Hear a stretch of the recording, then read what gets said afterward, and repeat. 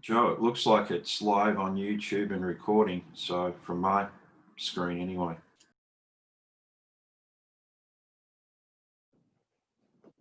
Yeah, it looks like it just started working magically.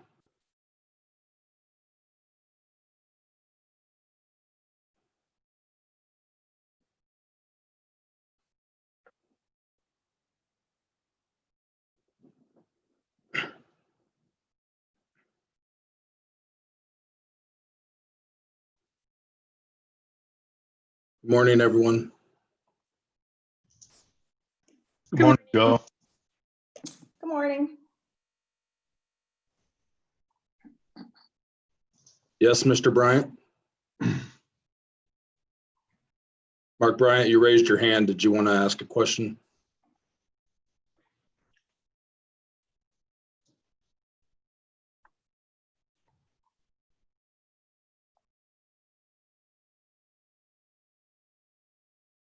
Mark?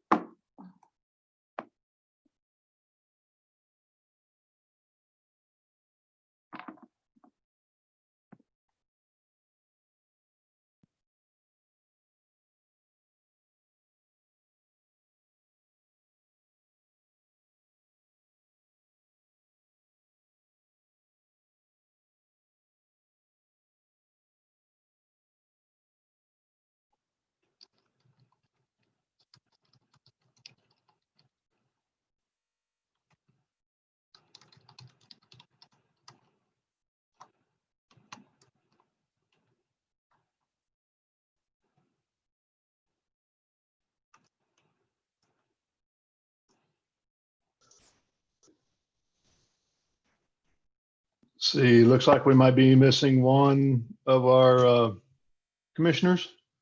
Seems on someone don't see him.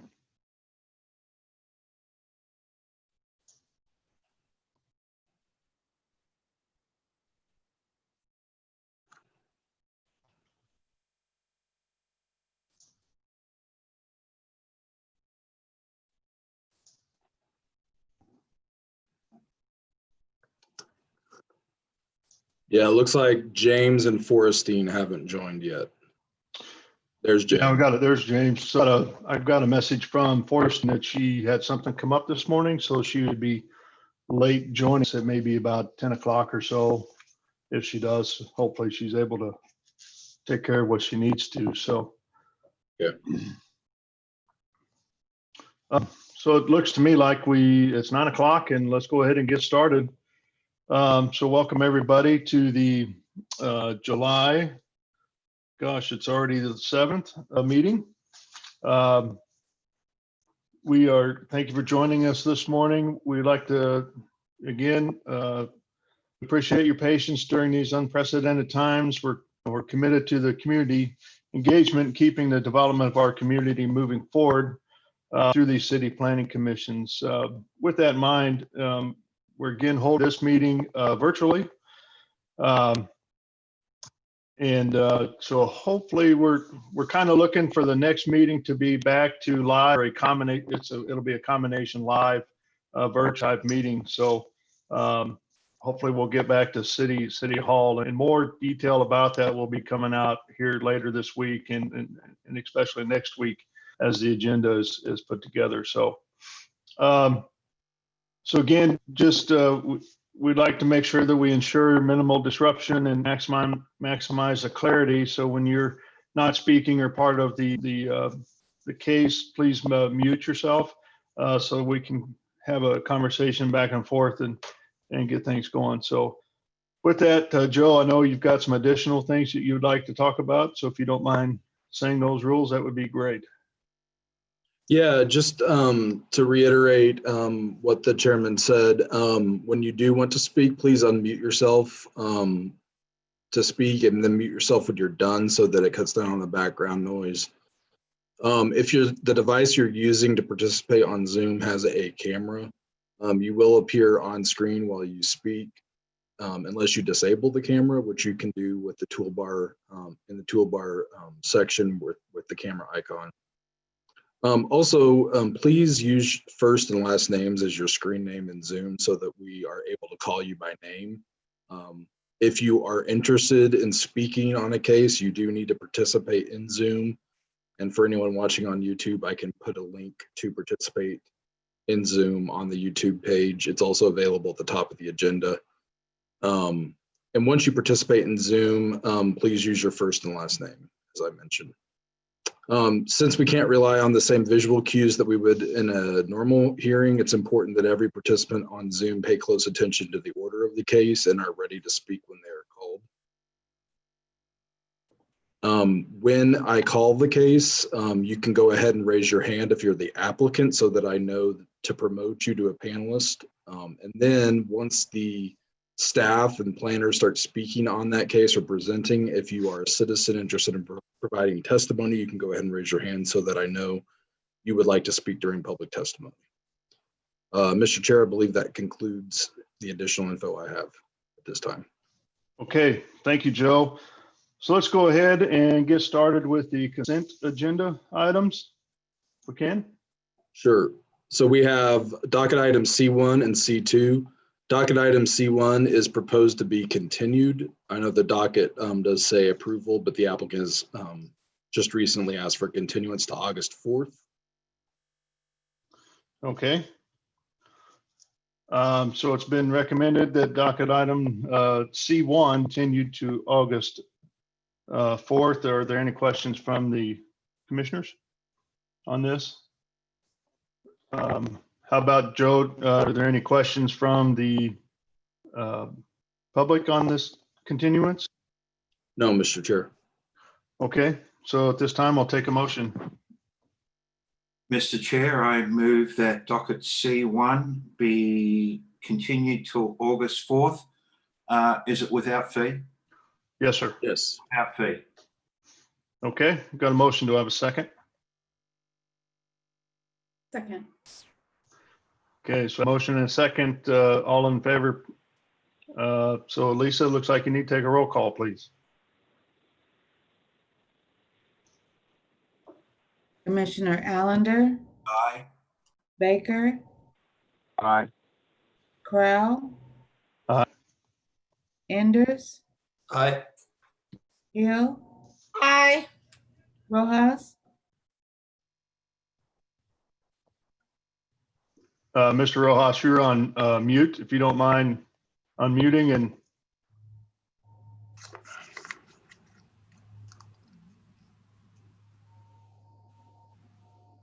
or give us a thumbs up on vote, that'd be fine too. Okay, he gave us a okay. And Sadowski. Aye. Okay, so looks like docket item C1 has been continued to August 4th. But the Let's next, go ahead. the next consent item is C2, case number CPC 2020-00093. Request to approve a project plan to allow construction of a drive-through bank of approximately 3,700 square feet in District B3 on about 1.5 acres located at the southeast corner of North Ambassador Drive and Northwest 88th Street. Staff is recommending approval with conditions. Okay, so staff is recommending approval with conditions of docket item C2. Are any questions from the commission on this particular case? Okay, Joe, is there anybody from the audience that would like to speak about this case? There is not. Okay, so I'll take a motion for approval. Mr. Chair, I move that docket item C2 be approved with conditions. Okay, I've got a motion. Do I have a second? Second. So I have a motion. Any further discussion? Lisa, do you mind taking roll call, please? Commissioner Allender, Aye. Baker, Aye. Crowell, Aye. Enders, Aye. Hill, Aye. Rojas.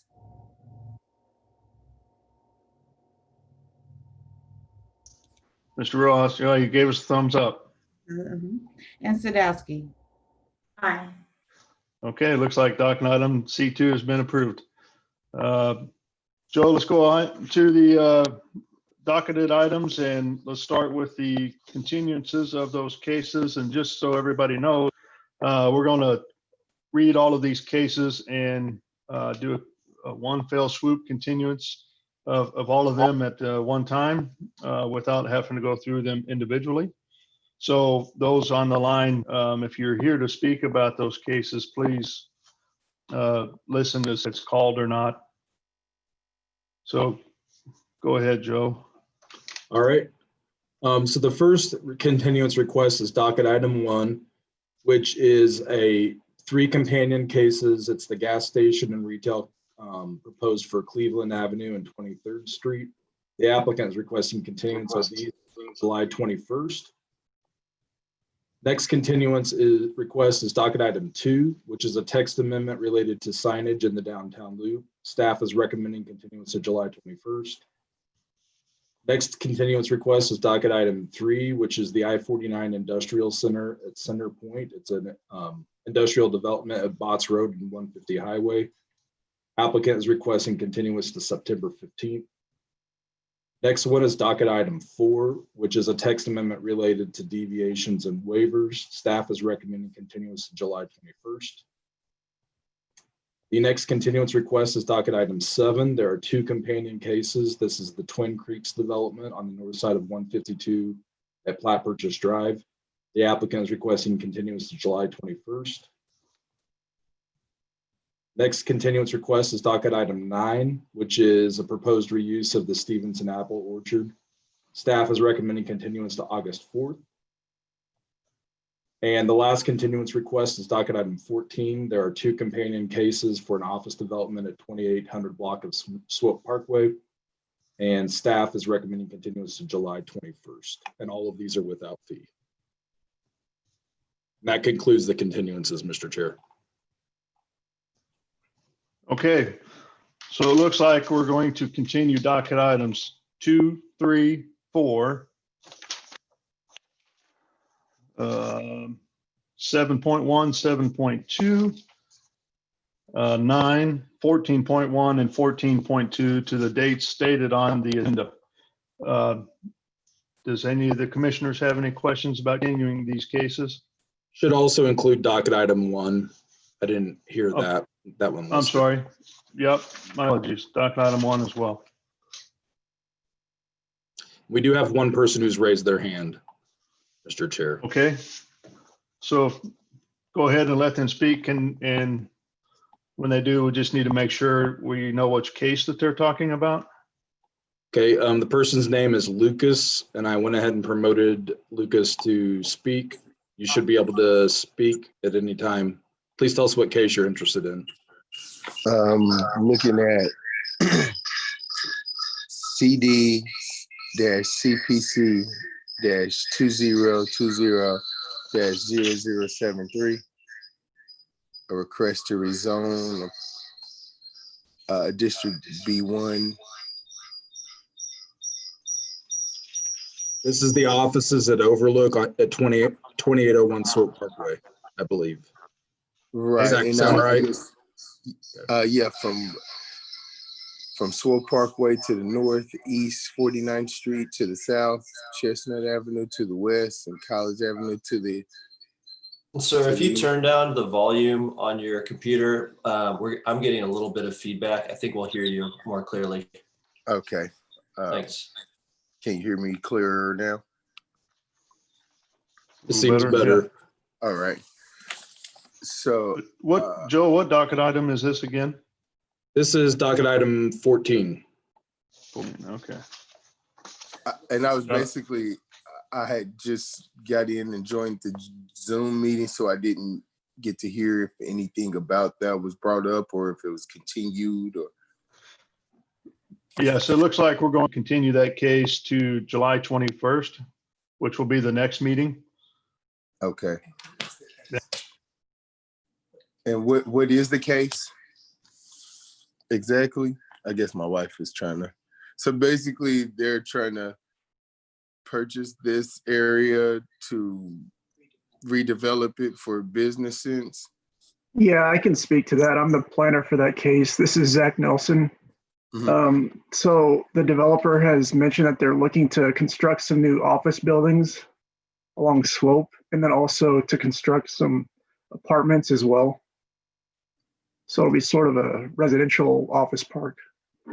So, how does it affect 49th and Walrent? Because the property that I owned was owned by Lawrence A. Jones, which we were actually, before all of this came about, we were actually trying to get the property deemed historic because of Lawrence A. Jones being one of the first Black what do you call that? I don't know what you actually call funeral homeowners. Yeah. So and then shortly after that, as we were doing that, then this came up. We received these letters on it. So we were just trying to find out how that would affect our properties that were previously owned by him. Well, there are several single-family homes I know on 49th Street, and from what I recall, I think all those homes are to remain. They're not going to be. I don't think the developer is trying to buy those out or demo those or anything like that. But we can talk offline if you'd like, and I can show you the site plan and everything, if that works for you. Yeah, that would, just because that I'm like rehabbing those two properties, and so I don't want to be putting more money into something that could eventually be, because I was part of the eminent domain that happened off 26th and from Brooklyn to Prospect, and from 26th to 27th Street, where they put the new crime lab and campus, police station and all that. And I had 3 properties there, and I almost feel like this is kind of the same situation that I was in back then. And so I'm trying to avoid that if possible. Okay. Hey, Zach, is it possible to send your contact information through the chat box to him so you guys can talk? I'm doing it right now, Mr. Chair. Okay, perfect. Lucas, I'm sending you a chat message through Zoom with Zach's contact info. And you can reach out to him and you guys can set up something and he can help answer some of your questions. Okay. All right. I just trying to. All right. Perfect. Thank you. Thank you. Okay, Joe, is there any other comments about the continuance of those cases? Yes, there's one additional person who's raised their hand named Christine Taylor Butler. I promote her. Right. Mr. Lucas, do you mind go ahead and unmute yourself, please? Thank you. Hi, and my apologies. I'm actually here for docket number 10, so I think I raised my hand too early.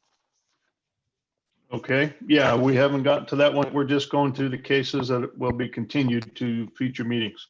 Gotcha. Thank you. I'll hang on until then. Okay. Okay, anybody else, Joe? No, Mr. Chair.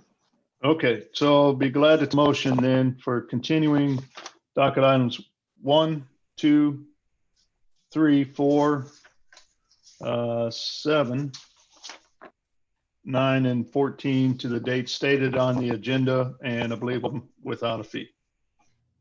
Hey, Chair Crowell, before someone makes the motion, I have just a quick question. Sorry, I might have missed that opportunity.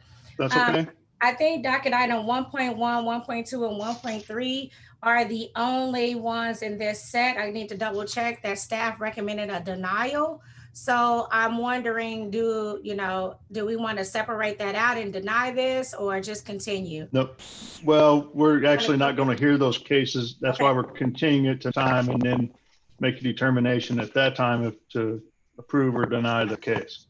All right, well then I will make the motion for Chair Crowell. I'll move that docket items 1, 2, 3, 4, 7 or 7.1, 7.2, 9, 14.1, 14.2 be continued to date stated without a fee. Sounds great. I got a motion and a second. So Lisa, do you mind taking a roll call, please? Mhm. Commissioner Allender, Aye. Baker, Aye. Prowl, Aye. Enders, Aye. Hill, Aye. Rojas, Thumbs up was given. and Sadowski. Aye. Okay, looks like all those cases are continued unanimously. So I believe we're ready to move on with cases to be heard. That's right. That puts us at docket item 5 since we continued 1 through 4. Docket item 5 is case number CD CPC 2020-00089, amending Chapter 88 of the Zoning and Development Code through revisions, clarifications, and other administrative changes throughout the chapter in accordance with the Zoning and Development Code periodic review. Staff planner is Jamie Hickey. Hi, good morning. Joe, one quick thing. Would you enable my screen sharing so I can share my PowerPoint, please? Yep. Thank you.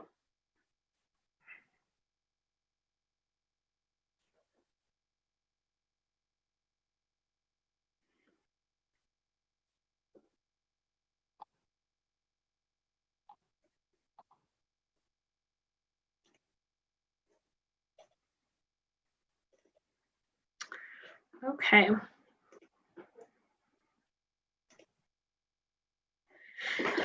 All right, good morning. So what I have before you today is a periodic review of our zoning and development code.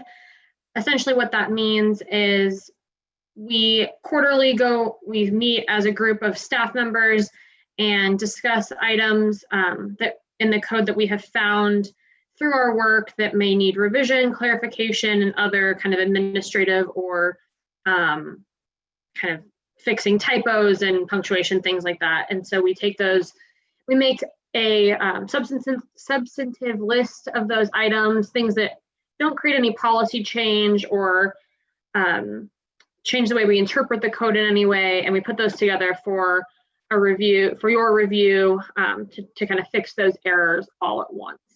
So that's what this is. So again, our process, it's a review of our code by city staff. We have quarterly meetings on this. We take it before you, and then it will go on to city council for approval. I'm going to quickly go through, I think I have 15, I believe, small amendments to make. I'll go through those quickly. If you have any questions, I'd be happy to take those. But most of these are just kind of quick little cleanup items. Anything red and highlighted is something that is being affected. Struck through means it is being deleted.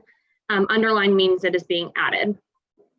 So the first two are just to make to change it from allowed uses to just uses, which is how it appears elsewhere in our code. So it's just a consistency change. The third one, it looks like this was a typo when it was converted from our records to our online Unicode records. 131 districts is obviously not a thing. So we are fixing that to have it say B1 districts. The next several are all pretty much the same change. There are several instances where we reference appropriate personnel as to who should an application be directed to, when really it should be the city planning and development director, which is how we reference it elsewhere in the code. So there are several instances of that. We are just kind of cleaning that up to make it consistent in the code. You can see more instances of that here. So there are several of those. And again, more of those. And then we are clarifying in our mailed notice section that we send notice to property owners to provide information on when both City Council and City Plan Commission meet based on the dates provided, not just one or the other. And then this last one is just to clean up, the grammar is incorrect. So this is talking about the definition of a story on a building. And it's saying that an unimproved basement is not considered a story. So we're just deleting the word be.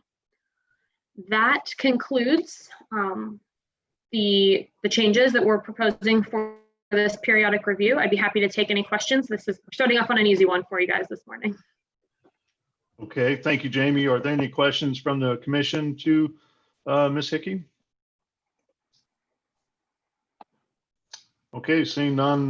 Joe, do we have anybody that's raised their hand from the public that would like to ask questions, speak about this case? No one has raised their hand. Okay. With that, we'll close public testimony, and I'd be glad to entertain a motion on docket item 5. Chair Crowell, I move to approve docket item 5 without fee. Second. Sounds good. Is there a second? All right, so we have a motion and it's been second. Any further discussion by commissioners? Seeing none. Lisa, do you mind taking roll call, please? Commissioner Allender, Aye. Baker, Aye. Crowell, Aye. Enders, Aye. Hill, Aye. Rojas, Aye. and Sadowski. Aye. Okay, sounds good. It's look, docket item number 5 has been approved unanimously. So we're ready for the next case, Joe. Thank you. Okay. The next case is docket item number 6, case number SUP 2020-00020. Request to approve a special use permit on the Metropolitan Community College campus for Penn Valley, District B3-2, District R1-R-1.5, and District R-5 on about 20 acres located at 3201 Southwest Traffic Way. Planner is Zach Nelson. Good morning, Zach Nelson, City Planning staff. Joe, could you allow me to share my screen, please? I think you should be allowed now. Okay, just a second.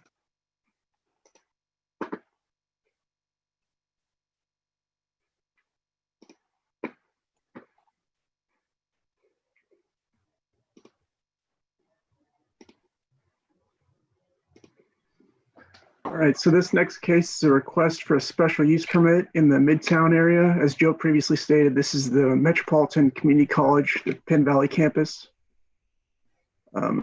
So it's located just east of Summit Street and just south of 31st Street. I think most of you are probably familiar with this site. And the applicant is requesting a special use permit to allow for an addition to the school. And since the majority of the site is currently zoned R1.5, this requires a special use permit for any public or civic use, which is what the college is considered in the zoning code. And so any expansion to that use also requires a special use permit. So this is looking north from 33rd Street at the current site. And then the site plan shows an addition to the south portion of building 2 here, as you can see. And this will be the only addition that they're looking at doing at this time. And so the building elevations, this is looking at the south building elevation. The building will be primarily fiber cement panels with some metal paneling and sunshades as well. So staff is supportive of this special use permit. This will allow for additional classroom space, I believe, for their engineering technology department. So there are 5 conditions in the staff report. And staff is, again, supportive, subject to those conditions. And I can answer any questions that you might have. Thanks. Okay, thank you, Mr. Nelson, for the presentation. Are there any questions from the commission to staff about docket item number 6? Seeing none. So Joe, do we have the applicant available that would like to speak about this project? Yes, I did promote Kurt Mitcher and sorry, I don't remember the second person's name, but 2 people who had raised their hand. Okay. And now someone named Jeff Ullman has raised his hand. Do you know, Zach, is that an applicant or maybe it's a citizen? I'm not sure. Okay. This is Kurt Mitcher from Taliaferro and Brown, 1020 East 8th Street, Kansas City. I'm the applicant. Jeff Allman is representing the Metropolitan Community Colleges, and the third gentleman on the line with us is Grant Tomey of Hollis and Miller Architects.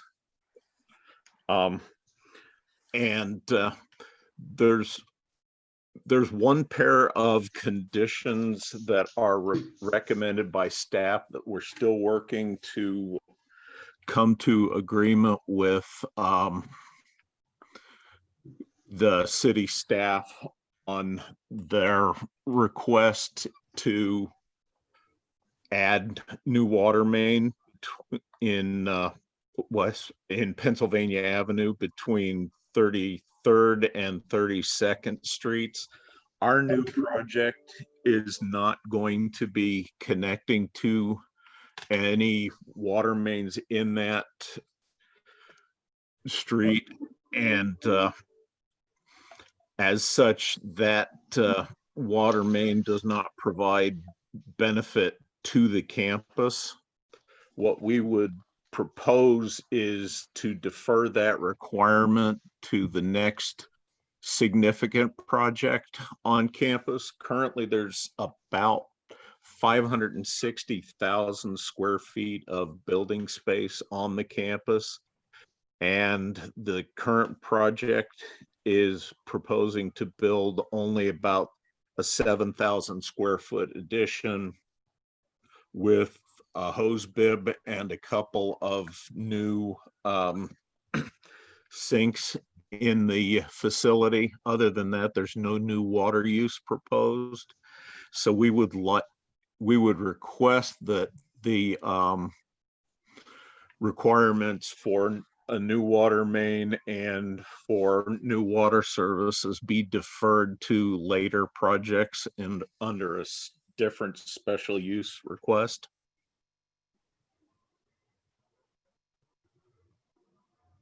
Okay. Joe, do we have anybody from Water Services online here that may be able to talk on behalf of the need for that water main? No, and I was going to ask the applicant what condition he's referring to. Number 2, I believe. Is it number 2, Kurt? I believe it's 2 and 3.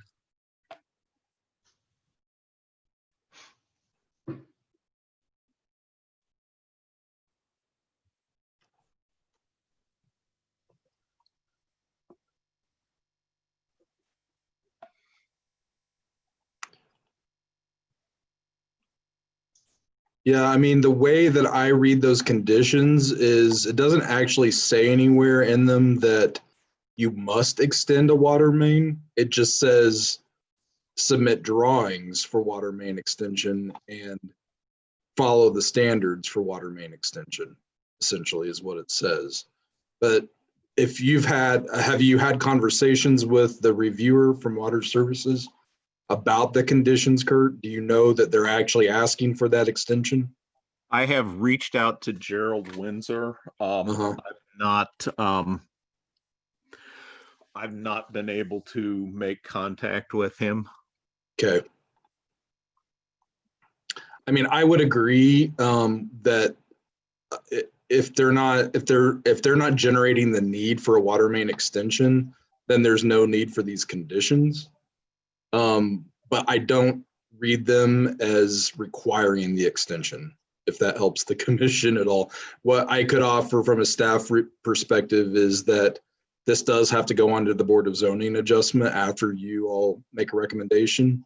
So staff Zach and I could reach out to Water Services and inquire about further detail about what they're really asking for here. Are they asking for the actual main extension, or are they just asking for proper permitting and plan review if a main is extended? Which is the way that's the way I read it. But we can get clarification on that before it goes to BZA. Okay. All right, sounds good. Any questions from the commission about that?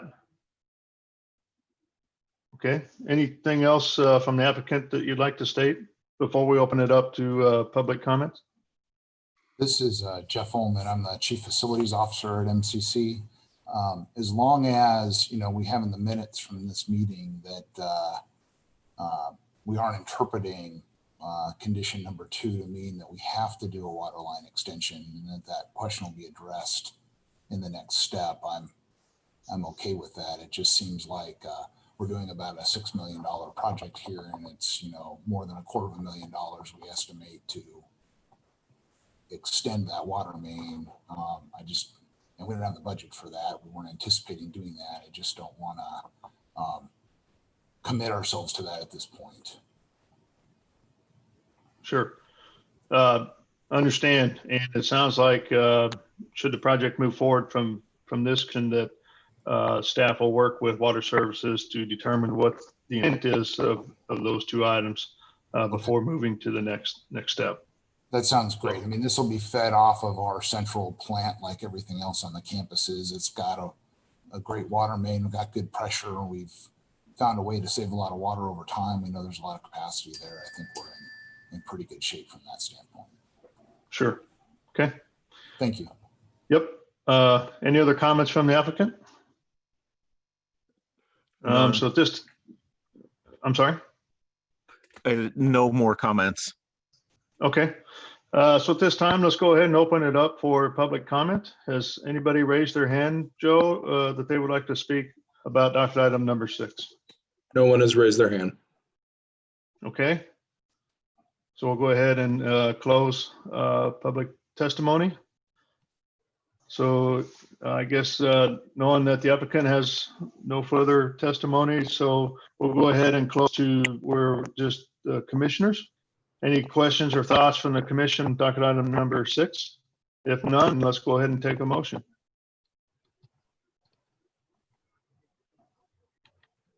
Chair Crowell, I move that docket item 6 be approved with conditions. Okay, I have a motion. Do I have a second? Got a motion and a second. I don't see any further discussion. So Lisa, do you mind taking roll call, please? Commissioner Allender, Aye. Baker, Aye. Prowl, Aye. Enders, Aye. Hill, Aye. Rojas, Aye. and Sadowski. Aye.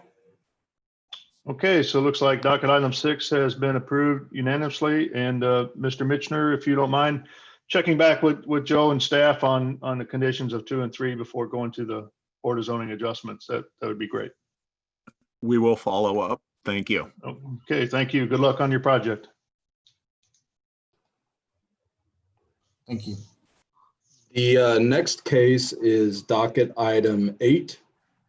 And there's 2 companions, starting with 8.1, case number CPC 2020-00053.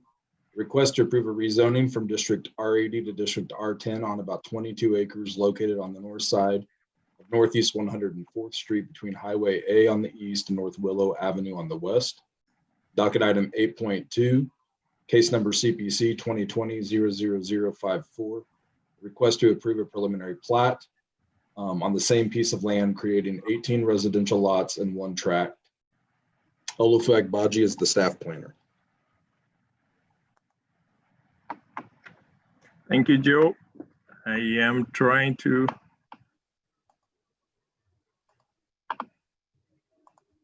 Did you promote me? Yep. You should be able to share your PowerPoint.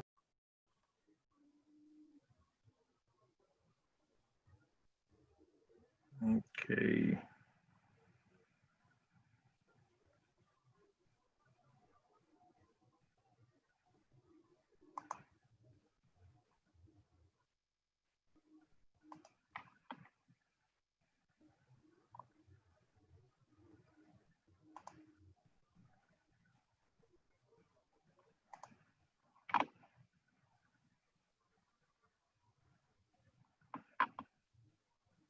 It's the first time I'm getting this. I got 3 computers, so excuse me. Joe, you might want to come over here.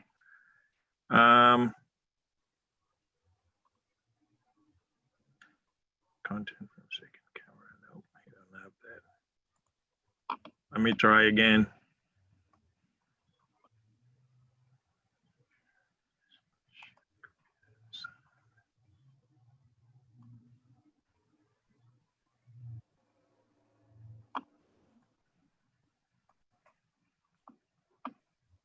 All right, tell me what you see. I see you. Let me try again.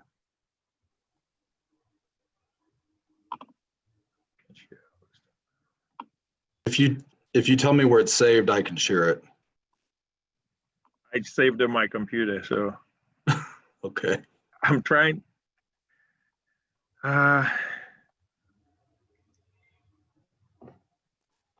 Yeah, I see a message saying that you're sharing your computer sound, but I don't see a difference in your picture.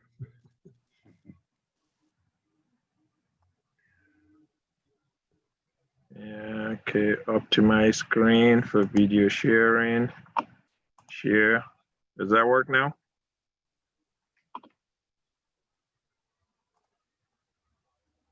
Can you see anything? All we can see is you. You should just have to go to share screen at the bottom, Mm-hmm. and that's all you should have to click, and then go right to your PowerPoint. Share computer sound, share video. All right, let's see. Is that working? No. All right, you want me to save it to the H drive? Yes. Okay. Excuse me.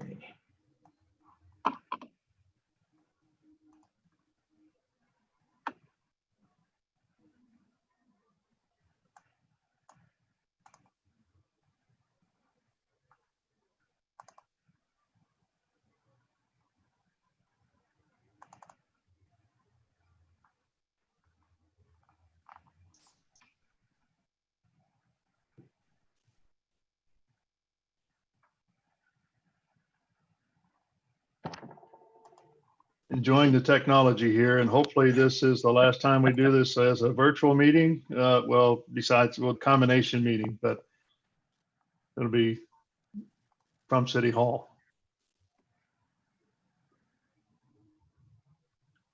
Coming, Joe.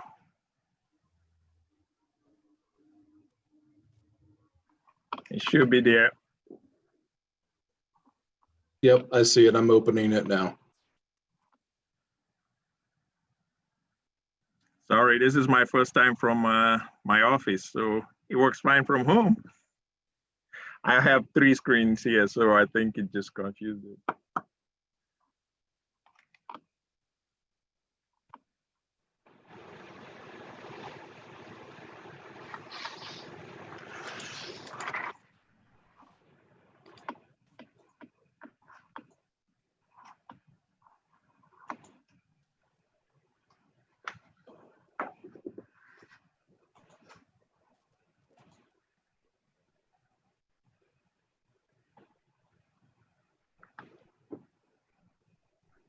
Well, good morning, Mr. Chairman. While Joe loads it, members of the Plan Commission, Olafua Agbaji, City Planning and Development staff. This next 2 companion cases was continued back on June 2nd to this date. So the first case is a request to rezone. Hey, Joe, the first case is a request to rezone the parcel from R80 to R10, and the second case is a request for approval of a preliminary plat to allow for 16 lots. Next slide, Joe. We have, I think I see Matt Slate and David Price on. Next slide. The property is located at the northeastern tip of the city, where my arrow is just off 35 and Highway A. Next slide. This is a closer look. It's actually close to the county line. Next slide. Nearby properties that you can see is the Roosterville Airport to the north, Mandalay subdivision to the north and west of the site. Liberty North High School is to the east of the site, on the east side of County A. And then to the south is just vacant land. Next slide. Again, the site is where my arrow is pointing to. And next slide. This is the overall 22-acre site. Next slide. And the current zoning, as you see, is R80, and adjoining property to the west is Mandalay. Next slide. The original request by the applicant, which he filed on March 19th, was for an 18-lot subdivision, which was what you see on the screen. You have the 16 lots on the north, and then on the south would have been 2 subdivisions. When we gave him our disposition letter back in April, he then decided to, next slide. They decided to do what we call a minor subdivision lot split to create 2 lots. And the purpose of that was to separate the large tracts from the proposed subdivision. So we do have an application on file that is currently being reviewed by staff for these 2 tracts, thereby separating the proposed subdivision from the originally proposed 22-acre subdivision. So now what we have is a minor subdivision that's under review that has to be approved for the preliminary plat to move forward to separate the proposed 16-lot subdivision from the 2 large tracts to the south. Next slide. So the review before you today as the preliminary plat is the 16-lot, and it's on 15 acres. And the request is rezoning from R80 to R10. And then the 1 large tract will be left along 104th to continue. And then that, if they want to further subdivide, there's requirements that they have to meet to do that, if they want to divide that into 2 in future. Next slide. So the major difference between the zoning is highlighted here. The current zoning is R80 and the proposed zoning is R10. And I will just go through. So the difference is that the minimum lot area in R80 is 80. The minimum lot area in R10 is 80,000 square feet versus 10,000 square feet. The minimum lot width on a public street is 150 for R80 and 85 for R10. And then the minimum front yard, as you can see, is 40 feet for R80 and 30. And then the minimum rear yard is 50 and 30. And then the minimum side on corner is 15 feet. And the minimum or the maximum height of each building is 35 feet in both zoning districts. Staff's review of this and my recommendation to the applicant, and I can say that the applicant's minimum lot proposed for the 16 lots is about 30,000 square feet per lot, which is more than the R10. The minimum lot width proposed is about 130 feet per lot. Staff has requested the applicant to increase the minimum front yard setback to 50. And I think the reason, not that I think, the reason is that Mandalay is at 50 feet for their setbacks. So staff is requesting that they match the setback for Mandalay at 50 feet for both front yard and rear yard, and then at 30 feet for side on corner. So that is part of my correction and to the plan that the applicant needs to make. Next slide, please. Again, this area is within the Shoal Creek Valley area plan, and recommended land use is anywhere between R10 to R6, and the proposed rezoning to R10 is compatible with that recommended land use. Next slide. One of the main things that staff has been looking at is that we would I have a condition here that required that the applicant propose and provide for a trail from the end of the cul-de-sac through the large track or through the detention track down to 104th Street, and also see if they can connect to the existing trails within the systems. The reason is it's required by the subdivision regulations to have those connections based on this criteria here. Next slide.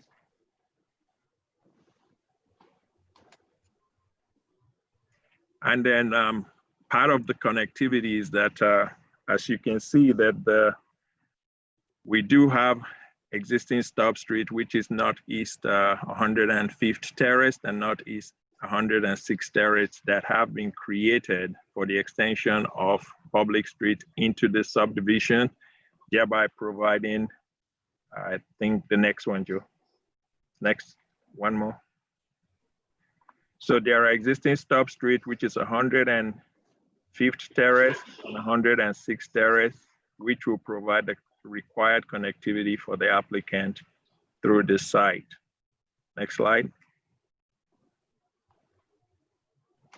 So with that, staff's recommendation of docket item number 8.1 is for approval without condition, and for docket item number 8.2 approval subject to the 25 conditions. With that, I will take any questions. I also have the applicant online, so Matt Schlick. Thank you, Olufu. Are there any questions from the commission to staff? I had a quick question. When these kind of suburban developments kind of out in the very edge of the city, I had a question about the determination between, it says whether public facilities, infrastructure, and services will be adequate to serve the development allowed by the requested zoning amendment. And it says the parcel is adequately served by public facilities. I was wondering kind of what goes into that determination as we kind of add more roads and sewers and things of that nature, as we kind of, not necessarily specifically for this one, but generally for kind of more less dense suburban sites. In the site does have access to sewer, water, and roads. So those are the existing public facilities that do serve the site. So all they have to do is extension based on the analysis that they provide that the capacity is there, especially for sewers specifically. Water is just an extension of water main through the site, but sewer, you have to provide an analysis that shows that there's capacity. And I'll leave that to land development for how they go through that. And in terms of extension of the public roads, they are extending the street, the collector street within the subdivision. They do not propose to connect to Northeast 104th Street. Okay.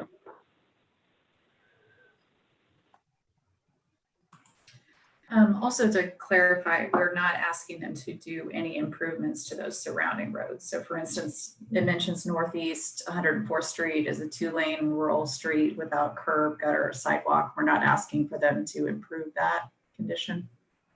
I realize it doesn't connect directly, but it's adjacent to it, so the neighbors would be accessing that road.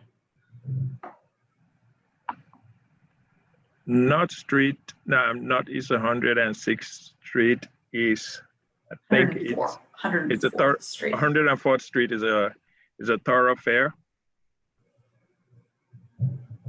Mm-hmm. And I was waiting for Stacy to comment on that, because that will require thanks, Stacy.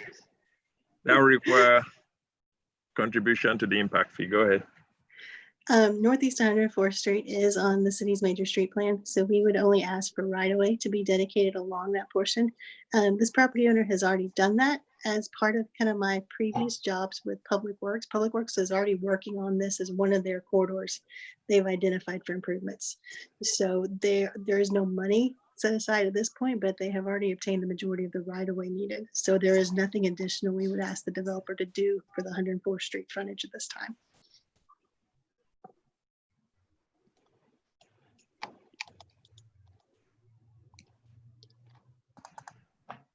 Okay, any other questions from the commission to staff?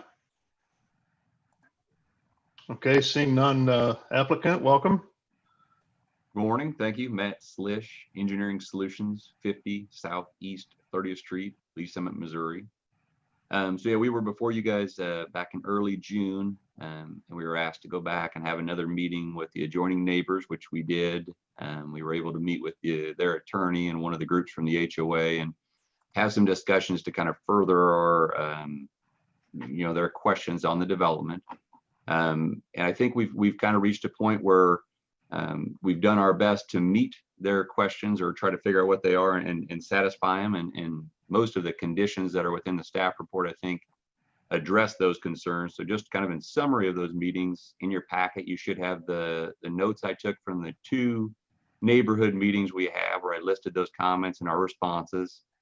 But just kind of in a quick summary, Manderley did a fantastic job of developing a retention facility, BMP facility in the front of their development.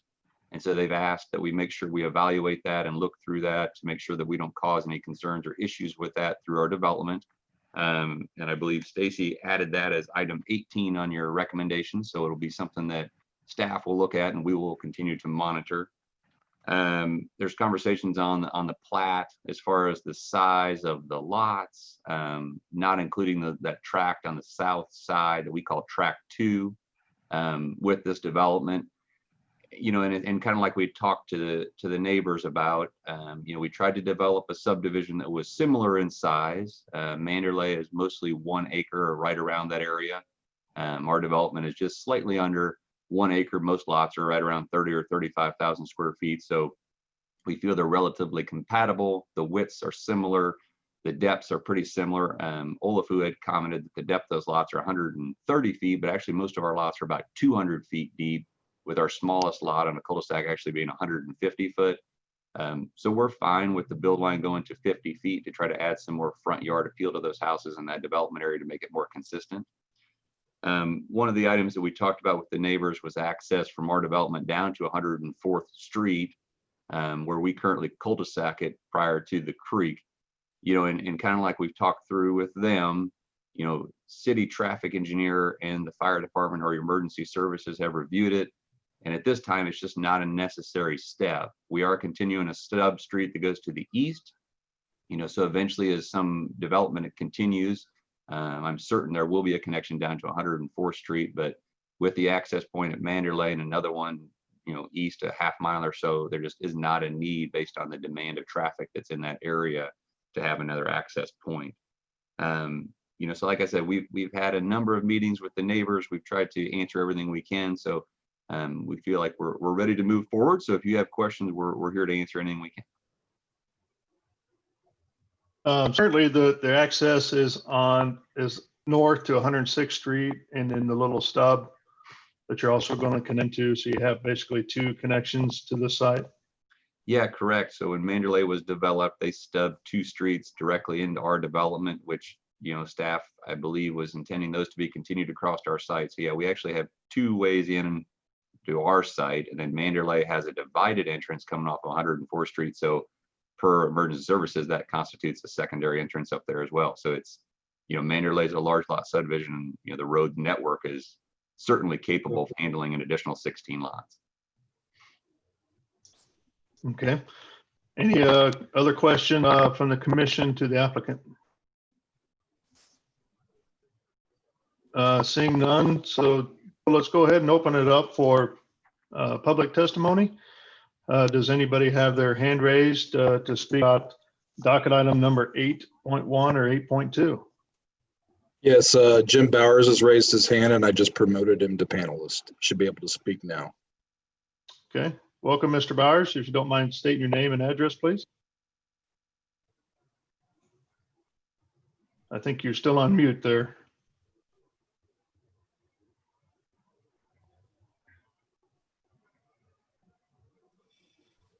Okay, thank you, Mr. Chairman. Jim Bowers, I'm with the law firm of Roush, Fretz, White, Goss, with offices at 4510 Bellevue, Kansas City, Missouri. I'm speaking today on behalf of the Manderley Property Owners Association and residents of the Manderley subdivision. Joe, can you screen share my PowerPoint presentation? Yeah, I can try to. Did you email it to us, or how do you want me to? It was emailed to you yesterday for. Okay. Joe, I just sent it to you, so. Okay.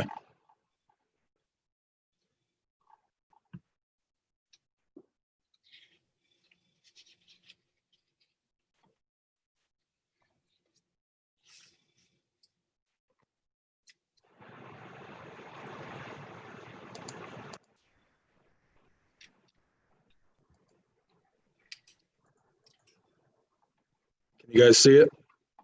Yes. Works for me. Mr.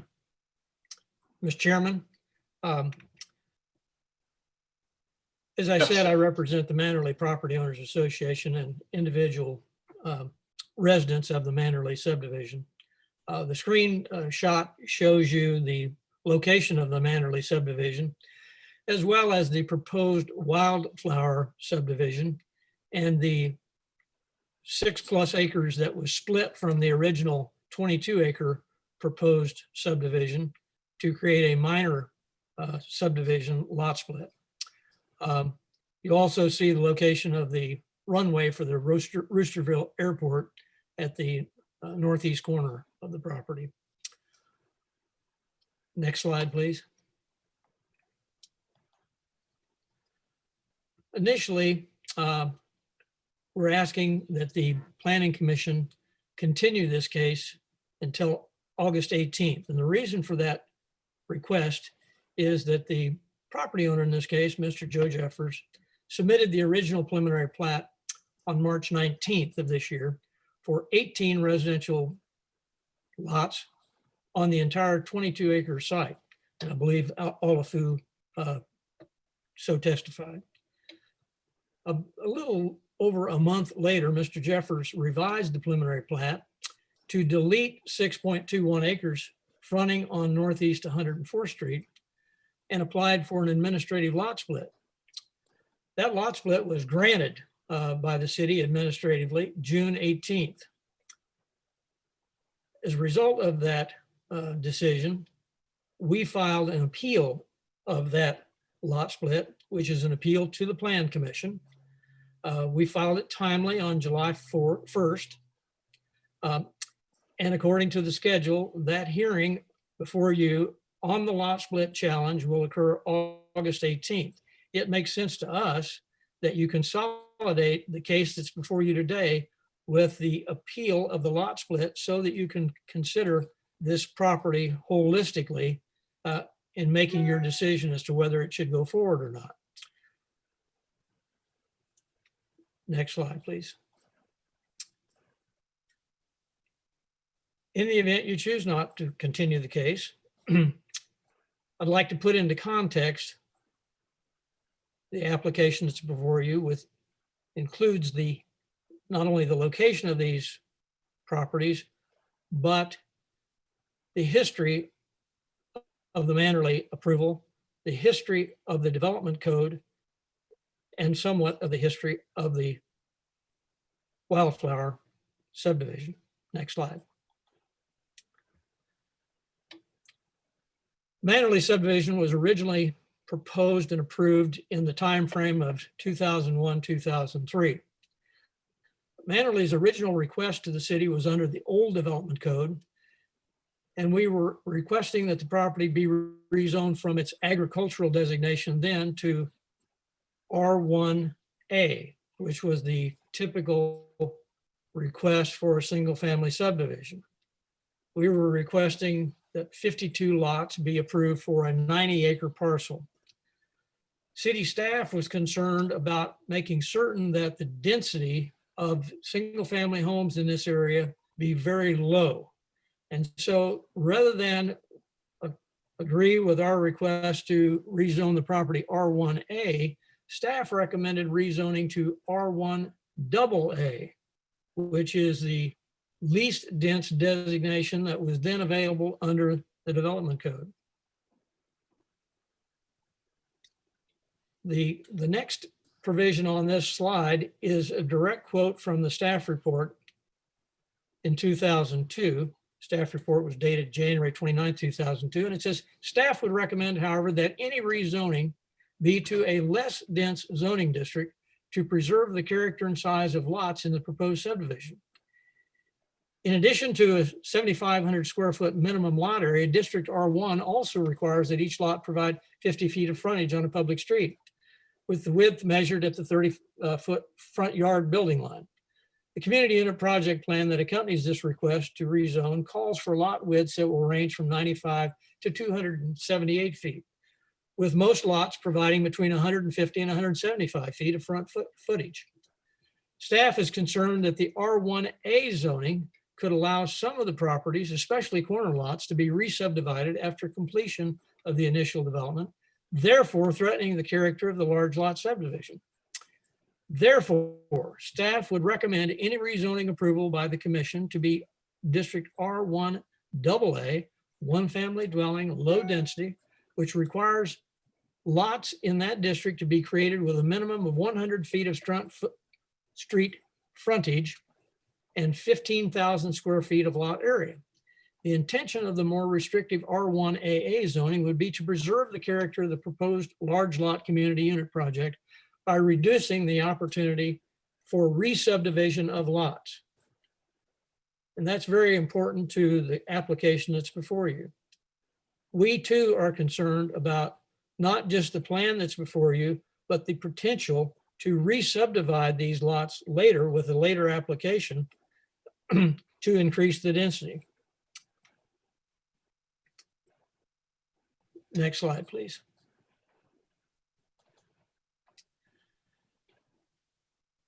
During the approval of the Manderley subdivision back in 2001 through 2003, the staff raised two major concerns: access to the property and the length of the cul-de-sac. This is another direct quote from that January 29, 2002 staff report. Staff is, however, concerned that the proposed development will not have reasonable access from Kansas City for future residents of the subdivision, as well as for city public safety providers. The project's only existing public street access will be from Northeast 104th Street, which extends from Northeast LP Cookingham Drive east to Missouri Route A in the city of Liberty. Currently, Northeast 104th Street, which was formerly known as Old Gas House Road, exists as a two-lane unimproved rural road with gravel surfacing of varying width. The developer has offered to improve access to the subject site by placing a 2-inch layer of asphalt over the length of Northeast 104th Street from Northeast LP Cookingham Drive to Missouri Route 291 east to Missouri Route A. Also, the staff report went on to say, the most distant lot in the proposed community unit project plan will be located nearly half a linear mile from the development's one access from Northeast 104th Street, essentially forming a lengthy cul-de-sac. Now, as a result of these comments in the staff report, Manderley's developer paved approximately 1.6 mile of Northeast 104th Street and worked with staff to shorten the length of the Northeast cul-de-sac before the intersection with Hedges Avenue to address those city concerns. Next slide, please. I want to review with you briefly the zoning development code history that applies to this project. As I said, Manderley was originally developed proposing R1A, and it was approved, however, as R1 AA. Now, how did that transition to current zoning of R10? Well, the new zoning and development code, which was adopted by the city effective January 1, 2011, transitioned R1 AA to R10, thereby in effect rezoning the Manderley subdivision to R10. The rezoning of the Manderley subdivision occurred by the adoption of the code without notice to the Manderley property owners. Manderley developed under R1AA zoning, which requires larger lots and lot widths than the new R10 zoning. And the comparison is shown below. The R10, which is proposed for the Wildflower subdivision, has minimum lot widths of 85 feet. And you heard testimony from both the engineer for the applicant and from staff that the current proposal is much larger than that. The lot widths are wider than 85 feet. The lot area minimum of 10,000 feet is, the lots are much larger than that, but that is what is allowed in R10. R1AA, the Manderley zoning, 100 feet of frontage, 15,000 square feet of lot area. We exceed all of those in all cases. Next slide, please. Let's talk about the Wildflower application and its history, which started in the fall of 2019. Again, the landowners, Mr. Jeffers, contracted with a developer by the name of Dennis Shriver to develop the entire 22-acre tract and annex it into the Manderley subdivision. Mr. Shriver consulted with Ron Cowder, ACG Engineers, to determine the stormwater requirements for the site. It was after those discussions occurred between Mr. Shriver and Mr. Cowder that Mr. Shriver terminated the contract with Mr. Jeffers. And I believe Mr. Cowder is on this Zoom call, and I'll ask him to speak to the stormwater issues in a moment. Excuse me. March 19th of this year, Mr. Jeffers filed a preliminary plat application and rezoning for the entire 22-acre tract. He in effect was using Mr. Shriver's plan, and it provided no information on stormwater management. About a month later, Mr. Jeffers, then under contract with a new developer, Mike Yates and Andy Mackey, revised the preliminary plat and rezoning request, reducing it to 15.5 acres, and submitted a minor subdivision plat for the balance of the 6+ acres for a lot split, thereby severing the Wildflower subdivision from access directly to 104th Street. In May of this year, the first hearing before the Plan Commission was continued because of problems involving the public engagement requirements for this project. June 2nd was the second hearing that was scheduled for this project, and I appeared at that hearing in opposition to the application, and the application was continued until today. In the meantime, June 18th, the minor subdivision request was administratively approved by staff. And as I said earlier, July 1st, we appealed that minor subdivision approval, and that appeal will be heard by the City Plan Commission on August 18th. Next slide, please. What are our issues? Well, there are two issues that affect Manderley: access through the Manderley subdivision and stormwater runoff. These are serious concerns. Next slide. Access. Sole access to this project is through the Manderley subdivision. There's nearly a half-mile long cul-de-sac that currently exists. The preliminary plat that was presented to you does not correctly evaluate the length of the project cul-de-sac, which extends through Manderley. And then that document is the appeal to the minor subdivision. I'm hearing others. Yeah. Hey, Joe, I think you got your microphone on. Kind of Yeah, hard to. if I'm presenting, there's nothing I can do about it. I can't Okay. control Zoom right now because I'm presenting. All right, Okay. I'll soldier on. The existing development code provides that cul-de-sac streets may not exceed 600 feet in length unless otherwise expressly approved by the City Planning and Development Director or City Plan Commission. In no event may a cul-de-sac street be approved that exceeds 1,320 feet in length or that serves more than 20 dwelling units. There's also a provision in the development code that deals with blocks restricting the length of streets. In the lower density residential subdivision blocks, such as this one, streets may not exceed 1,200 feet in length. City Planning and Development Director, again, is authorized to allow longer block lengths if the director determines that one, topography, sensitive natural resources, or other physical constraints make shorter block lengths undesirable or impractical. 2, the design ensures adequate access for emergency vehicles. And 3, the design promotes reasonable, safe, and convenient non-motorized transportation access to existing or reasonably anticipated future streets, schools, shopping areas, parks, trails, open space, transit stops, and similar areas. That's the code. Next slide, please. Currently, Manderley subdivision serves 50 dwelling units. We had 52 lots. 2 of those lots have been combined, so we have 50 dwelling units. Access to Wildflower's closest entrance, 105th Terrace, that's the stub street from Manderley, is over 1,320 feet through the Manderley subdivision, creating a longer extension that is discouraged under the code. Emergency services will have to travel nearly half a mile through Manderley to get to the furthest Wildflower lots. Staff stated in connection with the original Manderley subdivision, this is back in January of 2002, the most distant lot in the proposed community unit plan will be located nearly half a linear mile from the development's one access from Northeast 104th Street, essentially forming a lengthy cul-de-sac. Next slide, please.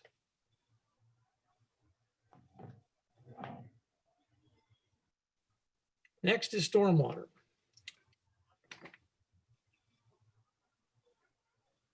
The stormwater study, which was submitted after the applications were filed, has not been evaluated by the city. The stormwater study submitted does not provide adequate information for the city or the neighbors to evaluate its impacts. We asked Mr. Cowger to evaluate the stormwater study and give us his analysis. And I believe Mr. Cowger is, Joe, can you confirm that Mr. Cowger is on the call? I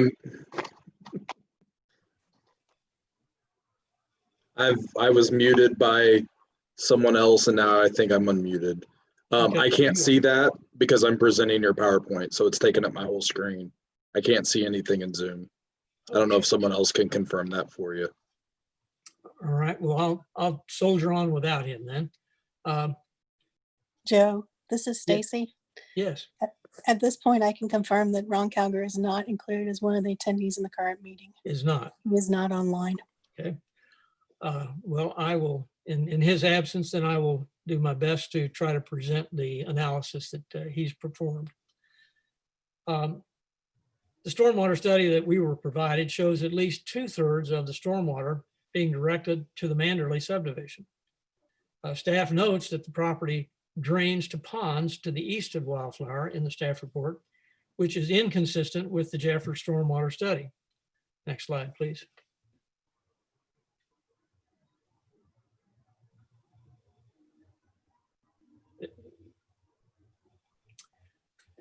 As I stated, Mr. Cowger evaluated the stormwater study, and he had previously done a stormwater study for the property when Mr. Shriver was proposing to develop it. He provided me a letter on August, dated July 6th, yesterday, and we sent copies of that letter to staff for circulation to members of the commission, but I don't know if that's happened or not. In any event, the bullet points from his letter are as follows: that during the preliminary investigation and calculations, we believed achieving water quality and stormwater volume control requirements were going to be very challenging due to the existing conditions and proposed grading conditions required by maximizing walkout lots. Second point, Manderley has 2 existing retention basins that serve as the defining entry feature to the community. If Wildflower is not held to exacting standards, this amenity can easily be reduced to a muddy eyesore full of sediment from the upstream wildflower development runoff that cannot be captured in their proposed detention pond.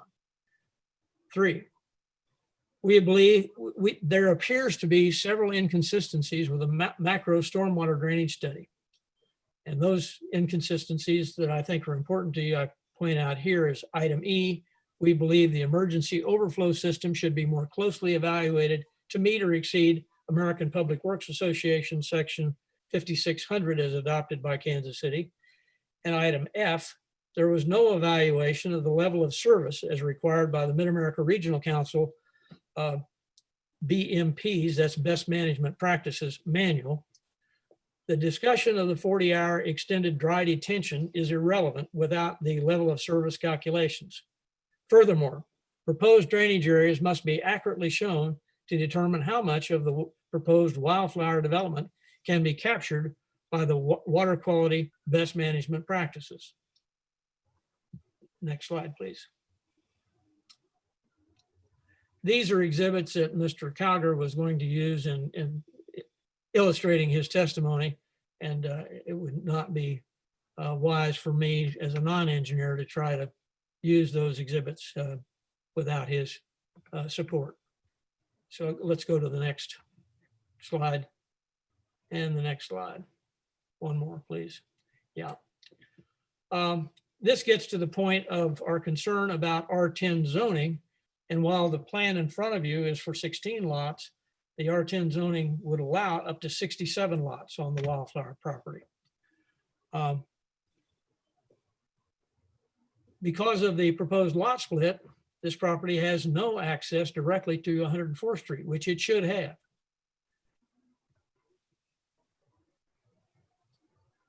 The final bullet point on this slide is the recommendation of a trail to the southwest.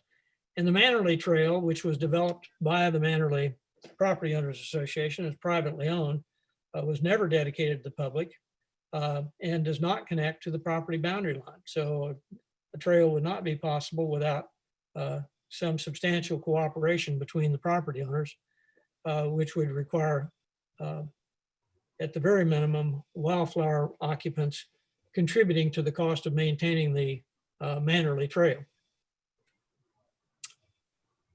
Next slide, please. The last item is the Roosterville Airport to the northeast. The Roosterville Airport runway is due east of the property line at the northern edge. The runway is at an angle that appears to put the FAA runway protection zone over some wildflower lots, as noted by the Aviation Department. The Federal Aviation Administration prohibits residential uses in runway protection zones for public use airports receiving federal funding due to the life and safety concerns. Well, Roosterville is not a public airport and does not receive FAA support. So therefore, that regulation would not apply. But as a practical matter, the regulation should apply out of a common sense approach. Next slide, please. I believe some of the Mannerly property owners are on the chat and would like to speak in connection with our opposition to the applications. So Joe, if you could promote them. Yeah, if you mind, Mr. Bowers here just for a second. It seemed like there's a lot of different items. I want to make sure that I have my notes written down properly so that we can address them. Time comes. Is that okay if I make sure? Okay, so number one was the appeal of the lot split. Yes, sir. And then I had concern that the whole lot or the whole development, once tied on to Mandalay, it's all of it is considered a long cul-de-sac with only one access. Yes, sir. Stormwater management. Yes, sir. The R10, if it's rezoned, looks like you could have up to 67 lots versus 16 proposed. Yes, and sir. Then require access to 104th Street, or that's the request, is to have a second access point to 104th Street. Yes, sir. Did I catch all those? Yes, sir. Okay. I guess from my standpoint, I don't mind listening to the public and let them speak, provided that they have additional testimony than what we've already heard and the concerns that are brought up that were just restated. Is that? Yes, sir. Yeah, okay. So if that's the case, then, so Joe, let's go ahead and promote those folks and see what they have to say beyond what we've already been presented by Mr. Bowers. If that's okay. All right, the first person that raised their hand is Thomas French, who should be able to speak. And then after that, we have Kent Smith. Okay. Mr. Mr. Chairman, French, do you mind saying your name and address, please, for the record? Sure, absolutely. My name is Thomas French. My address is 10510 North Hedges Avenue. We are the homeowners that are directly west of the 105th Stub Road, which is would be the very likely primary entrance, ingress and egress to the proposed subdivision. I don't have anything necessarily new to add. I do want to echo the sentiments. The traffic directly down 105th Street, both lights and traffic noise will certainly directly impact our quality of life and the quality of life of our neighbors. And without reassurances that the lot size and lot numbers would be limited to an appropriate amount, we feel like it's going to cause significant property value challenges, not to mention, again, the quality of life issues. So certainly something that we would really like to have reassurances on, because we don't feel as the property owners that this development has been undertaken in full transparency. And so we have significant concerns going forward that further development wouldn't happen or further subdividing wouldn't happen. Okay. Next Thank you, is Mr. French. Next is Kent Smith, and then after that we have Leah Warren, Heather Waleski, and Jennifer Barham. Good morning. Can you hear me? Yes. Great. Hi, I'm Kent Smith. I live at 10416 North Hedges Avenue.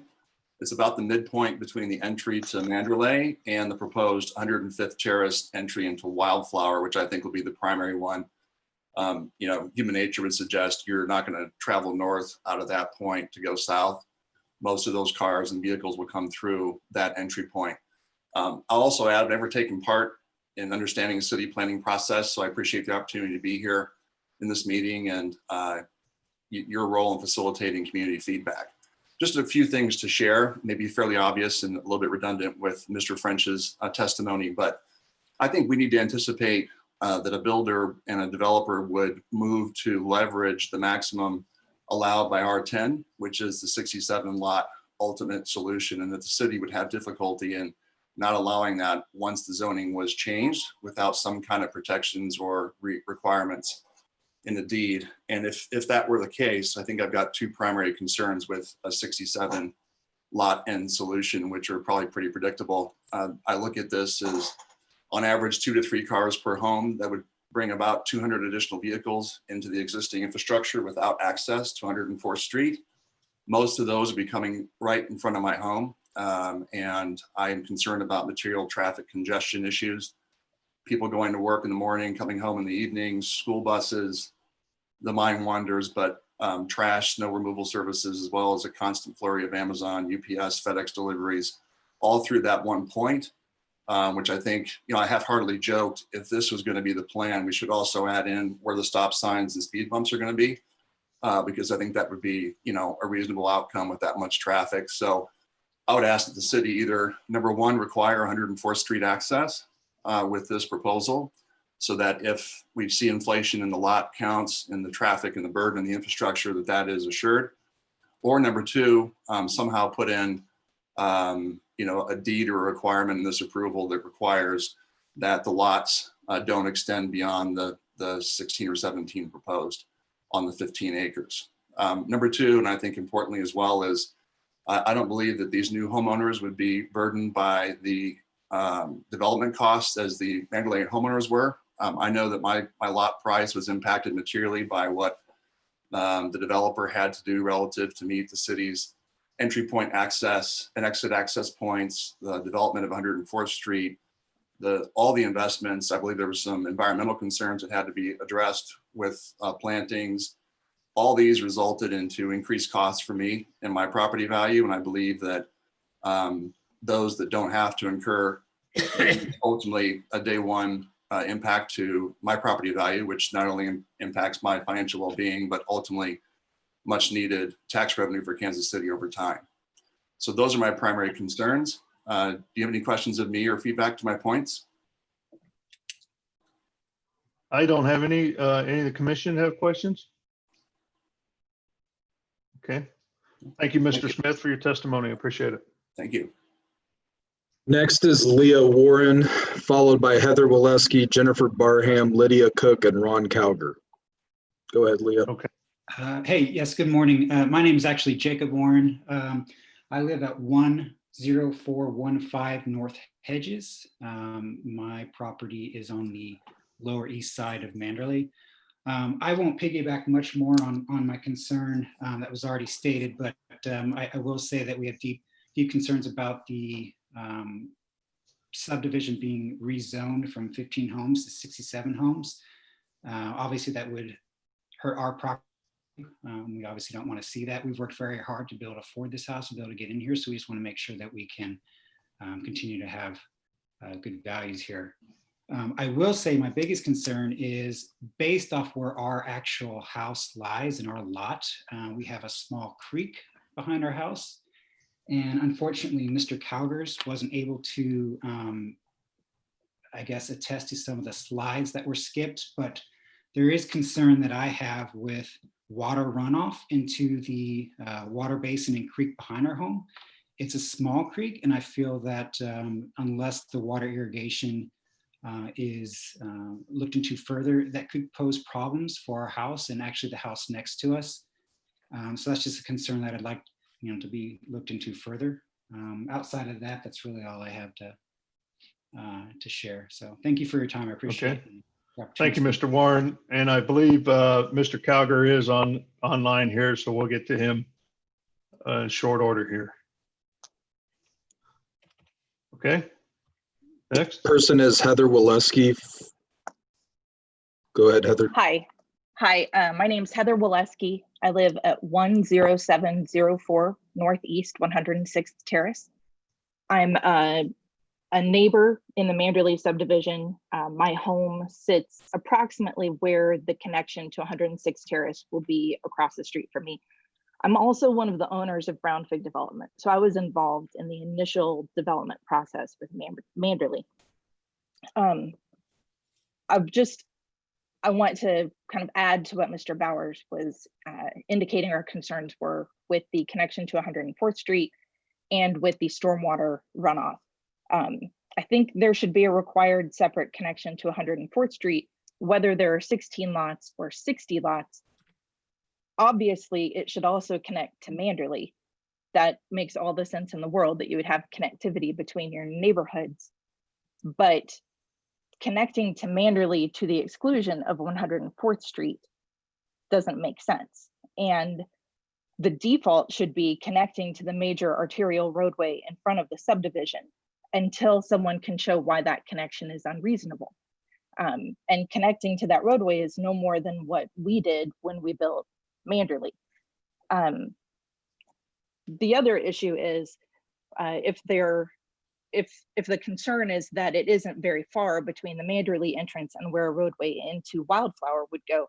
On the other side of the street, when Amber Lake's fourth plat was built, that developer, Ron Baldwin, was required to put a second entrance where you see North Huttig, which I think is on Olafu's exhibit that's in the staff report, which is not any further from Willow, our primary entrance, than where a proposed entrance into Wildflower off of 104th Street would be. He didn't want to put an entrance, he wanted a cul-de-sac, and city staff required that entrance because they thought it was mandated by the distances between Wildflower and that area. Between Willow and that area. As far as stormwater, Ron Cowger can speak to what his exhibits show, but if they build the plan exactly the way that it's shown, if you take their elevations and you take the storm study that was provided, if you build it exactly how it's shown, it will be dumping water directly into Manderley's basin without detaining it and without improving the water quality. It'll do this in at least two places. On the east border of Manderley, there is a storm basin behind lots 28, 29, 30 in that area. And they're showing water going directly into that storm inlet, which then feeds directly into our ponds. They're also showing water going directly into the ditch on the south side of Wildflower. And that ditch flows into our pond right now. We're already handling that water, but the water will be coming faster because you'll have rooftops, roadways, and driveways that are speeding up that water. And it's not going through any type of detention facility to get cleaned. When Dennis Shriver was looking at this plan and we were talking to him about annexing it into Manderley, we were talking about taking on a pretty huge project and building a 4-bay storm structure within Manderley's HOA ground in order to slow down and improve the quality of the water that would be coming off of that site. One of our concerns obviously is we have no control over what gets built to our east since it isn't going to be part of Manderley. So we can't ensure that the water is being handled before it comes onto our site. And that's all if it's built the way that it's shown. And I would contend there's no reason to assume it's going to be built the way that it's shown. We know that there is a contract in place to sell this ground to developers who have not been a part of this process. And generally, if there's a developer who's coming into play, they would be the one presenting the plan. It would be their name on the plan. They would be here testifying and defending their plan, and at a minimum, showing up to the community engagement meetings with the homeowners so that they could answer our questions and not face the kind of opposition that is happening now. The other thing is, even if there isn't any ill intent or lack of good faith in not participating in this process, even if they do right now intend to build the 16 lots that are shown, the work that's been done so far, particularly the storm study, is inadequate to determine what actually needs to be built to adequately handle the water. So someone acting in good faith could come in and buy this piece of ground and have every intention of only building 16 large lots, but then realize that what's going to be required for their storm detention is going to be far in excess of what they anticipated, far in excess of what's shown on the plan. And it's going to cost a lot more money, and maybe they're going to lose a lot in building it. And then they're going to come back and say, well, I have to build a more dense subdivision to pay for the stormwater requirements. And at that point, the parcel that abuts 104th Street has already been removed. So there is no access to 104th Street and no potential to require access to 104th Street. But you would need to allow that developer to develop their land. So this is the concern that the homeowners have, that if that parcel is divided, there is no way to require Mr. Yates and Mr. Mackey or any subsequent buyer of the land to connect to 104th Street. And we've now zoned it to allow for 67 lots in that area. Thank you. Thank you. Next person, I believe, is Jennifer Barham. I'm going to go ahead and promote her.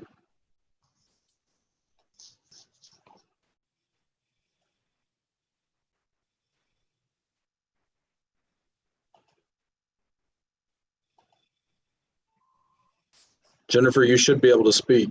Yeah, I'm sorry. Can you guys hear me? Yes, please state your name and address for the record. Okay. My name's Jennifer Barham, and I live at 10515 North Hedges Avenue.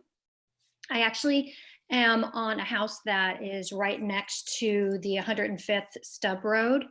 I think everyone, my neighbors have already spoken to the concerns with traffic, but I'd like to speak to the water drain off.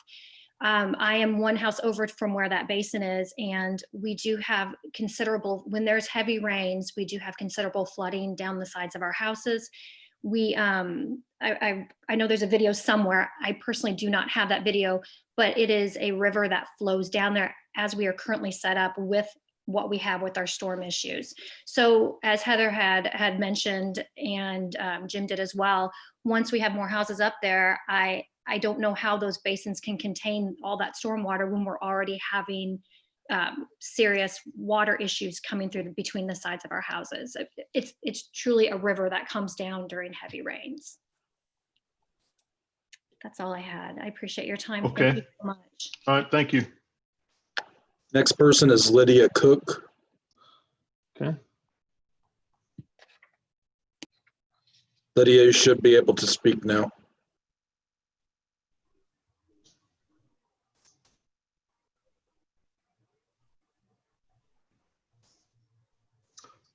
Hi, Lydia, you're still on mute. And so when you unmute, if you don't mind saying your name and address for the record, please. There we go. There Yes, you go. sorry. Yeah, hi, I'm Lydia Cook. My family and I live at 10419 North Hedges Avenue.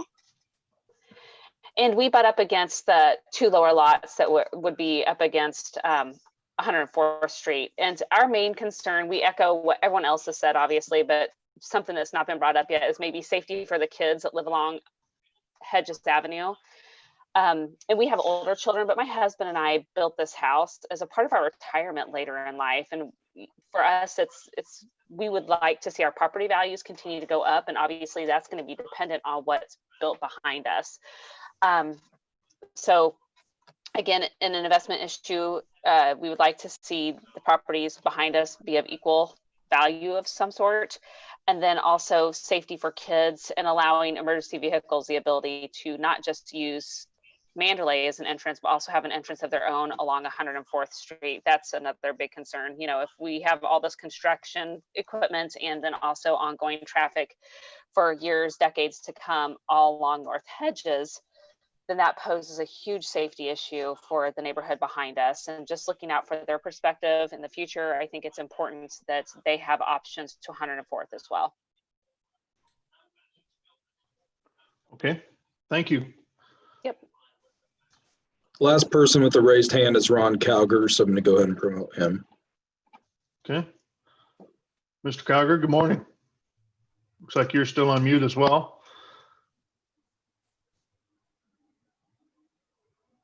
Thank you, sir. How are you this morning?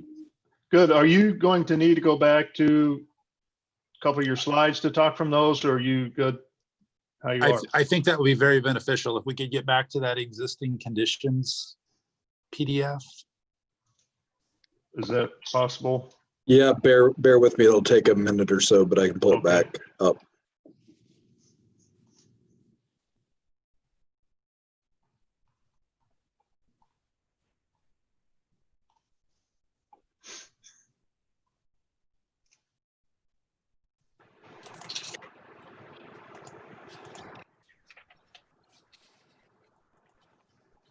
Can you guys see it? Yeah. And you said existing conditions. I'm just going to scroll through here, Ron, and tell me when to stop. I will, thank you.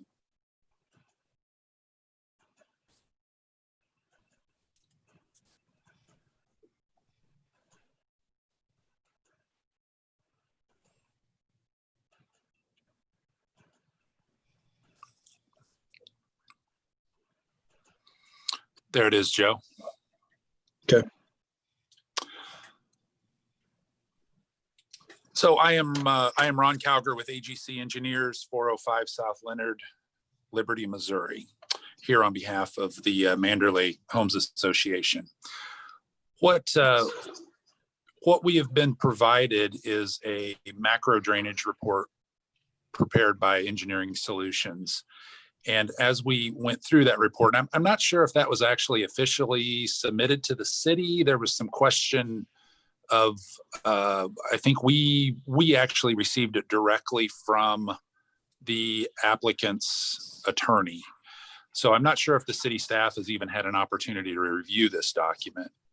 But obviously from the homeowners association folks that you've heard from, and as in our opinion as well, this is a very critical component to the approval process that I think the City Planning Commission should be going through here, because you've heard a lot of stormwater outcry as well as potential density changes as well as traffic impacts. But the large, in very short summary, and I'll stand for questions after this, but in very short summary, the macro drainage report is, there's a lot of confusion within the report as far as how all the numbers tie out, how the grading is actually going to work. I mean, yes, they show a subdivision. Yes, they show a detention basin down in the southwest corner of the property. But how that actually works in reality has yet to be figured out. I'm not saying that it can't be figured out, but I think that the Homes Association would certainly feel a much higher level of confidence if we could ask Engineering Solutions to address some of our comments and some of our concerns. Just in general, there are multiple locations along the western boundary that are direct conduits into the public storm sewer system that ultimately drain to and through the Manderley retention ponds. And there's 2 retention ponds that actually serve as the entrance amenity to the subdivisions. It's a really pretty entryway that it forms for that community. We all know that there's two culprits in stormwater runoff, and that is during construction, there is a very high potential that if erosion control measures aren't followed to a T, and even if they are followed to the T, the world just throws us a screwball every once in a while, and a silt fence gets breached in a higher than anticipated storm, and there's going to be significant sediment that is going to be discharged into that storm system and then ultimately into the retention pond owned and maintained by the HOA. So I certainly think that they have a vested interest in this, because it's their responsibility through the covenant to maintain stormwater facilities that the city adopted. It's Manderley's responsibility to maintain that, regardless of who fills the basin full of sediment. And then the second component of that is obviously the post-construction of what are the stormwater impacts, what are the water quality and water volume impacts to the basin from the development. And from the limited data that we can glean out of the macro drainage report from Engineering Solutions, we don't feel comfortable that it meets the conditions of Kansas City, Missouri's adopted APWA 5600 and the BMP, the MARC BMP manual. So with that on the table, we are very reluctant to stand behind this proposed development. There is an existing creek, just to give a real brief overview, in the upper right hand side of that exhibit that Joe has up on the screen right now. There is an old pond bed that exists. That pond bed is dried up, and our familiarity with this site actually comes from, we had looked at this piece of property for another developer and had voiced enough concerns about stormwater and how we were going to be able to mitigate it to meet the criteria of Kansas City, Missouri and the MARC BMP manual, that developer actually decided to not move forward with the project and to go look for another piece of property. The real challenges are being able to capture enough of the storm water from the proposed development to be able to capture enough from the proposed development to actually detain and to meet the water quality level of service criteria. The engineering solutions report doesn't talk anything about the level of service calculations that's required by the BMP manual. There is discussion about a 40-hour detention basin, but that doesn't mean anything if you don't know what the level of service criteria is. Joe, are there any questions about this exhibit that we could address while I'm here from the commission? Can you jump back to the other slide? I just wanted to get a better view of the runoff on slide 14. Thank you. So this exhibit actually shows, bear with me here just a moment.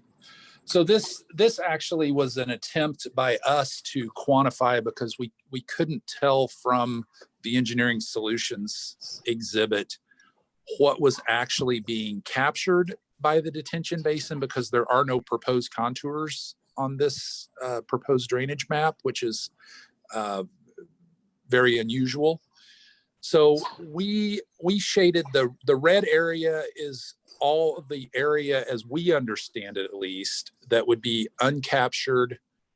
And by uncaptured, we mean that it would not make it to or through the wildflower proposed detention basin. So the red areas there, you can see my arrows of how that gets released and in what direction.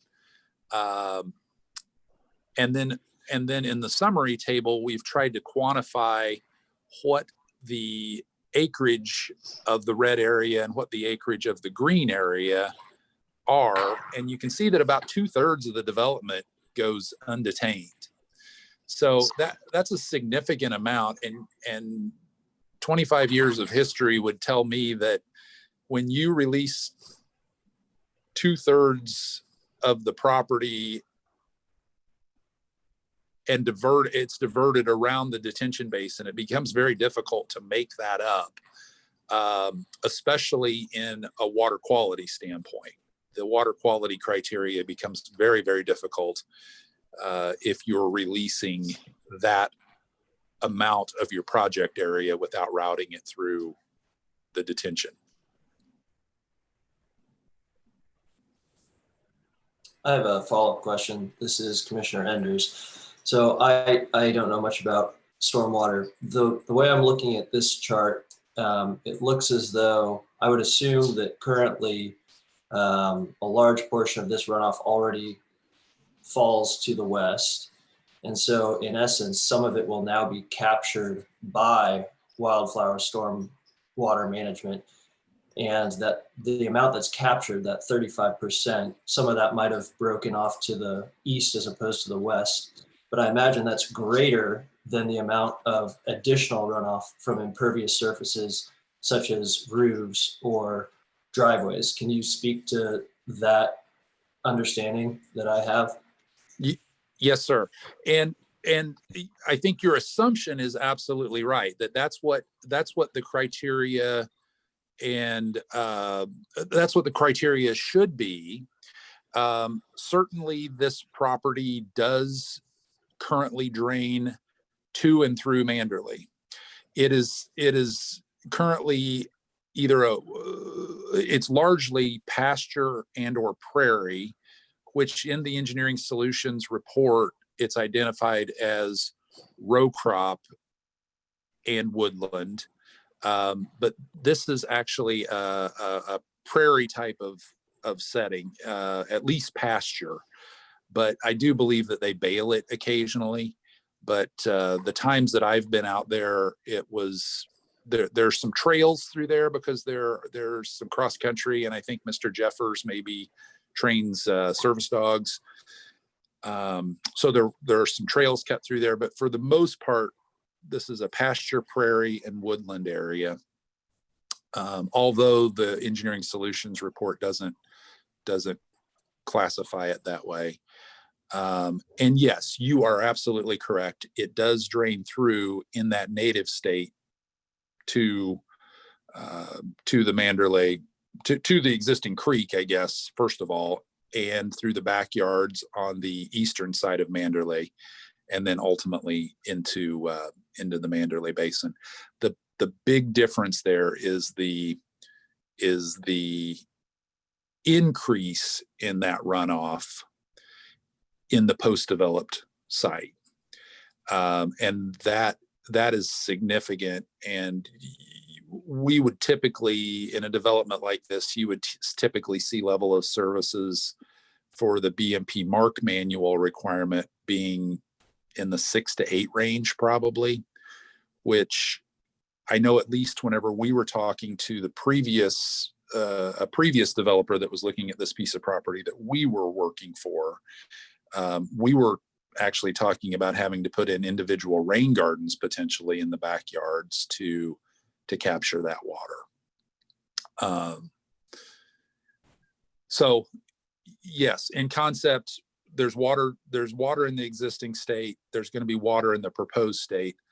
The key and the critical element that we don't see being addressed is at the end of the day, the difference between the existing condition and the post-development condition, whenever the houses are out there, is the net impact of stormwater, and the water quality has to be net zero.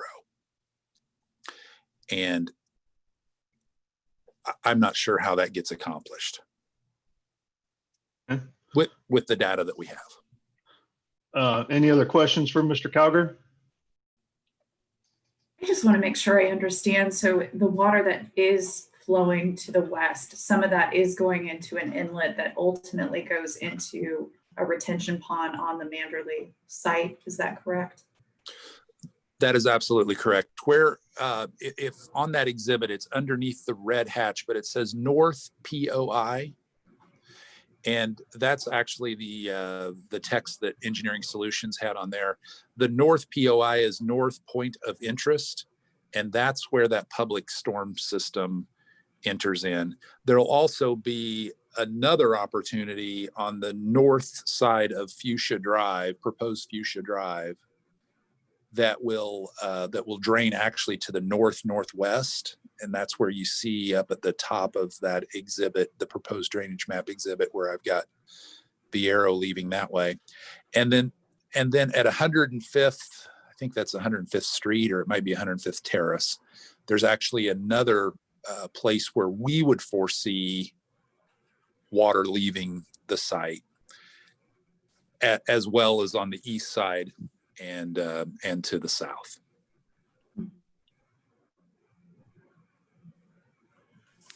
Okay. Any other questions for Mr. Cowger? Mr. Cowger, does that conclude your presentation?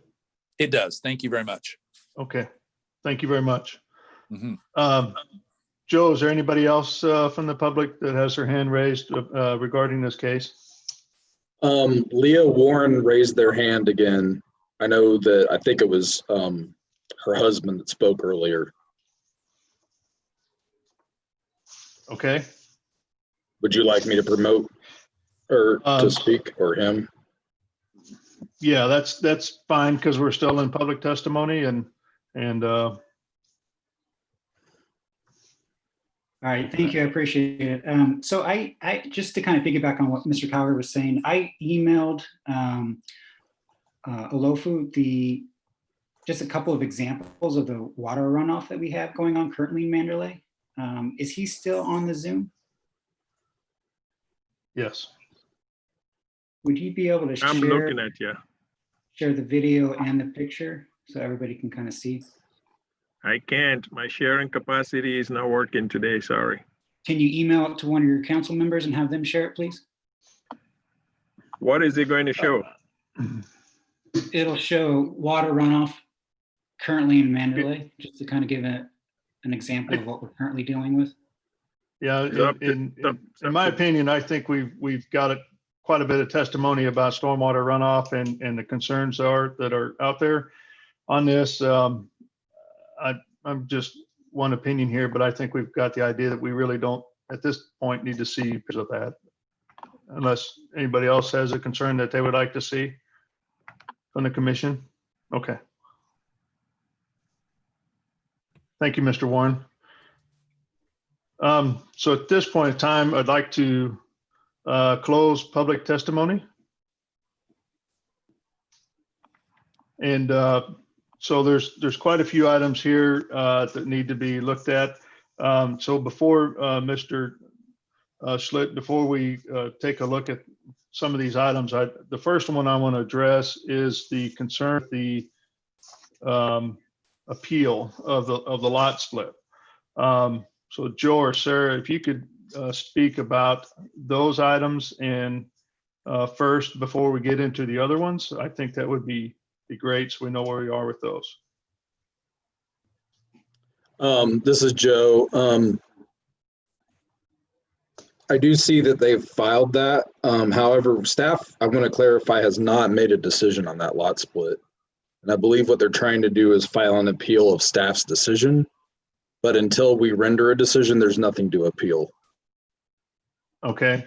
And if there's an appeal like that and staff hasn't made the decision, but yet still the appeal is on whatever staff's decision is on that, that really doesn't come through the City Planning Commission. That goes through the BZA. Is that correct?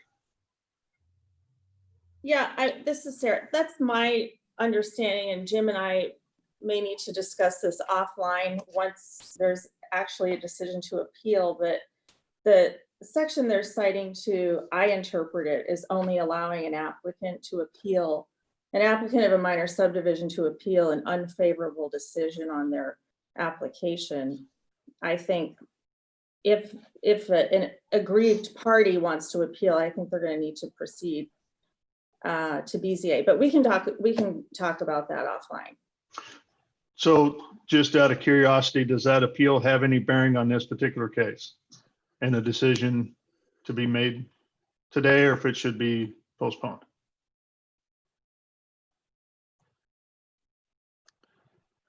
Well, I mean, I'm not sure procedurally whether it would. I think if, and perhaps maybe you would have to ask Mr. Bowers, but I think that part of their concern might be that the minor subdivision, if approved, would create a new lot between this proposed subdivision and 104th Street, thereby making a connection to 104th Street and through from this subdivision impossible.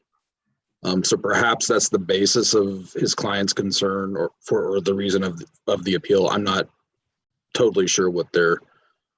So in other words, if you were to move forward with approving a preliminary plat, showing this, and the minor subdivision doesn't get approved or does get approved, we already have a preliminary plat approved that shows these lots that they're concerned with. Okay. Yeah, and I think go ahead. Jim has raised his hand, so presumably he can speak to that if you would like to let him speak to that. Yeah, I'd like to hear a little bit about that, and simply because in my concern on that, I'm not as concerned if it's only 16 lots or less making a connection to 104th, but if, you know, I want to hear from Mr. Schlitt as well. But if it's increased to greater than that, then to me, it seems like it warrants a connectivity to 104th Street. So I'd like to hear, one, what is the concern that of the appeal, and then we can go from there. It's my thought. I will unmute him and allow him to speak. Okay. Should be able to speak now, Jim. Thank you. Can you hear me? Yes. Okay. As to the provision of the code that allows an appeal in this case that Sarah and Joe mentioned. I will have that conversation with Sarah offline. One of the confusing things I think about this is that the indication on Compass was that a decision was made on the lot split on June 18th. We need to dig into that to find out why that Compass entry didn't reflect what staff is now saying. So we can deal with that offline. As to the connection between the Wildflower subdivision and the to be created lot split, which would isolate the Wildflower subdivision from 104th Street, Joe's assumption was absolutely correct. We think the property ought to be looked at holistically, as it was when the original application was filed in March. It was filed as an application for 22 acres, the entire tract. And it was only a month later that when they realized that they may have to incur some expenses in connection with connecting to 104th Street, that this application for a lot split to isolate Wildflower from 104th Street was filed. So they're, in our mind, they're very much connected. And I think the confusion here needs to be resolved before you make a decision. And the confusion in my mind deals with what has or has not happened with respect to the application for a lot split. If it wasn't decided on June 18th, what was decided that day that caused the entry? And then agree on what the appropriate appellate procedure is. As I read the code, appeals concerning both disapprovals and approvals are appealable to the Plan Commission. So if only applicants, and the applicants are interpreted to mean the person who filed the original application for the lot split, and by the way, the term applicant is not defined in the code. So I believe a global interpretation of applicant would apply to someone like us applying for an appeal of the decision.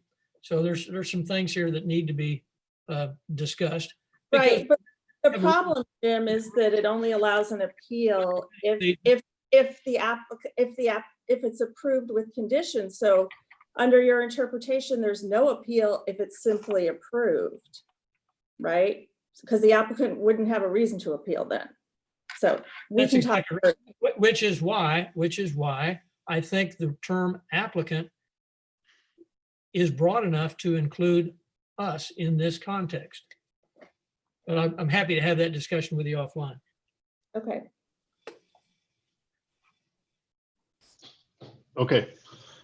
All right, so we'll let that kind of work its way through as. Mr. Chair, Mr. Chair, let me make a clarification. The original application that was filed in March was for 18 lots. It still showed a cul-de-sac with 2 large tracks in the southern part along Northeast 104th Street. So there was never an application that had connection to 104th Street. So I just want that to be clear. So 16 lots within the northern part and then 2 large tracks in the southern part along Northeast 104th Street. So the change now became to do a subdivision to split that separately. And I think Mr. Jeffers was going to retain those 2 lots, correct? And now he's just going to have 1 lot and then sell the 16 lots. So that is the change that occurred. So it had nothing to do with extension to 104th.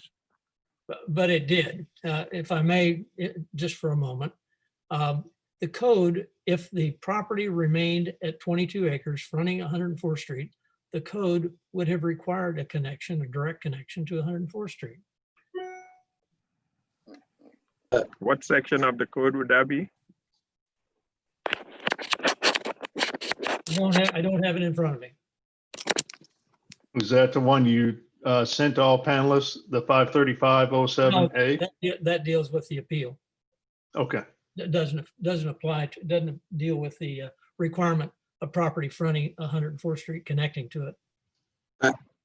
okay. Mr. Chair, this is Joe. I don't believe there's such a requirement that it connects to a major street or an adjacent street. There is a requirement that subdivisions that are proposed to connect to stub streets that exist in adjacent subdivisions.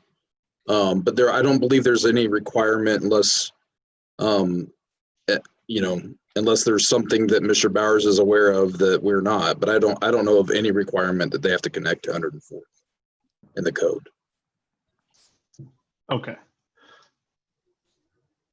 Okay, well, let's continue on then with the rebuttal. So Mr. Schlitt, if you don't mind, Sure. there are several concerns brought up about this particular development.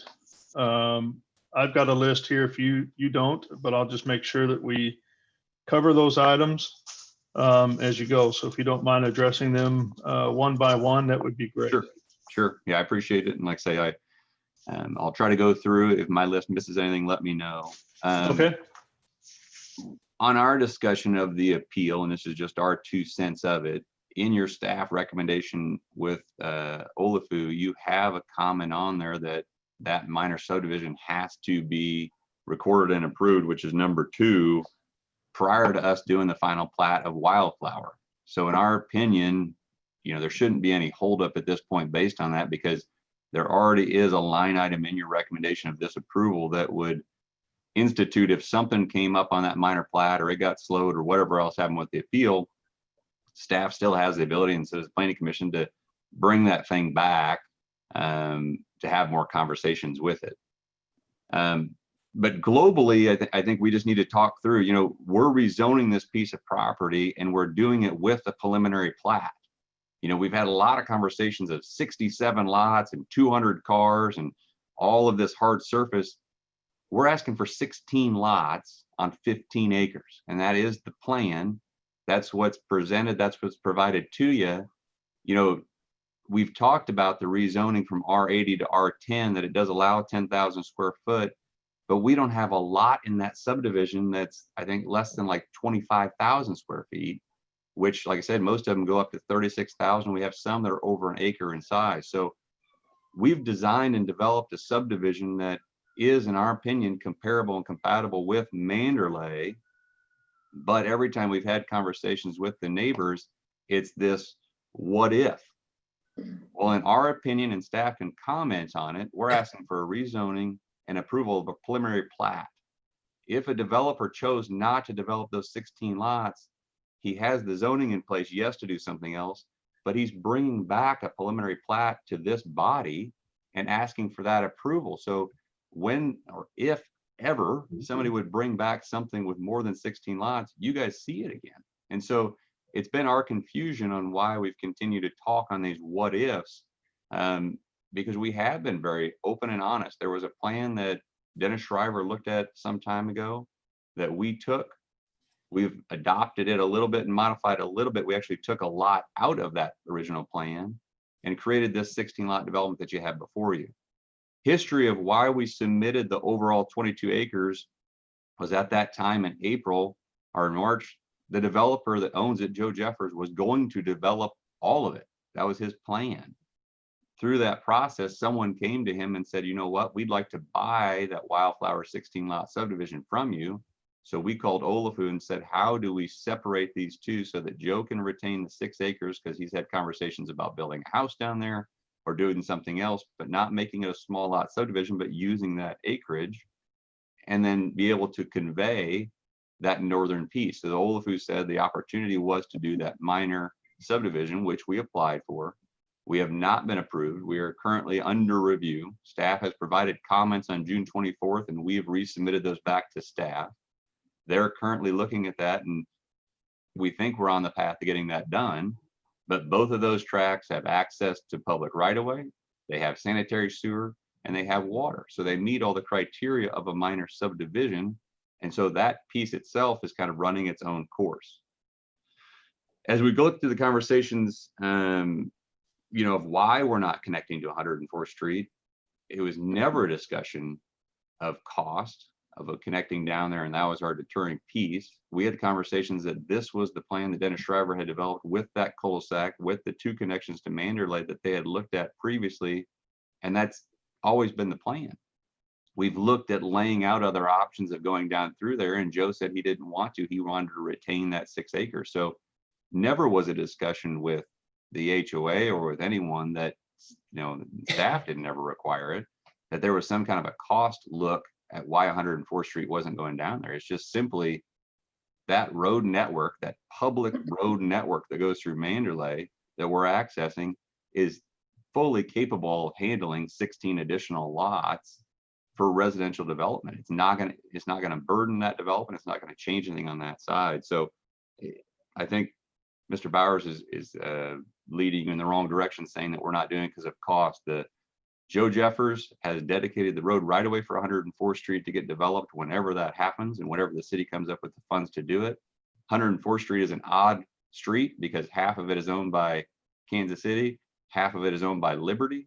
I think to the south of 104th Street is a large agricultural piece that those people have no current plans on developing. So it's just one of those things that as time develops, I think something will probably happen with 104th Street. But right now, there's no cost implications. Their staff has never suggested to us that we have to do any improvements and why we're avoiding it.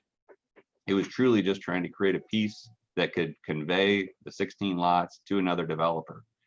And like I said, those 2 new developers, they're under contract, but they don't own the ground. So whether they do or don't develop the ground is we'll see what happens with it. Joe, is there a way to get my screen on there? Because I think Mr. Calger's review of our stormwater study needs to get a little comments if I could. Is there a way to share my screen? Yeah, I can do that. Hold on just a moment. You're fine, thank you. And as we're looking through that stormwater study, you know, it again is item 18 of your recommendations that your city staff, Stacy Lowe, commented on it. She's going to get that stormwater study. She's going to review that study, and she's going to confirm that it will meet all of the city requirements. And again, as we've met twice with the HOA, we've discussed that we are willing to go in and have a conversation with them. We're willing to go in and talk through what things need to happen or what might happen. So you guys should go. Yep. Just a curiosity, up to now, what has been submitted as part of the stormwater study? Is it a full stormwater study? Is it more a preliminary review? You know, what's the... Yeah, so in our opinion, we submitted, so staff, it wasn't a requirement to submit with preliminary plat. It came out as a recommendation or one of the recommendations from Stacy that prior to getting construction plan approval, we'd have to submit it. After our meeting in June, Olafu asked if we could create one, and so we did. So first part of June, we submitted one to city staff for review. I don't believe that review has been completed, and in our opinion, it would not be the final stormwater study by any means, but it certainly would be a stormwater study that's sufficient to review, identify that we can meet the requirements and show that what we have shown will suffice. So on our screen, what you're looking at, this is the existing drainage area map that's provided in that stormwater study. And as what you'll see is there's basically a north subbasin, which does go into an existing stormwater study or a stormwater pipe system that's in Manderley. So you can see the size of that basin. That's that stormwater runoff that is going towards the Manderley backyards right now. There is no controls, no nothing. It is just running across that entire property straight towards that storm pipe. We believe that storm pipe gets inundated and it does flood those side yards, which probably represents why some of those neighbors are having concerns and problems with current runoff. The south area, then there's a ridge line in here, drains down towards the south into that creek or that ditch that then drains into the Manderley ponds that exist out there today. If we go to our proposed map, then what you'll see, this is the north area. You can see by installing that street and a stormwater collection system, we've drastically reduced the amount of water, the stormwater runoff draining towards that north existing storm inlet, which will improve the situation of stormwater that they're seeing going through those backyards. In addition, this entire area that is called the South Detained Subbasin will be controlled in that stormwater basin. So Mr. Calger's comment that 2/3 of our site will drain freely off-site is incorrect. As we show in our stormwater study, this entire portion of the development, which is basically all of the developed area, will go into our basin and will meet APWA 5600 and the Mark VMP manual as far as stormwater runoff and stormwater quality. There is a piece on the south end that goes in that ditch that this is that treed area along that creek area that won't be changed. It's an area where there's currently kind of wooded grass, everything kind of, you know, unimproved area. We're essentially going to leave that is in that creek channel because our belief is our residents will like that back, you know, natural area as well. So I don't have a concern that we will be able to meet the criteria that staff has provided. You have a recommendation in your approval that states that staff's going to review it. So, you know, in our opinion, again, it's one of those things that we're bringing up a point that isn't currently there. The stormwater runoff, we're not allowing 2/3 of the site to drain off site undetained. We're going to meet the criteria that is required per your code. The length of the connection one, I'm not certain. I had not heard that from them before. I certainly understand the point that Manderley has a cul-de-sac at the northeast corner of their site that is a long distance from 104th Street. But us connecting 105th Street and the northern portion, and it would only improve that area because it's going to allow another access point up to that cul-de-sac. So I'm not 100% certain on that one as far as a comment to that side. We're not making anything worse as far as the length of the cul-de-sac or the block streets that exist today. And I think I would contend we're probably improving some of that area. One comment was brought up about the FAA, and Mr. Bowers commented that, you know, construction inside the runway protection zone on funded airports is prohibited, which is completely correct. And then he stated at the end that Roosterville is not publicly funded. So we've called the FAA. We've also talked to the KC Aviation Department. There is a form to file that we will notify the FAA that we're constructing in that area. The runway protection zone very slightly hits the back corner of a lot, but it's not something that the FAA can prohibit on a privately funded airport. It's something that we've already had conversations with FAA, the airport, the person who manages it, and like I said, your aviation department with Casey Moe. So I don't think that's a comment. Like I said, his comment was more directed towards publicly funded airports, which this isn't.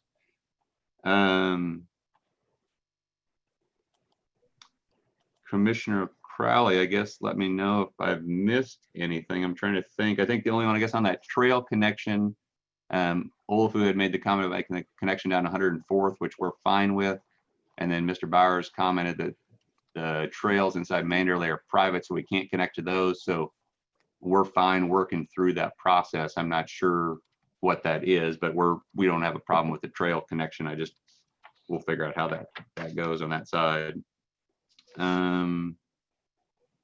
Yeah, like I say, most of it, like I said, I would just have a conversation with the planning commissioners. Would be that, you know, again, a lot of conversations came out about 67 lots in this big development piece. Like I say, we're just doing 16 lots, and there's a preliminary plat to show it that you're approving today. So that would be kind of, I think, my end, unless you have other questions for me. I believe you addressed everything that I had. There's just one small item, and that's traffic in the proposed subdivision. Is there going to be any traffic control or stop signs added as part of the project, or is that yet to be determined as part of the final design? Yeah, I mean, we'll get through to that piece. I certainly don't think there'll be a place, you know, obviously at our intersection where we have a cross at 105th and Fuchsia or whatever we're going to make that piece. There's a four-way there, so there'd be some stop signs there. But in the internal development of Manderley, like I say, with 16 lots, we just don't generate enough traffic to change anything that currently exists in Manderley. So in Manderley itself, there won't be any speed bumps or stop signs or anything improvements on that side, because it just doesn't constitute. And like I said, from traffic, the city traffic engineer reviewed and acknowledged that this was acceptable. And also from an emergency services or emergency vehicle standpoint, you know, your fire chief has looked at it, John Hastings, and said it's acceptable as well. So, you know, we understand and we have listened to the concerns of Manderley and believe we provided information. And even on the stormwater side, we will continue to acknowledge and work with them to make sure that their stormwater concerns are met. It's just we're getting in this points of a lot of what ifs, and I don't know how to resolve that. Like I said, our belief is we're rezoning to R10. We're building a 16 lot subdivision, and we're not trying to pull the wool over anybody. That's truly the proposal in front of you today. Okay. Mr. Chair, maybe I can shed some light. When Mandalay subdivision was developed under Chapter 80, they did a community unit project, which pretty much is telling you and the city council exactly what you're going to do. With the new Chapter 88, once we go to the zoning, you have the zoning and then you come in with a preliminary plat. So their proposed preliminary plat is for 16 lots. Without a deed restriction or approval of a development plan that locks that in, a developer can come and hire an attorney and still develop based on the zoning of R10 if this developer does not go through. So they can come in, and that's what the zoning allows, and that's what the city will have to be, you know, held to allow them to develop. So what I think the Mandalay's issue is, they, with their CUP, are locked into what they proposed. So they want some kind of deed restriction. I don't know if a note on the plan, on the preliminary plat, will suffice and can hold up in court. I'll leave that to Sarah. Or we can do a development plan that locks this in place, so that if anybody comes and wants to do anything, they have to go back and amend that development plan. So they have to come back to you and go back to council if they're going to do anything more than 16 lots. And I hope I explained that better for you, Jim, if that's what the neighbors are concerned about. Okay. Mr. Bowers? I had a question for Olufu. So just so I make sure I understand, if they decide to come back and do, say, 50 lots, we wouldn't see that preliminary plat for approval because we've already rezoned to that density? You will see it if we change the code, but if they meet all the requirements of the subdivision regulations, it can be approved at DRC. So without any restriction, you go ahead, Joe. And I think part of the concern that Mr. Bowers, who's by the way raised his hand again, Mr. Chair, but I think part of their concern is that minor subdivisions are administratively approved, and it's not really discretionary. If they meet the code, we approve them. And those are staff level decisions, and we can approve up to 5 lots at a time, as long as they meet zoning and some of the other criteria that are contained in the code. And I think there's a concern that that could happen and ultimately result in a greater density. But that is always the case. Anytime you're rezoning, it's always possible for someone to try to do that. If the commission is concerned, I know the chairman referenced a concern with additional lots earlier.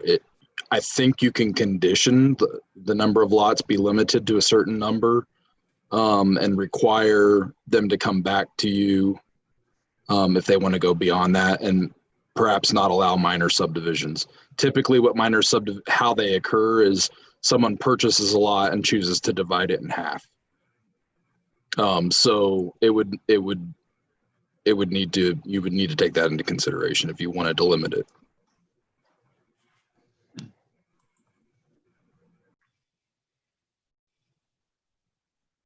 Okay.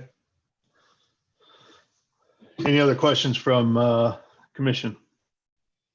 I've just got one with regards to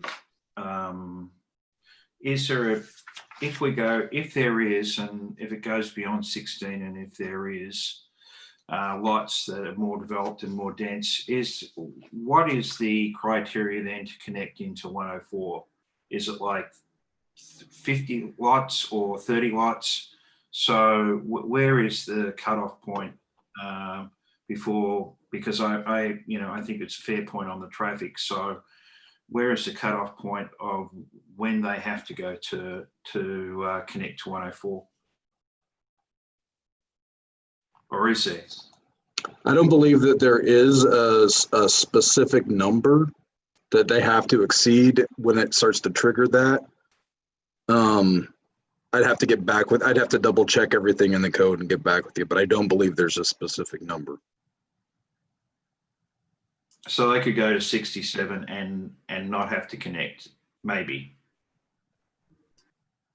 If they were to try to do that through the minor subdivision process, again, it would be multiple applications, probably multiple owners, because you can only do 5 lots per application.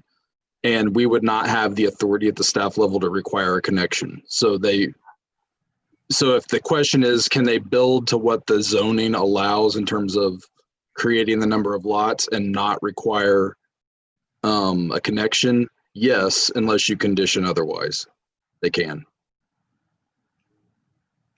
And Jeff Bryan with Public Works, just to hit on the traffic aspect of it.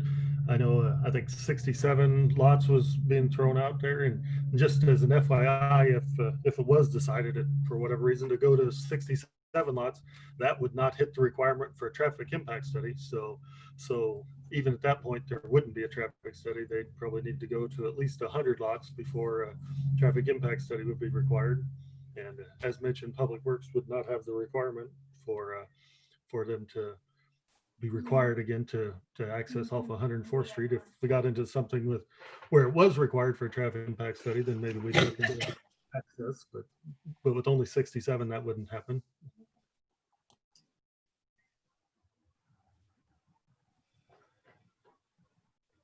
Okay. Does that answer your question, Mr. Allender? Yes. Thank you. Okay. So I'm kind of sensing from the commission here that there's concern about, the subdivision. If it's 16, 18, it seems like it's fine, but if it grows beyond that there needs to be another looky-see at what happens at that point in time, that it needs to come back to the commission and have some kind of public involvement or that. Is that kind of what I'm sensing? Yeah, I would agree with that. I would agree as well. I think the fact that it only connects through the Manderley development, they're being asked to partner with sort of an unknown source, right? Because we don't have a contract with that developer. So I understand their concern that if it can be fast tracked to 50, 60 lots, there's really not a lot of discretion between us approving that rezoning and moving into that phase. So yes, I agree with the standpoint of adding conditions in this issue to maybe ensure that there's additional discretion down the line if it does move that direction. Okay. Yeah, from my understanding, can we, well, I guess I'll just ask it. Can we simply add a condition to put some sort of upward ceiling on this? And would that satisfy everyone's concerns about the number of lots? I would be in favor of that. I'm kind of listening to all the testimony. I'm in favor of what's currently proposed. And so, but to kind of safeguard, I would like it to come back if there's an increase in density, because I do think the connection to 104th or even around the side of the development would be important. Okay. And my view is the stormwater is hit in 18 unless staff tell me any different, or whether the land development tell me any different, but they've got to come back and meet the compliance of the regulations under the condition 18 is how I'm reading it. Am I reading it correct? Yeah, I believe so. Ms. Lowe? Commissioner Enders, you are reading it correctly. We do not require the drainage study until the time of plan submittal, because typically at the time of planning commission, there's not enough information included in those plans for us to be able to review exactly what they're doing erosion control wise, exactly what they're doing grading wise.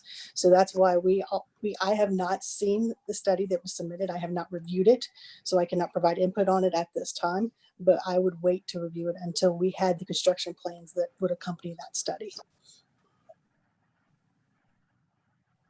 Does anyone have a sense of if we're to put some sort of upward limit on number of lots or some sort of density limit, if we add some sort of breathing room in case there's some sort of small reconfigurations that they're not completely capped at that number 16? Does anyone have a good method for that? Because from my standpoint, the other issues that were brought up, I'm ready to pass this with conditions. Should we add that condition limiting this ballooning from 16 to double that?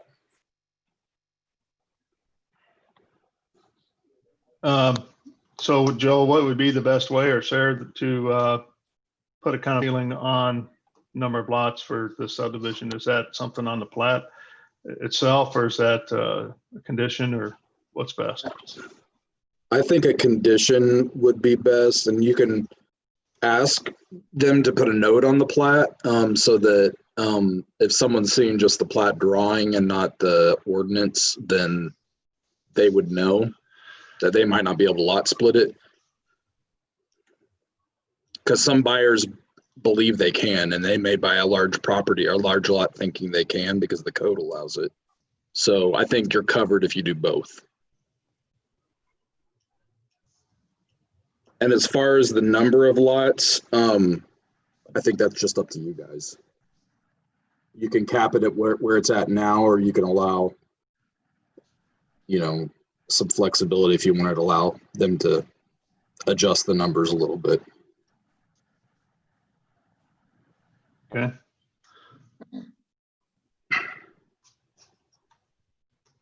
I think we heard from the applicant that was it 16 is what all they required. Yeah. Yeah, I think we can cap it at 16. So I think I don't think they have enough lot width to do any lot split, because the minimum lot width for the R10 is 85, and I think your average lot width is about 130. Yeah, so if I can, if we're talking the Wildflower subdivision piece, 16 lots is completely fine. So the 15 acres on the north side of the creek, 16 lots is fine. If we're talking the whole 22 acres, it would be the 18 lots that we had originally shown, because that little south 6 acre piece would get divided into two. So just whichever the condition goes, whichever way, I'm fine with. But 16 is all we're going to get out of that Wildflower piece, and we're fine with that condition. And my suggestion would be maybe 18 and that allows you to do the split if you need to, and we limit what that split is. So my suggestion would be 18 with the complete development. Okay, sounds like you're ready to make a motion then, Mr. Allender. What, to put an extra condition in there? What am I making? A motion on the whole case, please. Oh, okay. Mr. Chair, I move that docket number 8 is approved with conditions, with an extra condition to be added that limits the complete development to a subdivision of 18 lots. Okay, so correct? Yeah, so 8.1 would be approved with the 0 conditions, and 8.2 would be approved with the 25 plus the addition of to limit the development itself to 18 lots. Yeah, that's correct. No, 16. Let me just get one clarification from Matt. Matt, we are only rezoning the 15 acres, correct? Correct. I think we're only rezoning. And we're going to do the 16 lots. Okay. Yeah, so, I think Mr. Allender was providing a buffer if they needed to go up or down 1 or 2. on that. That's all he's saying is just, We don't want to open it up, so. okay. Okay, well, we'll leave Leave it So at what the happens 16. is they can still move the 16 lots based on what the final stormwater study is. But if we start providing a buffer, then we will. I was just looking at providing the mini or the subdivision, and there was 2 lots with that. But if we're only rezoning the 15 acres, then yeah, we'll leave it to 16 would be my suggestion then. Okay. So do you mind restating your motion, please? Okay, Mr. Chair, I move that docket item 8.1 be approved without conditions and 8.2 be approved with conditions, with an extra condition to limit the development to 16 lots. Also with a correction on the face of the plan that states the same thing. So I'm going to add a couple of corrections, limited to 16 lots and no further minor subdivision will be on the face of the plan. Okay. Mr. Chair, Okay. no minor subdivision on the plan. Okay, so I have a motion. Do I have a second? Second. Motion and a second. Any further discussion? Okay, Lisa, do you mind taking roll call, please? Commissioner Allender, Aye. Baker, Aye. Brown, Aye. Enders, Aye. Hill, Aye. Rojas, Aye. and Sadowski. Aye.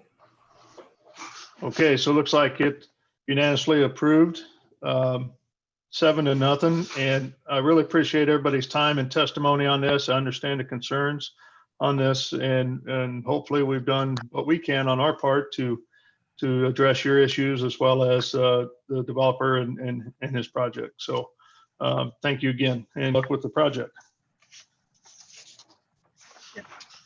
Okay, Joe, it's almost noon. Does everybody need just a break here to move on? Because I think we got 1, 2, 3, 4 cases left.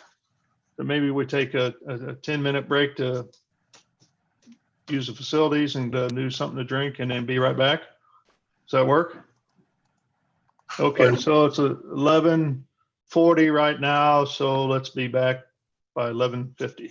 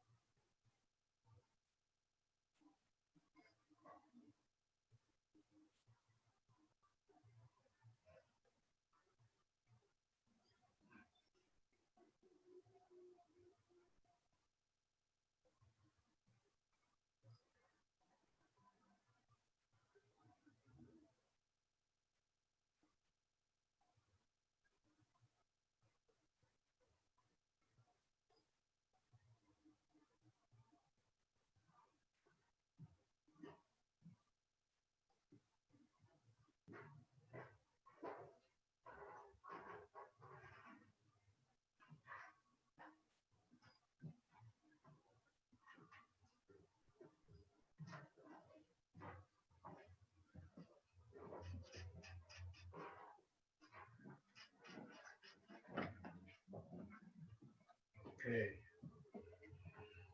This screen, I don't need it. This screen, I don't need this screen.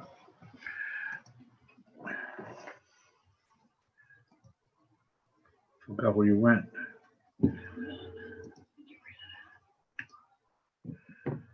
Just leave that one there. You want it like that? That's good enough. I don't care. It'll come.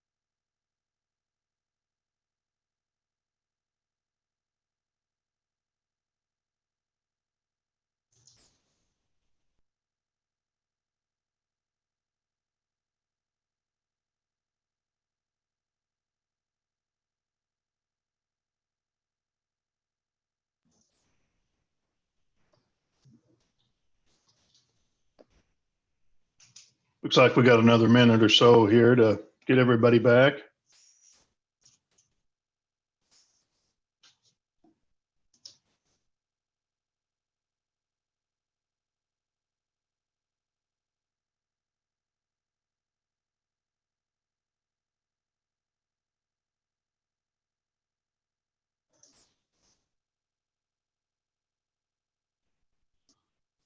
Joe, you back with us? Yep, I'm here.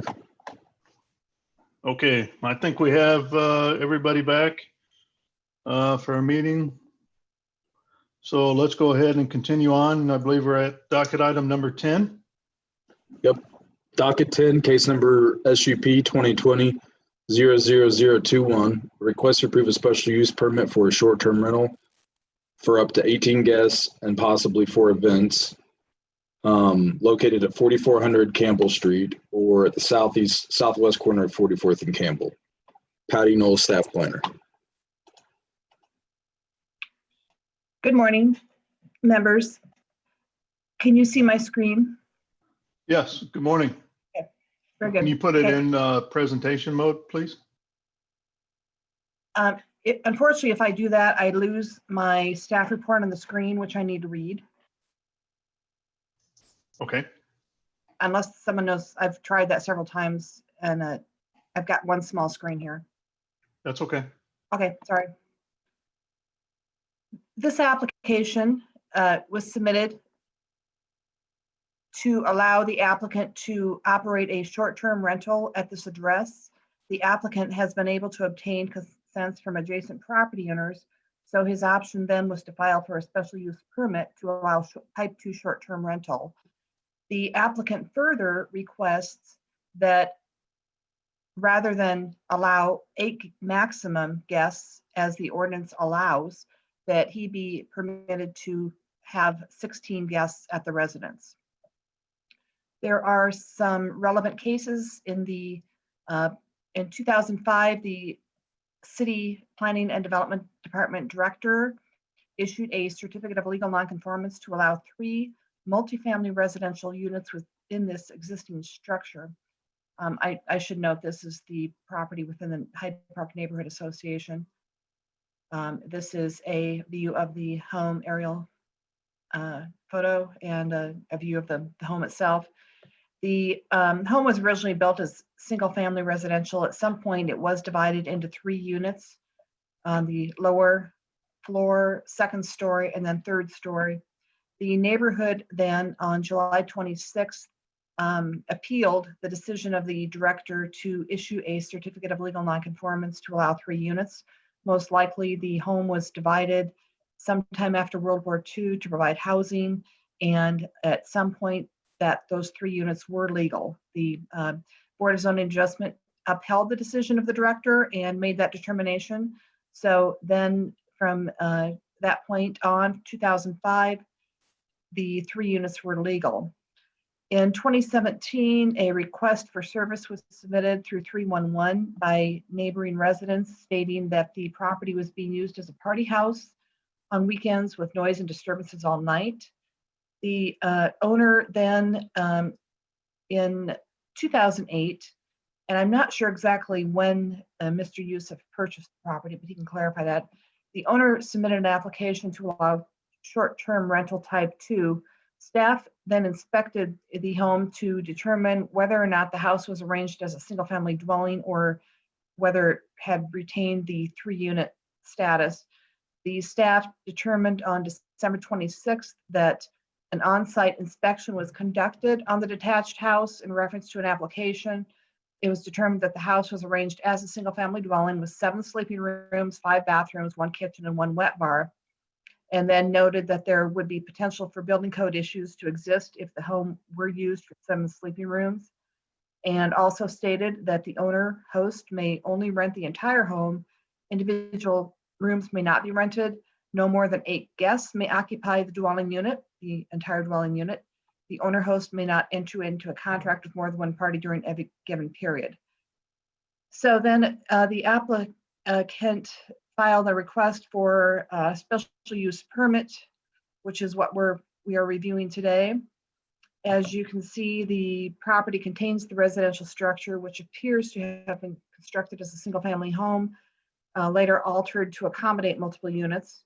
The applicant stated in a letter submitted to staff that upon purchasing the home, he deconverted it from the 3 units to 1 unit. He further states that the 3-story, 4,500 square foot home contains 7 bedrooms, 5 bathrooms, and 3 living rooms, and this is in accordance with the staff December of 2019 inspection.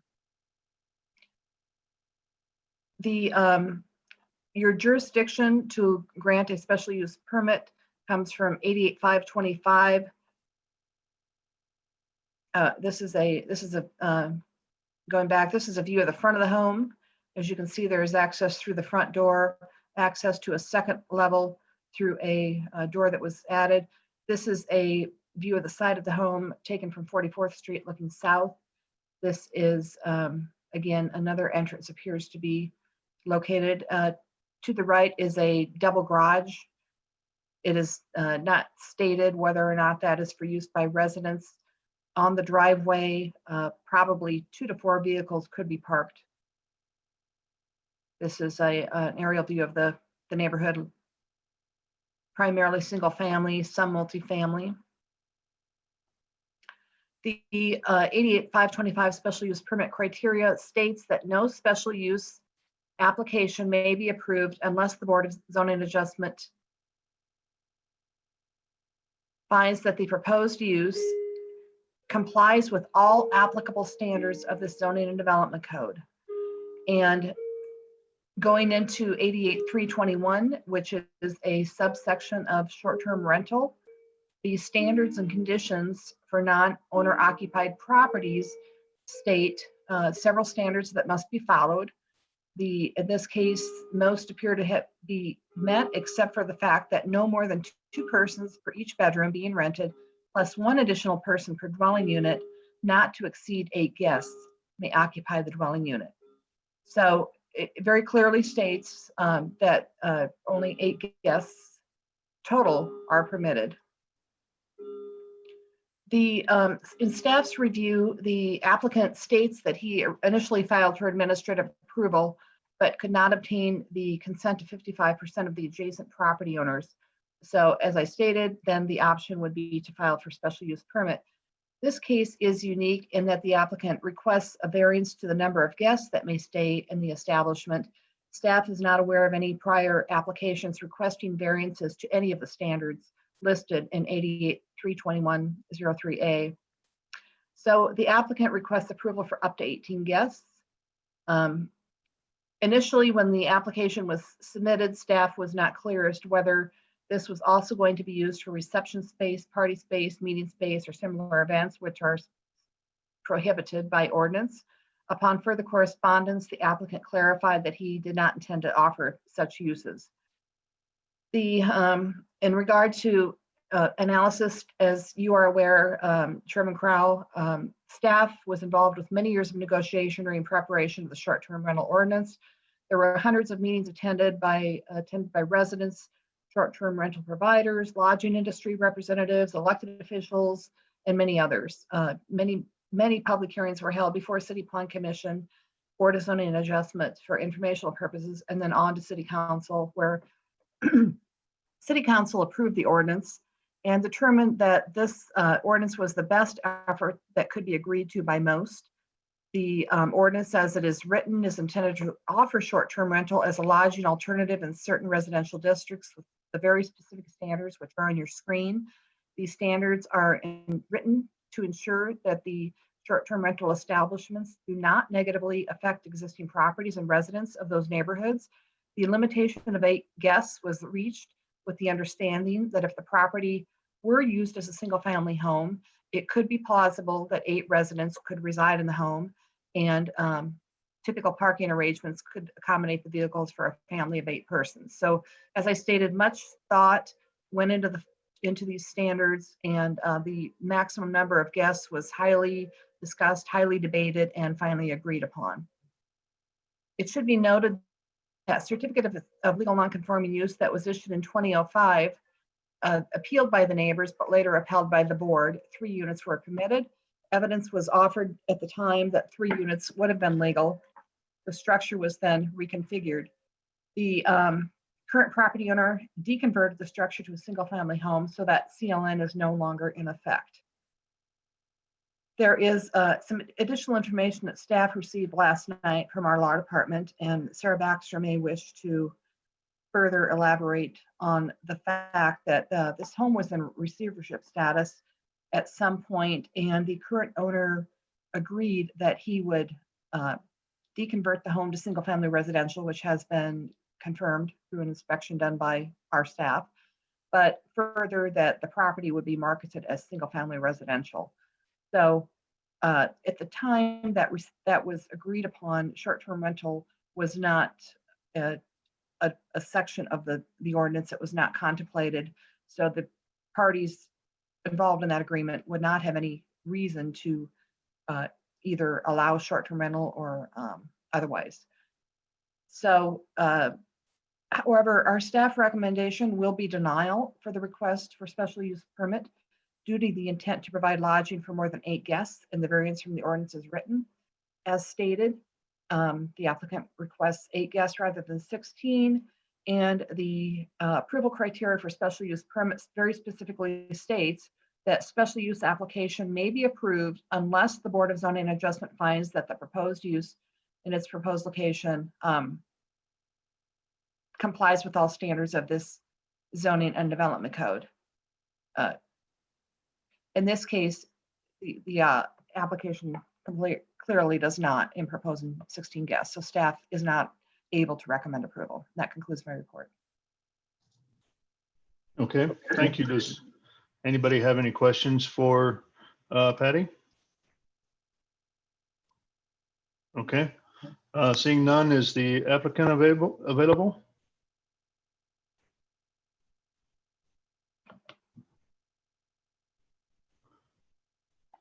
Sorry, this is Joe. I was on mute. Yeah, he just raised his hand, so I'm going to go ahead and promote him to panelist. Okay. And thank you for your presentation too, Patty. Appreciate it.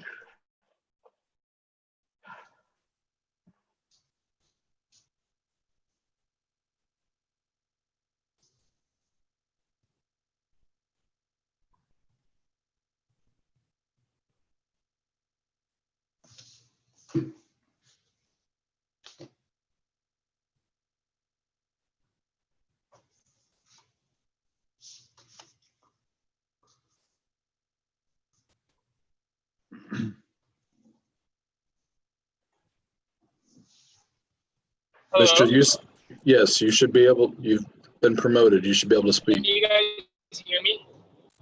Yes, I can hear you. Do you mind stating your name and your address for the record? Yes, sir. Yes, Johnny Youssef, and address is 4716 Fairmount Avenue, Kansas City, Missouri, 64112. Okay. And I have technical difficulties, so I apologize if I get cut off, but hopefully I can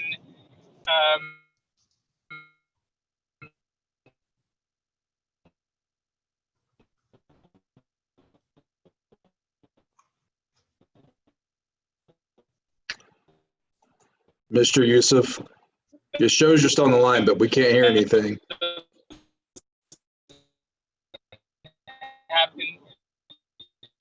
So it's mentioned in the application in regards to there's no, can you hear me now? It's very choppy. Hello, can you hear me now? Not really. Yeah. Okay. Gosh, let's see.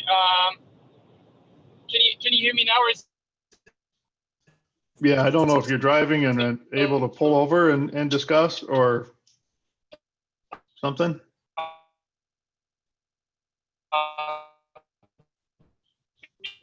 Sounds like we're losing him again.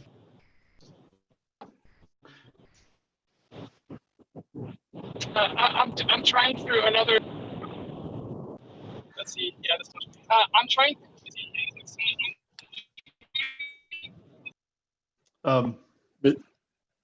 I think we lost him, Joe. It sounds to me like what we might want to do is kind of hold this case open and move on to the next one.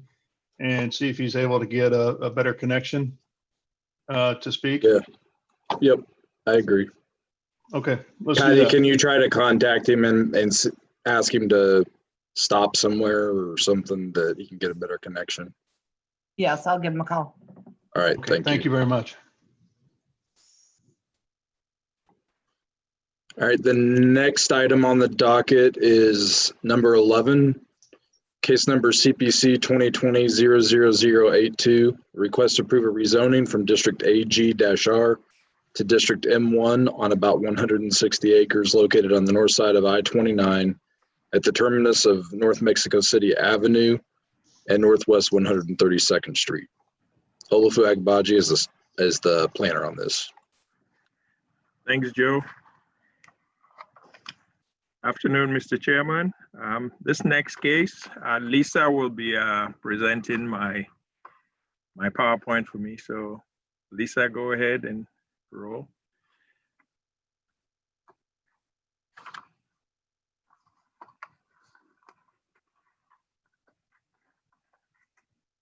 Location of this case is up in the Northland. This time we're on the west side.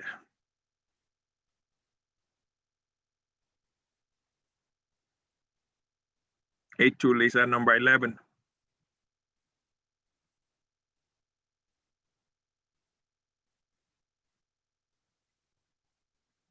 Yep. Next slide.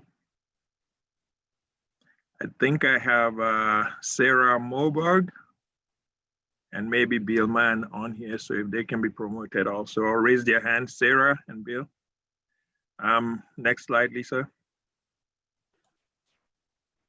Again, this case is located in the northwest portion of the city, almost close to the city limits, north of the airport. Go ahead, next slide. Again, location is just right off what would be 435-29, and then the intersection of this is actually North Mexico exit. So, and the street or the rezone is called North Mexico Avenue, North Mexico City Avenue. Next slide. This is an aerial shot of the site. The site is I don't think this is the right aerial. No, it's not. It's not showing the right location. It's further not here. Next slide. All right, here's a better shot of the site. So this is 160 acres located just off the stop of North Mexico City Avenue, which is the actual main entrance or exit when you park in the economy lot of the airport. This is where you get out of North Mexico City Avenue, and the street currently stops at this location. Current zoning is AGR. AGR requires, it's agricultural residential zoning, which requires a minimum of 40 acres per lot. The request is to go to M1-5, and that is supported by the KCI area plan future land use recommendation. Go ahead, Lisa, next slide. So the site, as you can see, does have a regulated stream running through the site. And then it also has some, I don't know if it's floodplain, but just regulated stream with a conservation overlay on the site. So whatever is developed on the site will have to take into consideration, meet the stream buffer, and also preserve some of the conservation land when this is coming through. Today's request is simply a rezoning from AGR to M1-5, which is, again, next slide. And next slide, actually. So that's consistent with the future land use recommendation. As you can see, it recommends industrial and also a little bit of suggested conservation development, open space development within this area. Next slide. Staff's recommendation is for approval, since this is consistent with the future land use recommendation without conditions. and I'll take any questions. Very good. Are there any questions for Mr. Olafu? Okay, seeing none, is the applicant available? Yes. Yeah. Perfect. Hi, Okay. Sarah Moberg Cunningham, and I am here representing the owner of the land. My address is 9601 North Platte Purchase Drive, 64155. And we appreciate the consideration of rezoning of our land from agriculture to manufacturing. And I am here to answer any questions anyone has. Okay. Are there any questions for the applicant? Any idea what may go in there yet, or is still all speculative at this time? Still all speculative at this time, yes. Okay. And whenever they want to develop, they'll be required to preliminary plat or development plan. We've seen several of them, but they have to extend sewer and water to it to get any development going. Okay. So with that, let's go ahead and open it up for public comments. Joe, do we have anybody that's raised their hand to speak about this case? Not anyone on this case, no. Okay, so we'll go ahead and close public testimony. And so commissioners, if there's no questions for the applicant or city on this, then I will entertain a motion.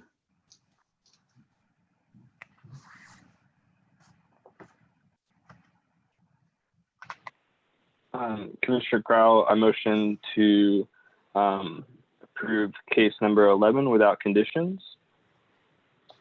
Okay, I've got a motion. It looks like Commissioner Rojas has seconded that. If there's no further discussion, Lisa, do you mind taking roll call, please? Commissioner Allender? Aye. Baker? Aye. Crowell? Aye. Enders? Aye. Hill? Aye. Rojas? He said aye. And Sadowski? Aye. Okay, looks like the docket item number 11 has been approved unanimously, and good luck with your project.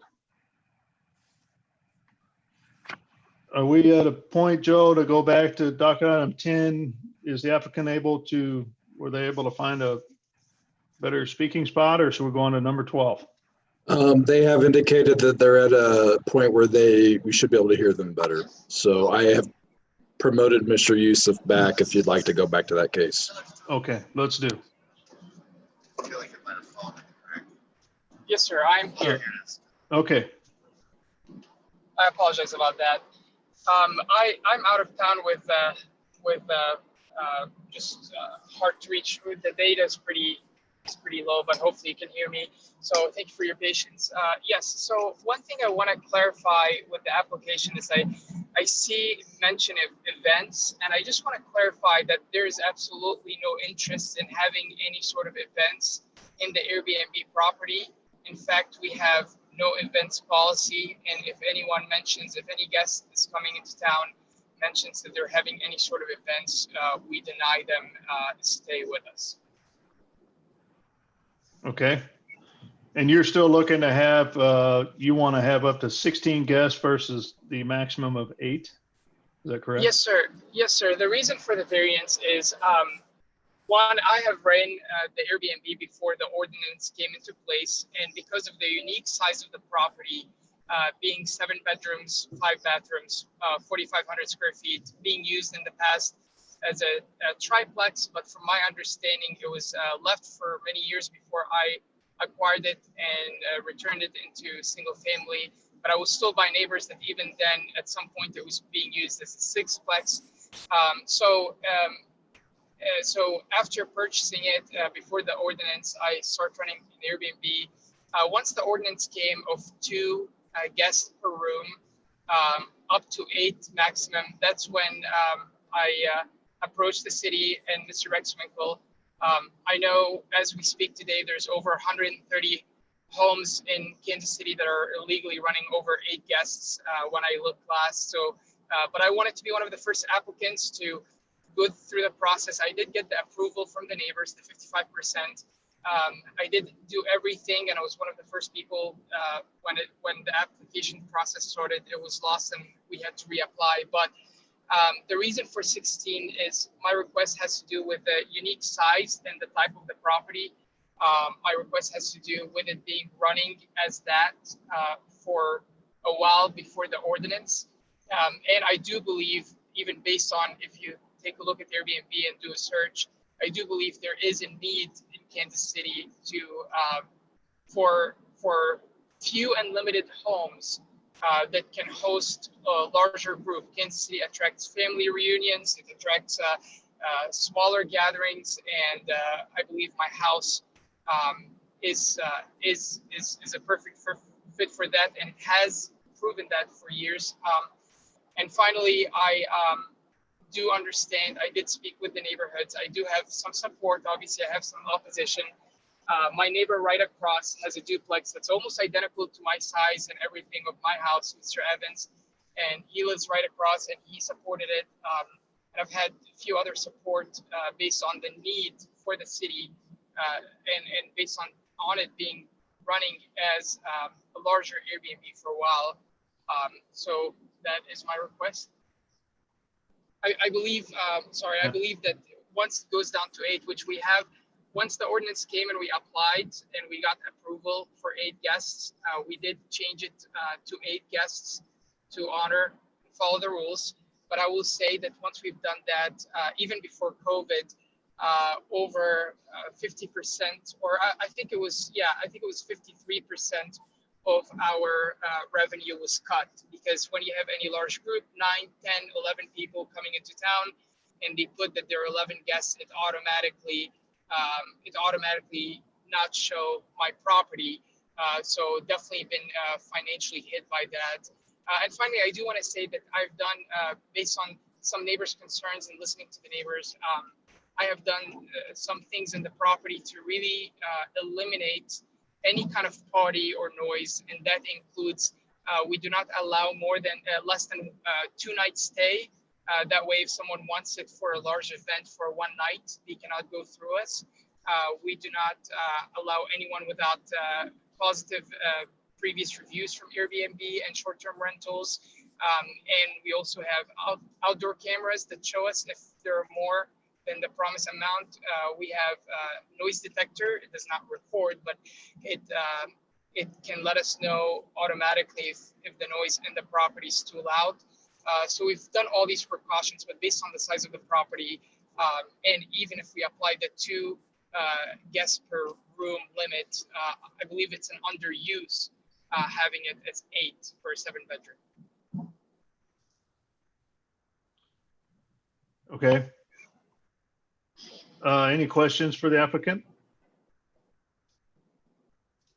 I've got one that I'd like to go back to Patty, if you don't mind. Can you remind me on with the groups like that, is it just one family or two different families that go into a short-term rental? What's the maximum allow non-related groups to get together in a short-term rental? You recall? I'd have to look at the ordinance for a second, but bottom line, it's maximum 8 guests. But okay. Let me go back into the ordinance and I'll report back in a minute here. Yeah, I was thinking that there might be a number of, they have to be close relatives or something like that as well. Okay. Okay. So with that, I think we'll go ahead and open it up for public testimony. Joe, do we have anybody that's raised their hand? Yeah, we have first Alan Hallquist, then Christine Taylor Butler, and then Joan Doherty. I'm going to promote Alan first. Okay. So Alan, as you're promoted and you come off mute, looks like you're ready to speak. That you just say your name and address, please, for the record. My name is Alan Hallquist. I live at 17 Jansen Place. I'm the president of the Hyde Park Neighborhood Association, and I'm speaking in opposition to this particular request. I want to correct one thing in the report to make the correction and to show the passion of the neighborhood. It's true that the Director of Development of the city in June 2005 issued a CLNU for 3 units for this property. That was appealed to the BZA by the neighbors. The BZA voted 3-2 to overturn the certificate of legal non-conforming use, but because they didn't have 4 votes and not enough members were there, that officially upheld it. The neighborhood association and 14 nearby neighbors then appealed it to the Circuit Court of Jackson County. And this is what's missing in your report. The Circuit Court of Jackson County then considered evidence. And on December 21, 2006, in case number 0516 CV 2605, Judge Justine Del Muro held that it is hereby ordered and adjudged that the Board of Zoning Adjustments decision to uphold the decision of the Director of City Development is reversed, and the decision to issue a certificate of legal nonconformance is illegal and therefore void. And this house is originally a single-family home, 2-story home. A prior developer started work on expanding it into a triplex without permits, and you'll see they bumped out the 3rd floor, did a lot of work. And that's when the neighborhood turned it in. So there is no CLNU allowing 3 units there. Since 2006, it's been single family. Mr. Youssef has known that it's single family home, but to get around that, it's been an Airbnb. It's been a problem property the entire time. As the president of the neighborhood association, I've received many complaints about the property. That flat roof over the front entry. On one Chiefs weekend, there was a party at 2 a.m. out on the roof. Mr. Youssef spoke about a neighbor across the street. David Cole lives at 4405 Campbell across the street in his original home where he grew up. He doesn't use a computer and he has a flip phone, so he could not participate in the hearing today, but he's called me numerous times. He refers to the house as Animal House.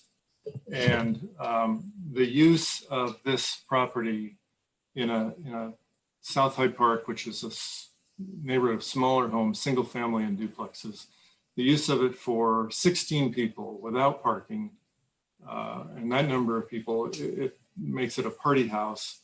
It's incompatible with the use of the neighborhood. It would cause a negative impact on the neighborhood, and therefore the neighborhood and the nearby residents oppose it. Thank you for your consideration. Thank you.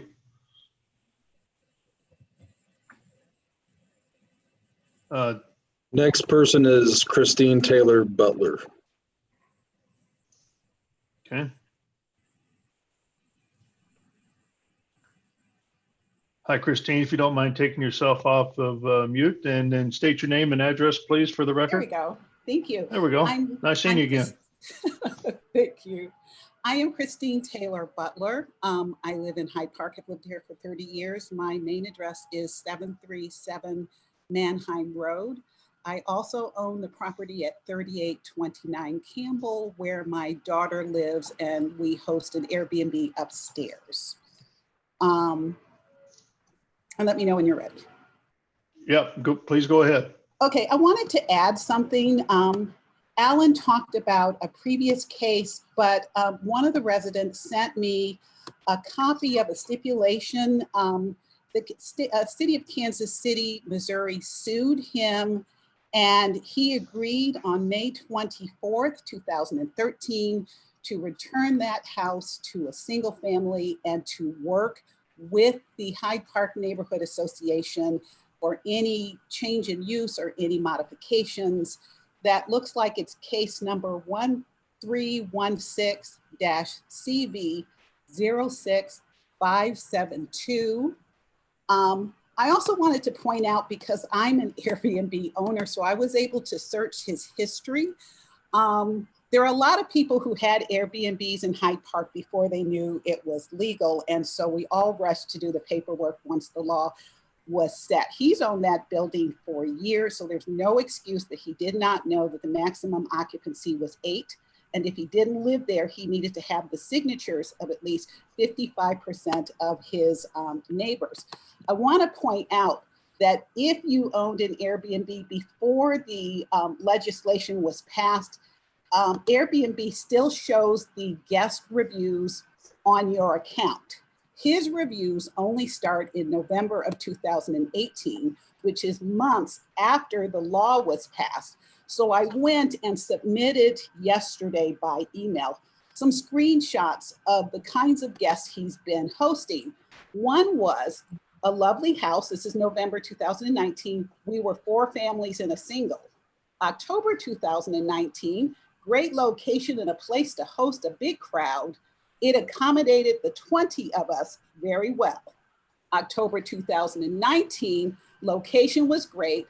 Yard lacked maintenance. Unfortunately, we experienced disturbing cleanliness issues with bedding. We voiced our concerns. There was no response.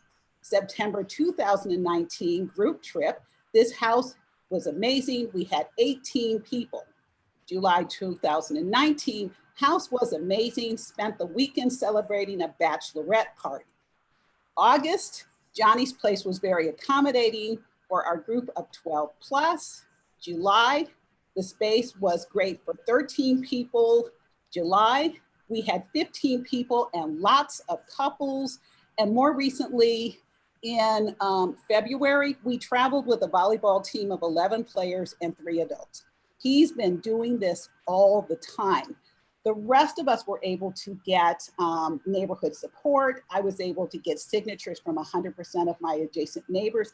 He has not been, because he's been fighting with the neighbors in the neighborhood association and being sued for a decade. And one of the things I would point out is the 2013 stipulation shows that for as long as he holds title to that property, he has to be free of code violations. But within the last 2 years, he's had code violations for occupancy, code violations for noise, code violations for trash. So I am here supporting the staff report in opposition, because although he says that he does not market this for parties or events, that's exactly what's been happening there since November of 2018. And in the letter that I sent to the staff, I posted the link to his Airbnb account.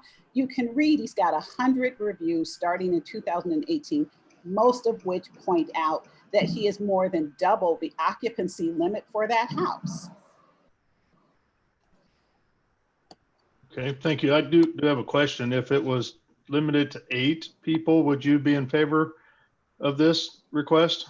Okay, the answer would be if he followed the law and got his neighbors, his adjacent neighbors, to sign off in the way that I was required to do it, sure. But the city has been short-staffed, so when we've had Airbnbs who violated the premise, it's been hard to get someone to come out. It's been hard to get someone to come out and make him comply. So we could give him 8. He's charging $362 a night right now for up to 8. I checked yesterday, but he hasn't shown any desire to follow the existing law even before he asked for the variance. He pretty much was flouting the law. So my question is, if he's lying about this, what else is he going to be lying about if you say yes? Chairman. Okay, thank you. Yes. This is Patty. No. Yes. We have found that the applicant did receive administrative approval for this.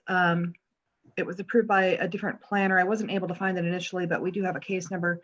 He apparently at one point had 55% consent of his neighbors, so could proceed under 8 maximum guests. But I believe that is why he is before you now, because he requests the 16 guests. And I looked at the ordinance and it is exactly as I had shown on that screen.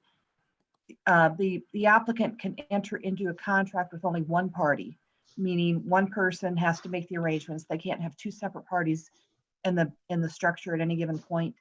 And that's 8 maximum guests. Okay, yeah, that's kind of what I was trying to remember, if it was, one party or 2 parties, or how that went, and meeting families as well. Okay, thank you. Okay, Joe, do we have any more folks that would like to speak on behalf of this case? Yes, there was someone named Gene who I promoted. Mr. Yusuf, if you don't mind staying muted, and we'll come back to you once we're done with public testimony. That's okay. Joan Doherty, I'm sorry. Joan, you should be able to speak now. Thank you. I am Joan Doherty. I live at 4415 Campbell, so I'm like 4 houses down from the Airbnb at 4400. I'm not going to be able to quote variance and all that kind of thing, but what I'm going to do is represent our block. Since that has become an Airbnb, basically it affects all of our properties here. You know, he says that he only allows 8 people there. Well, like Christine said, every time that there is someone there, it is over 8 people already. So he already is breaking that code.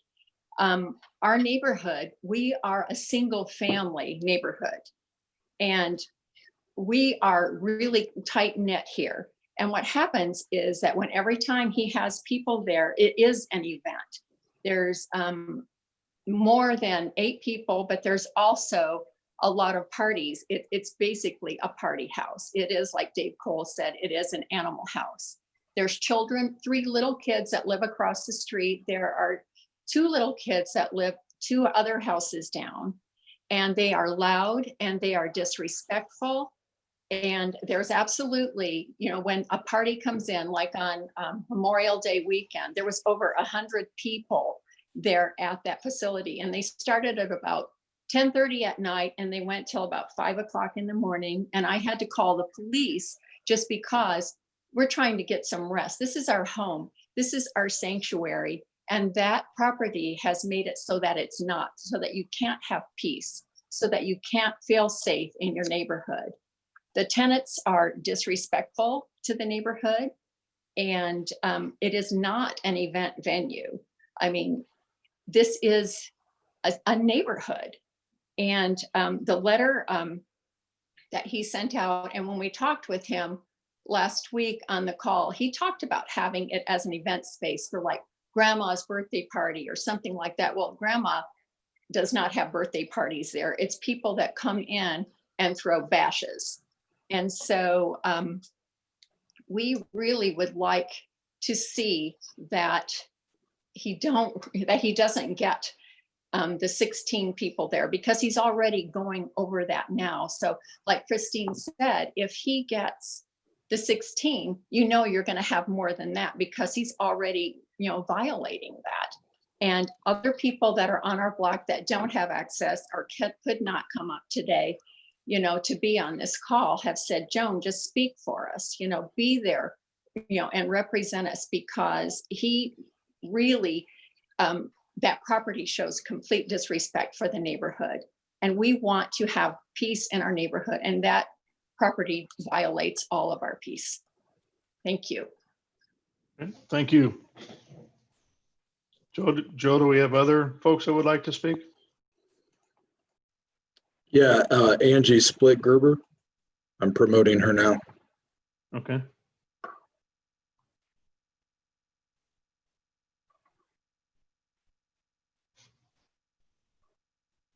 All right, can you hear me? Yes. Okay. I'm Angie. Well, now I can barely hear you. All right, I usually have trouble with my.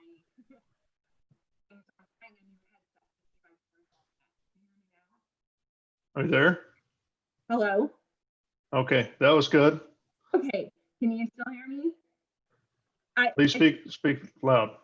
Okay, I'm gonna yell. I'm Angie Gerber. I live at 3341 Campbell. I submitted written testimony, and so Angie, we can't hear you. All right, does this work? That is better. Whatever you're doing there, stay that way. Okay. I apologize greatly. I tried to figure out the sound issue. I even brought a headset, but apparently I can't figure it out. I am Angie Split Gerber. I live at 3341 Campbell. I have submitted written testimony, and I just wanted to verify to the commission that everything in there was provided true and accurate to my knowledge and under oath. and I would refer you guys to that. I hope you've had the opportunity to see that. I won't belabor it, but I do want to point out that the fact that other properties operate Airbnbs illegally now does not excuse or make this request any more valid. I would also like to point out that any Airbnb before the ordinance is technically illegal in Kansas City, Missouri. The ordinance allowed them to legally operate. So the fact that this operated prior to the ordinance to the extent that it did also does not mean that it is any way grandfathered in for a large number of guests. I would like to make note that it's my understanding that he did receive his permit for 8 people after the first of this year. He continues to advertise on sources like Facebook. I included this in my letter, for up to 18 people. So he is still doing so. The other thing I would like to say is, even in his example to you of having a family reunion at the property, he is saying that he is offering it as an event. So with that, thank you very much. Oh, the final thing I want to say is that he proposes all of these solutions that really require the neighbors to police his property or only come in after the fact. There's too much noise or too many people going in and out. The damage has already been done to the neighbors. If the neighbors have to call him to tell him that the property is out of control, or call the police department to stop an issue, that is already a problem for the neighborhood. There is no accountability for him, and I suspect the neighbors, if asked now, would not have time to even allow him to have an 8-person Airbnb. So thank you very much, but I urge you to deny this request. Okay, thank you. Joe, is there anybody else that would like to speak on this? I don't see anyone else who's raised their hand. Okay. I do want to acknowledge here that in the chat session, Ms. Taylor Butler has also provided some information in there if any of the commissioners would like to take a look at that. So at this time, I'm going to close the public testimony and like to go back to Mr. Youssef. We've obviously heard a lot of concerns about the property and its use currently with greater than 16 people now, as well as noise, parties, and different things. Can you address some of the concerns that have been brought up by the neighborhood? Yes, sir. Yes, sir. Absolutely. I would like to clarify and correct a few statements that were made, just so that everyone is aware and we're on the same page. I was told that I have been sued by the city. I've never been sued by the city by any means. When I purchased the property, before closing on the property, the city contacted me and asked me, they said that several investors bought the property, and for years they left the property abandoned. When I bought the property, I have before and after pictures. There were literally animals living and birds living inside of the house. So the city said, we don't want another investor to buy the property and leave it abandoned. So they had me sign a 1-page document committing that I will rehab the property within, I believe it was 6 months. I believe that's what they had me sign, within 6 months. And I'm not gonna try to have it a multi-family or try to do it illegally as a multi-family, which I did exactly what I signed and promised. I turned it into a single family and I completely rehabbed it. So that was not a lawsuit by any means. I was also told that I was not in compliance for decades with the city, which is also a false statement because I've only owned the property, I believe 6.5, maybe 7 years by now. As far as the 18 guests, I did have it advertised as 16 guests before the ordinance came in place. Once the ordinance came in place, I did keep it 16 guests, but that was exactly the same time I immediately applied for approval, and I was informed that I need to apply first for the 8 guest limit and get 55% or more of neighbors support, adjacent neighbors. And after that goes through, then I can apply for the special use, and that's why I'm here today. So once I did get the approval for the 8 guests and I did go through the process, so just to clarify that I am running it as 8 guests, and once I was approved for that, right now it's marketed as 8 guests. So what Ms. Splitberger said, as far as that I'm advertising it as 18 guests, that is not true. I encourage you to look at my Airbnb online. It has been 8 guests once it was approved for that, and that's after. And since that happened, that's when I came to apply to take it back to the 16 guests that was happening before the ordinance were in place. I also would like to say that the reason the ordinance was in place for about little under 2 years now, but I applied in the first month that ordinance became in place, despite being advised by many Airbnb hosts who are running, even in Hyde Park, 16, 17, 18 guests. Despite being advised not to apply, I decided to apply because I wanted to be on compliance and I wanted to be one of the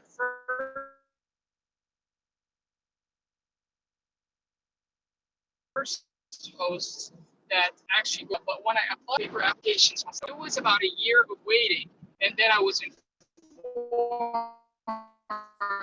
Mr. Yusuf, we're losing you again.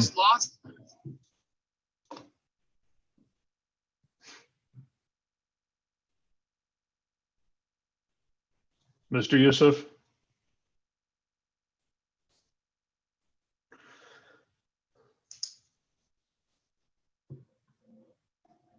Okay. So it kind of appears that we've lost Mr. Yusuf to finish out this case. But it seems like we're pretty close anyways to some kind of motion on this particular case. Or does any of the commissioners have any questions that they'd like to go through first? No. Okay. So let's go ahead and entertain a motion. Commissioner Crowell, I motion to on case 10 for denial of case 10 according to staff recommendation. Okay. Second. I have a motion and a second to go in line with the staff recommendation, which is a denial of this particular case. So, Ms. Lisa, do you mind taking roll call, please?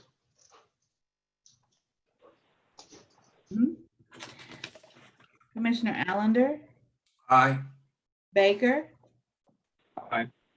Corral, Aye. Enders, Aye. Hill, Aye. Rojas, and Sadowski. Aye. Okay. So it looks like in docket item number 10, that the commission agreed with the staff, and that's a denial application. Okay, that leaves All right. us with docket item 12 and 13 remaining. Okay. Docket item 12 is case number CPC 2020-00085. Request to approve the 43 Antioch PIEA General Development Plan and to declare the area blighted and insanitary and in need of redevelopment and rehabilitation pursuant to the Missouri Planned Industrial Expansion Authority PIEA law on about 5 acres generally located at the northeast corner of Northeast 43rd and North Antioch, just south of I-35. Olufa Agbaji is the staff planner. Afternoon again, Mr. Chairman and members of the commission. Yes. Olufa Agbaji. Lisa should be bringing up my PowerPoint. This next request is located again in the Northland, just on just off the interchange of 2935, actually on the northeast corner of North Antioch Road and I-35. Let's wait for Lisa. A quick background on this. The request to rezone this property to UR was approved by City Plan Commission back on April 21st of this year. So this PIEA plan is an attempt to get the requested incentive up to catch up with the UR plan that's up at council waiting. So the code requires that any property that's zoned UR must have an accompanying PIA plan with it or incentive plan with it. In this case, they are getting PIA abatement on this. Thanks, Lisa. Go to the next couple of slide 2. As the location at the interchange, I should have with me David McCoubry, Jim Porter, and Todd Lieberman. So if they can raise their hand, they'll be promoted during my presentation. Next slide. So that's the actual site, just off Northeast Antioch and I-35. Next slide. The site, again, as you can see, is a 5-acre site on the north side of Northeast 43rd Street, south side of I-35. And it currently has 3 hotels and 1 vacant restaurant. Of the 3 hotels, only the Extended Stay Inn, which is the one closest to Antioch, is being used. The other 2 are vacant, and you see in the presentation of the blight analysis what they look like. To the south of the site is a Best Western hotel, and there is 7-Eleven on the south end, and there is a Discount Smokes and Liquor on the west side of the site. Next slide. This is a view of the site looking south from I-35. Next slide. This is the site currently zone B2-2, and then the request to rezone this again was approved by City Plan Commission back in April 21st, and it's currently waiting for this action at the City Council. That plan that was approved allowed for development of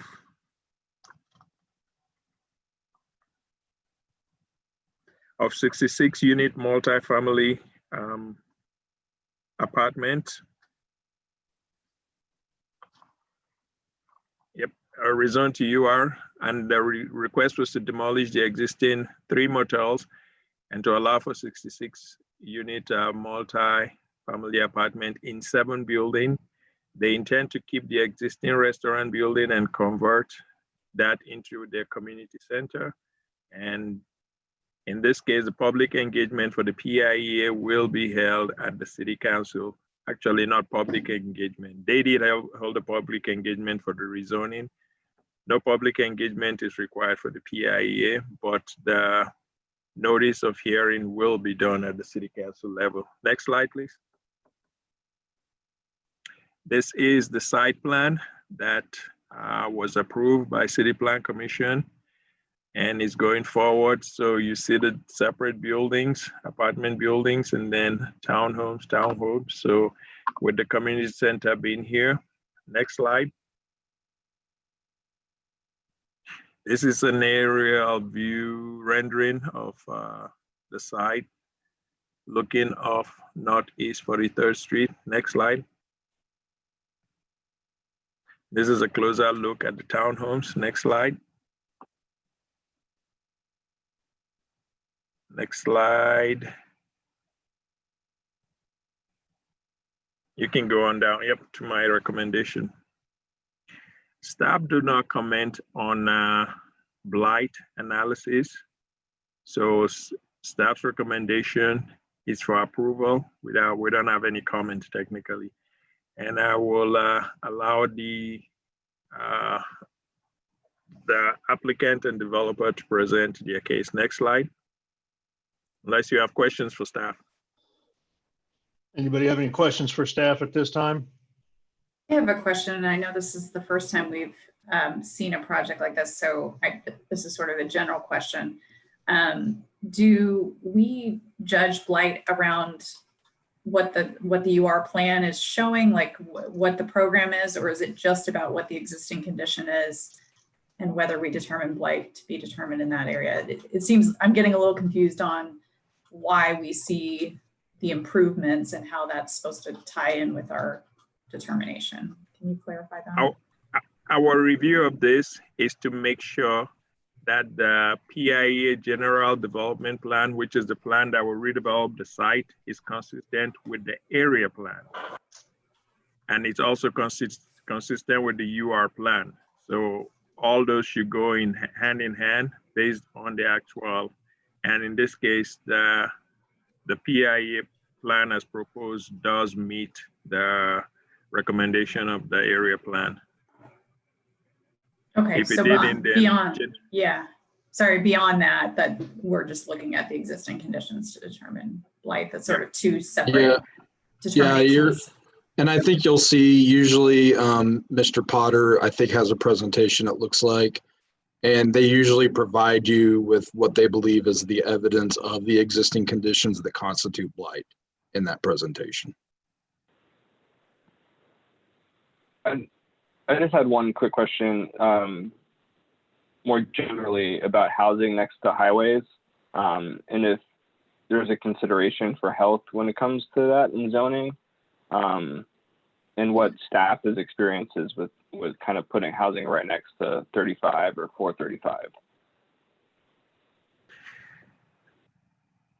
Based on the type of incentive they receive, and if it's any kind of incentive, there are usually regulations that require them to have noise attenuation to meet a certain decibel. And I think in the UR plan, they did provide some of those. So there are different devices they use, and then there should be a noise decibel level that they should attain. I'll let the actual developer, Mr. Todd Lieberman, talk about that. That's a really good question, and Olafu's exactly right. Based on our financing, we do have a requirement to provide sound attenuation and take into account the health considerations of residents. We would otherwise as well. So we are providing sound walls on the project to make sure that both the indoor sound and the active open spaces meet certain decibel levels as mandated by HUD. Very good question, though.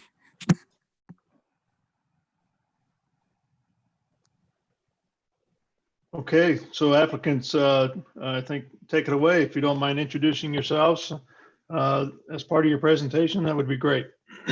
Thank you.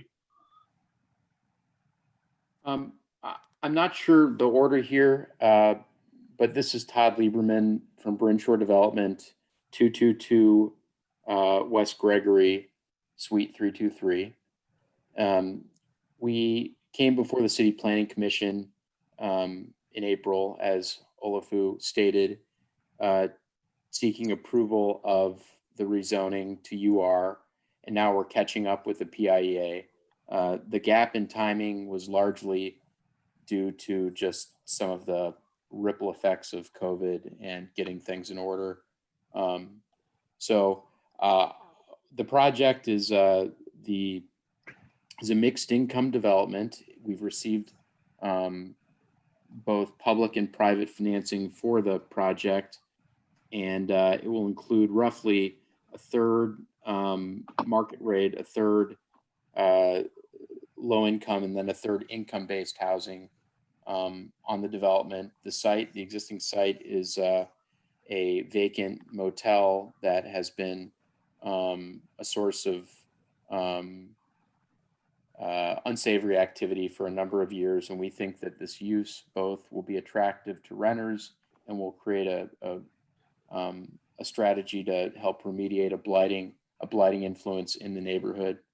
We've spent a lot of time with both Northland Neighborhoods as well as the neighborhood association, meeting with them and getting their support for this project. And we look forward to breaking ground if possible in October this year. We expect to, once we receive this, if we're lucky enough to receive this approval, to move forward quickly into the permitting process. And we hope to be complete by the end of 2021.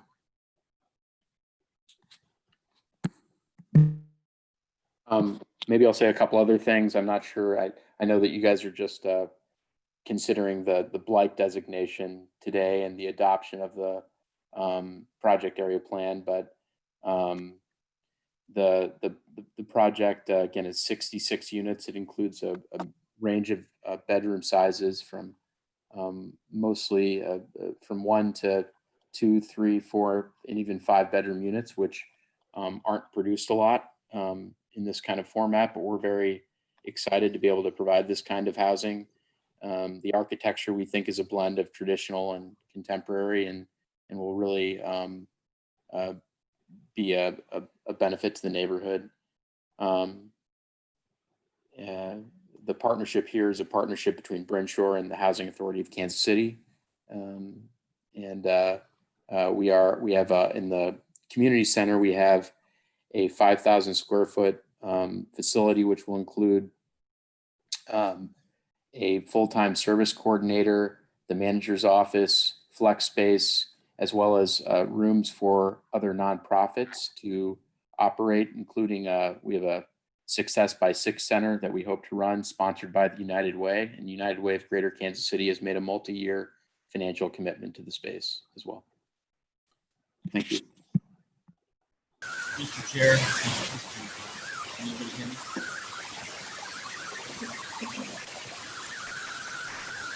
Yeah, we're getting some feedback, Mr. Potter. Now, everything okay? Kinda, but it sounds like you're in a dishwasher. I go through this relatively quickly. I know Commissioner Sadowski had some questions, but maybe we can answer those. Jim Potter with Development Ministry. You know, David McCoubrey is having problems dialing in, so between myself and Todd, we might be able to answer all the questions. You can go to the next slide. Jim, we can't hear you. I mean, we hear noise, but barely hear your voice. And it just sounds like you've got two systems, your microphone and your speaker are two different systems, causing a lot of feedback.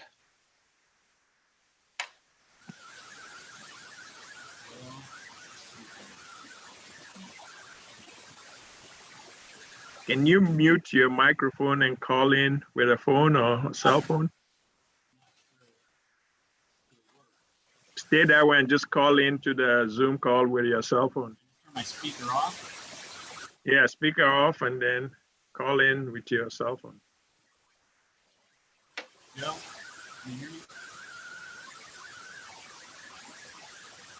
Hello? Mr. Chair, can you hear me?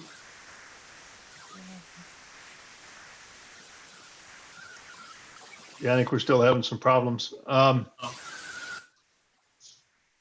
Jim, if you want to try to call in on or participate on a different device, even if it's a phone, we can try to run the PowerPoint for you.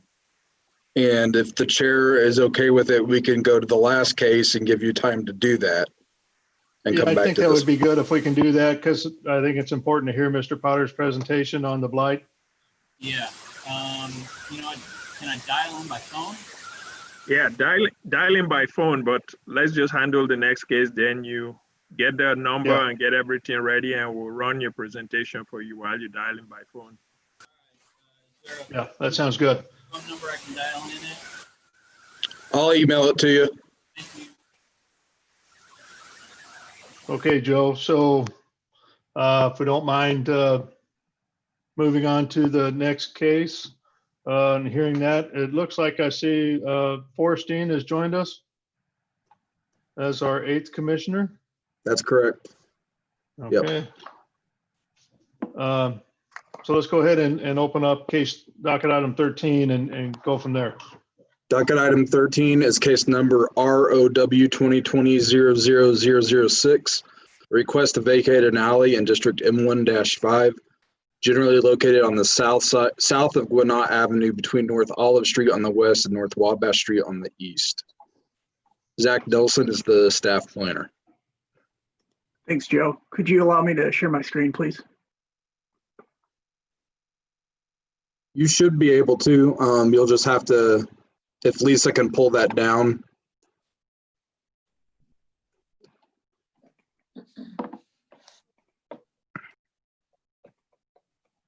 Yeah, it still says it's disabled.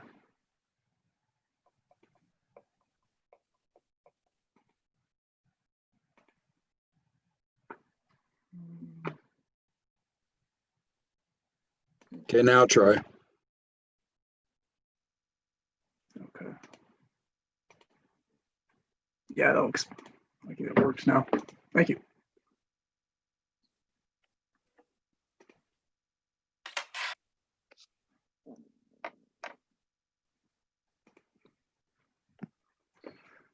All right, so this next case is a request to vacate a portion of right-of-way, an alley, more specifically.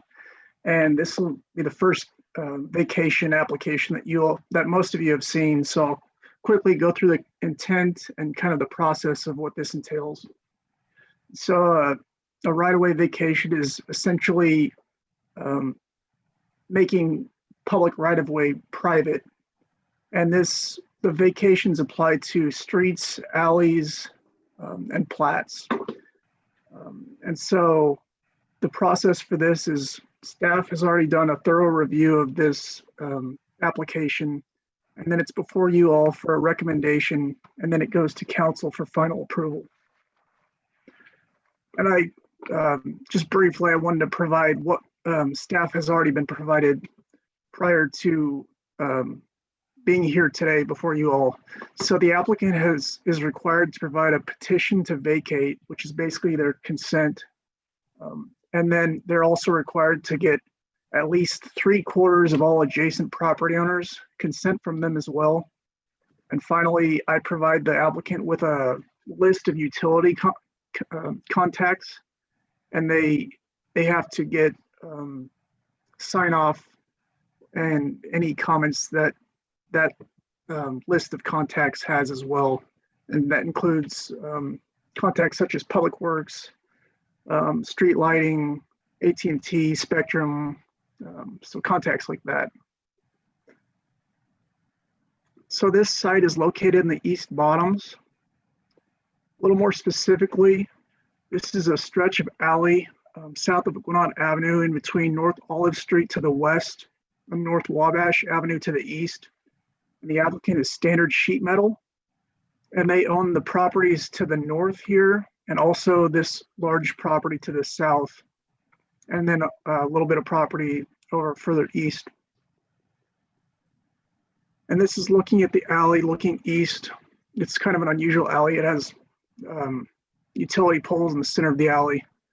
And so the Standard Sheet Metal, a lot of the employees use this parking here. And so this highlighted area shows the specific area requested to be vacated. And then the red letters here, that shows the property that's owned by Standard Sheet Metal. And these are the other property owners that the applicant has contacted and received consent for this vacation. So the applicant is proposing to construct an addition to the south portion of the building just south of Gwinnett. So north is to the bottom here. This is looking south. Standard Sheet Metal owns both of these properties. And then there's a loading dock and truck path here for the adjacent business, meat processing, I believe. And then again, the addition will just be to the south here. And then this is looking generally west, and this just kind of shows the width of the addition. And then this is just kind of a better perspective of what it'll look like. And so the applicant is requesting to vacate this alley. And staff is supportive of this. I did want to mention that the applicant has previously been before CPC, before most of you served on CPC, and it went to council, and staff was supportive, but it ended up narrowly being defeated at council. And so that's why the applicant is again before you today. So staff is supportive of this vacation. subject to two conditions in the staff report. One of which is that a utility easement is retained for all Evergy facilities. And then the second condition is that access easement be retained for the entirety of the alley. So what that means is that the alley will not be closed off. It'll continue to be accessible for property owners and anybody using that alley. And so this on the screen is just the approval criteria for vacations. And staff has reviewed all of these. I just want to go over a few of these. I won't go through all of them, but some note is that a vacation of right-of-way cannot, it can't vacate like half of the right-of-way. It has to be an entire width. It can't result in a dead end. And staff has confirmed that this won't result in a dead end. And then no streets on the major street plan can be vacated. And obviously this is an alley and that isn't affected here. So again, staff is supportive of this and recommends approval subject to the two conditions in the staff report. That concludes my presentation.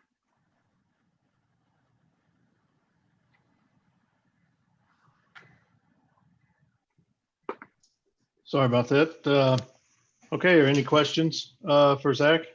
Yeah, Zach, Commissioner Allender, can you give us a reason why the City Council defeated last time? What was the reasons? I'm not entirely sure because I presented this to the Neighborhoods and Planning Development Committee, and at that time they recommended approval. And so it was at full council actually where it was denied. And to the best of my knowledge, it sounded like some of the commissioners just had, or excuse me, some of the council members just had concerns with vacating right-of-way generally. I think they were concerned with losing some of the connectivity, especially in the east bottoms here. And so I think that was the reason why it was denied. But again, I wasn't at that full council meeting, so that's just what I had heard. It says on the city clerk site that it passed 8-3. So based on the ordinance number, well,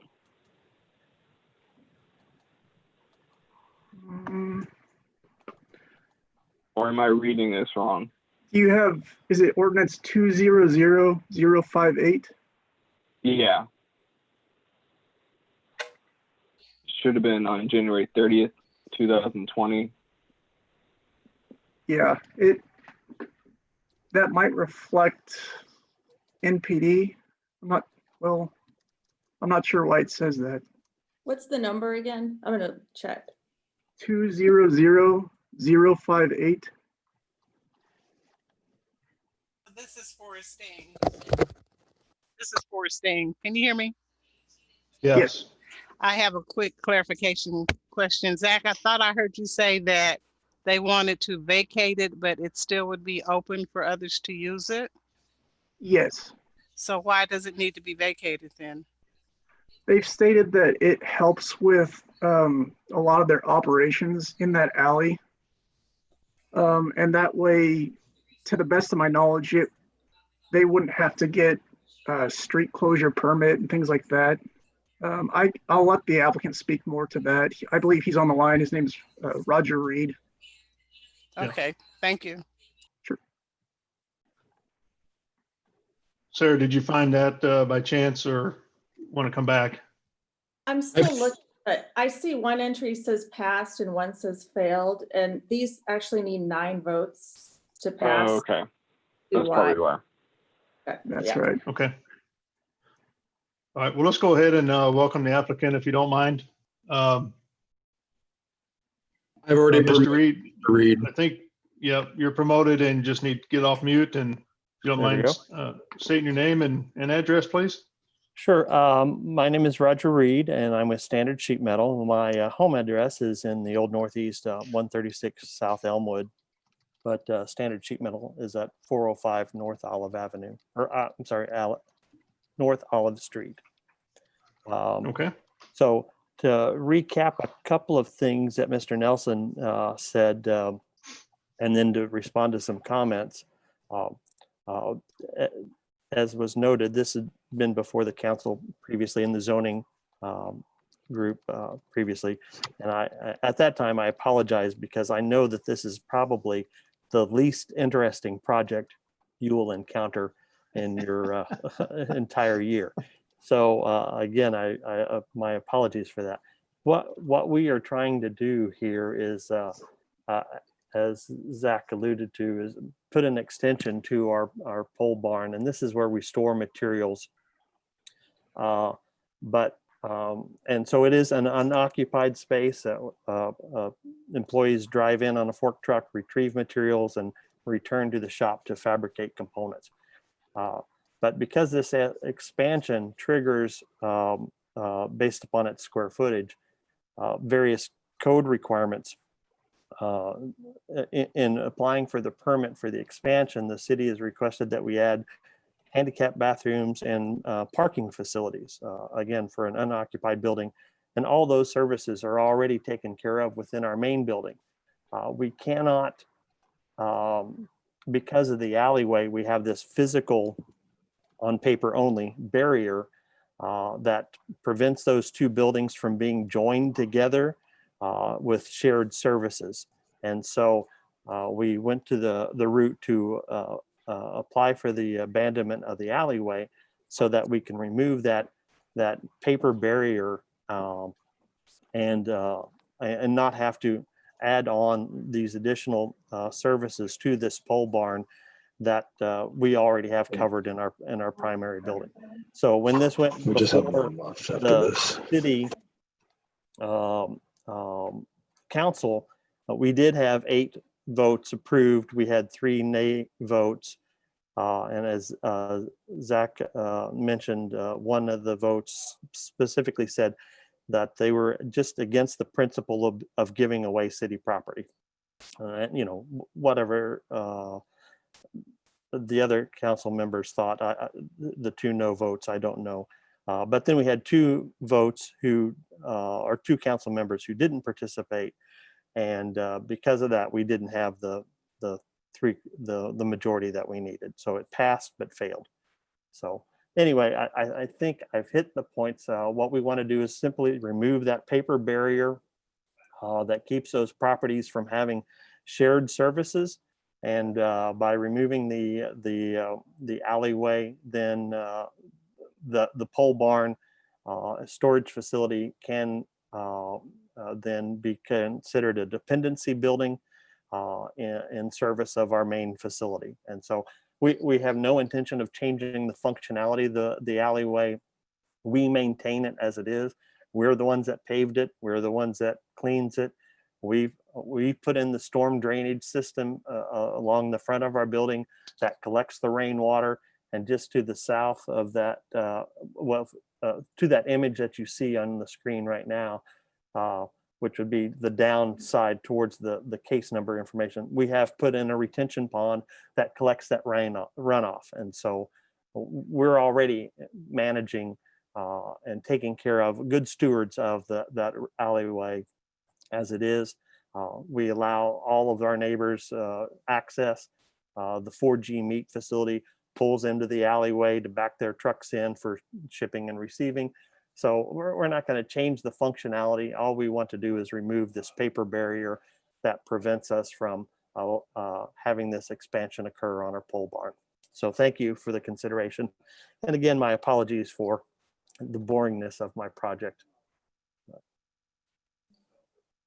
Hey, they're all interesting to us. You know, we wouldn't be here if it wasn't. That's true. It has been a lot of fun, by the way, to kind of eavesdrop on all these exciting developments in the city. And in this process, I've just been, the greatest joy of all this is being able to hear about the growth and the expansion plans occurring all over the city. Yeah.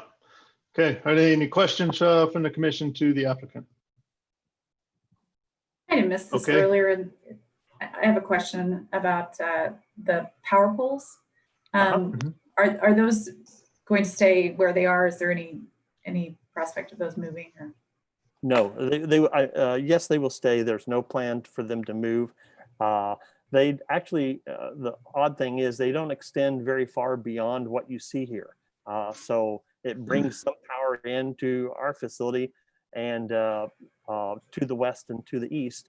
4G Meats gets their power from that last pole that you see right there, and it drops down. You can kind of see the connection on the side of the building, just below the dumpster there. And so no, they won't. The power poles won't go away. We've got them painted yellow so you can see them when you drive, but other than that, they will stay there. So this is Forrest thing. I'm not sure if this is a staff question or our applicant's question. So basically, are we trying to merge these parcels into one? That would be the effect of the vacation. This is Joe. Yeah, that would be the effect of the vacation, and it's the full segment of alley between two abutting rights of way. So you can see there the two adjacent streets, Olive and Wabash. They're not being vacated because they do provide access to the other blocks, the alleys on the other side of the block. So it would allow the parcels to be merged and this applicant to make use of the space and the alley right of way. Okay. It would become private property. So that's adding acreage to his property from the merger. Yes, it would. Okay, thank you. Yeah, just Forrestine, so you know, with the alleyway, once you cut it in half, so half goes one direction and the other half goes the other direction to those property. And since they're the same property owner, they get all of that. Yes, that's what I'm saying. Okay. All right. If there's no more questions for the applicant, let's open it up for public testimony. Is there anybody that's raised their hand to speak about this case? Mr. Chair, I don't see anyone who's raised their hand. Okay, very good. Well, we'll close public testimony then and back to if there's no more comments from the commission on this, I will entertain a motion. Chair Crowell, I motion to approve case 13, approval with conditions. Okay, I have a motion. Do I have a second? I'll second. Okay, I've got a motion and a second. Lisa, do you mind taking roll call, please? Commissioner Allender, Aye. Baker, Aye. Beasley, Aye. Crowell, Aye. Enders, Aye. Hill, Aye. Rojas, and Sadowski. Aye. Okay, looks like the project is approved 8-0. And we certainly appreciate coming in and good luck with your project. Thank you very much. Thank you very much. Thank you.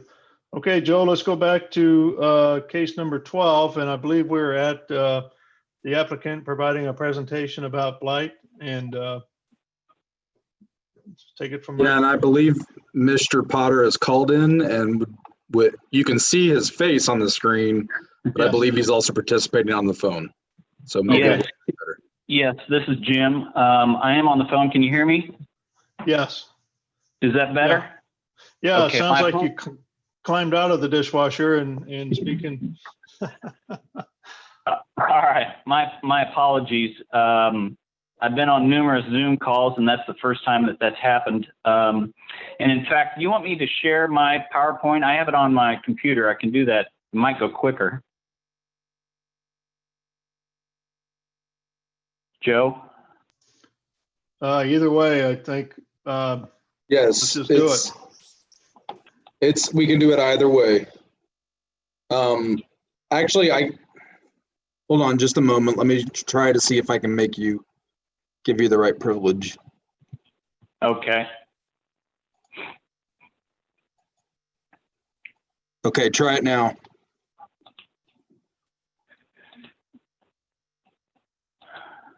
All right. I still got everybody? Yes. Okay, great. Thank you again, Mr. Chair, members of the commission. Jim Potter, Development Initiatives 4501 Fairmount. Appreciate the time today. I as well am looking forward to getting back into City Hall for these meetings. Looking forward to that day. As Olufu mentioned, this project location is at the southeast corner of I-35 and Antioch, roughly. Kind of just go through this. It's a little less than 5 acres, former motel. It was vacated, or it's been vacant since summer of 2019. It was originally constructed in 1971. Existing zoning, as Olufu mentioned, that is currently being rezoned to UR. Design guidelines are through the Briarcliff Wynwood Area Plan. This is a standard PIA plan. There is no condemnation anticipated through this plan. And it should be noted that no tax abatement is being sought as well. The crux of this is to obtain a sales tax exemption on construction materials only. So I just want to reiterate that there's no tax abatement being requested through this plan. As Todd mentioned, looking at 66 total units, they're going to range from 1 to 5 bedrooms. There'll be 20 market rate units, 20 low-income housing tax credit units, and 26 choice RAD units. So as Commissioner Sadowski had inquired, we completed our qualifications analysis to look at and see if conditions were present which might meet state statute, the state definition of blight per section 100. And this is our analysis, all these blight analysis are basically a snapshot in time. So we're looking at the current existing conditions of a property or an area. It should be noted that in order to approve a PIA area, you have to have either a finding of blight, a finding of an insanitary area, or a finding of an undeveloped industrial area. And in this case, we're looking at the blight finding. That effectively is a 2-part test. You have to find that one or more of these factors are present, and then that triggers a second test, and it requires that one of these 3 following factors are present. So we'll go through these pretty briefly. We did note that 3 of the initial factors were present and that those triggered the second provision. So unsafe or unsanitary conditions, I mentioned the entire property is currently vacant. It affects 100% of it. Many of the buildings are unsecured. We have windows that are missing, broken, doors that are missing. There's a significant amount of illegally dumped trash and debris. There's been numerous code violations on this property. We counted 86 in the last 10 years, 11 years or so. There's been numerous instances of property crime, trespassing, graffiti, and dumping. And we also have some instances of environmental hazards located on the property. So these are some shots that kind of show a typical condition of the property. You can see that many of the rooms are boarded up, but many are not. People have broken in. Much of the property is in severely deteriorated condition. We have walls and ceilings that have fallen in. This particular room shows some possible black mold, both on the walls and the ceiling. We have instances where railings are missing from the second floor balconies and stairways, and then just some more typical shots.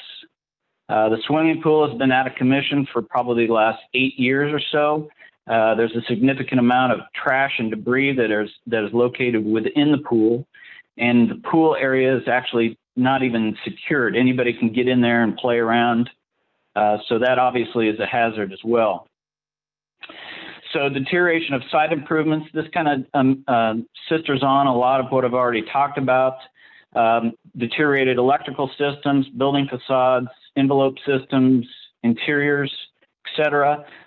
Pretty much all of the HVAC systems. I think if everybody remembers a hotel, there's a wall-mounted heater AC unit. The majority of those are missing or have been stolen. And you can see on the bottom of that photo, that's one of those AC units right there. Again, just typical pictures of the conditions of this property. graffiti all over. There's been scavengers that have been out there trying to salvage some of the materials. This is typical of some of the rooms. It's just a mass of trash and debris, former hotel furnishings just scattered all over. There was a fire in one of the rooms, so there's significant fire damage in a few of the guest rooms in the east building.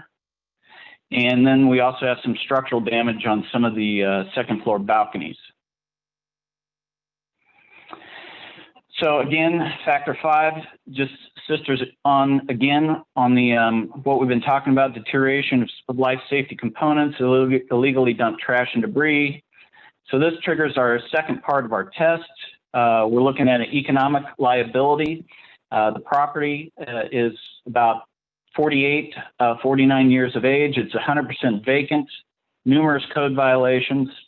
And we also have a decreased assessed valuation since 2015. It's been down about 10%. So again, factor 8, same issues. And just to summarize, we did note that 3 of the initial factors were present, and that's triggered the second part of the test. It is our recommendation that there are conditions which meet the statutory definition of blight, and that would be our recommendation. I'd be happy to answer any questions.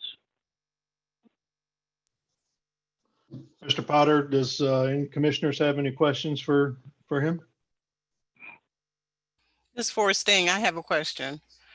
So when we do a blight study, it's only on that property. It doesn't include the area around the building or the community around the building? Yes, ma'am, that's correct. We look at project specific to the redevelopment area. So we look at the redevelopment area as a whole, and in this case, it's only one parcel.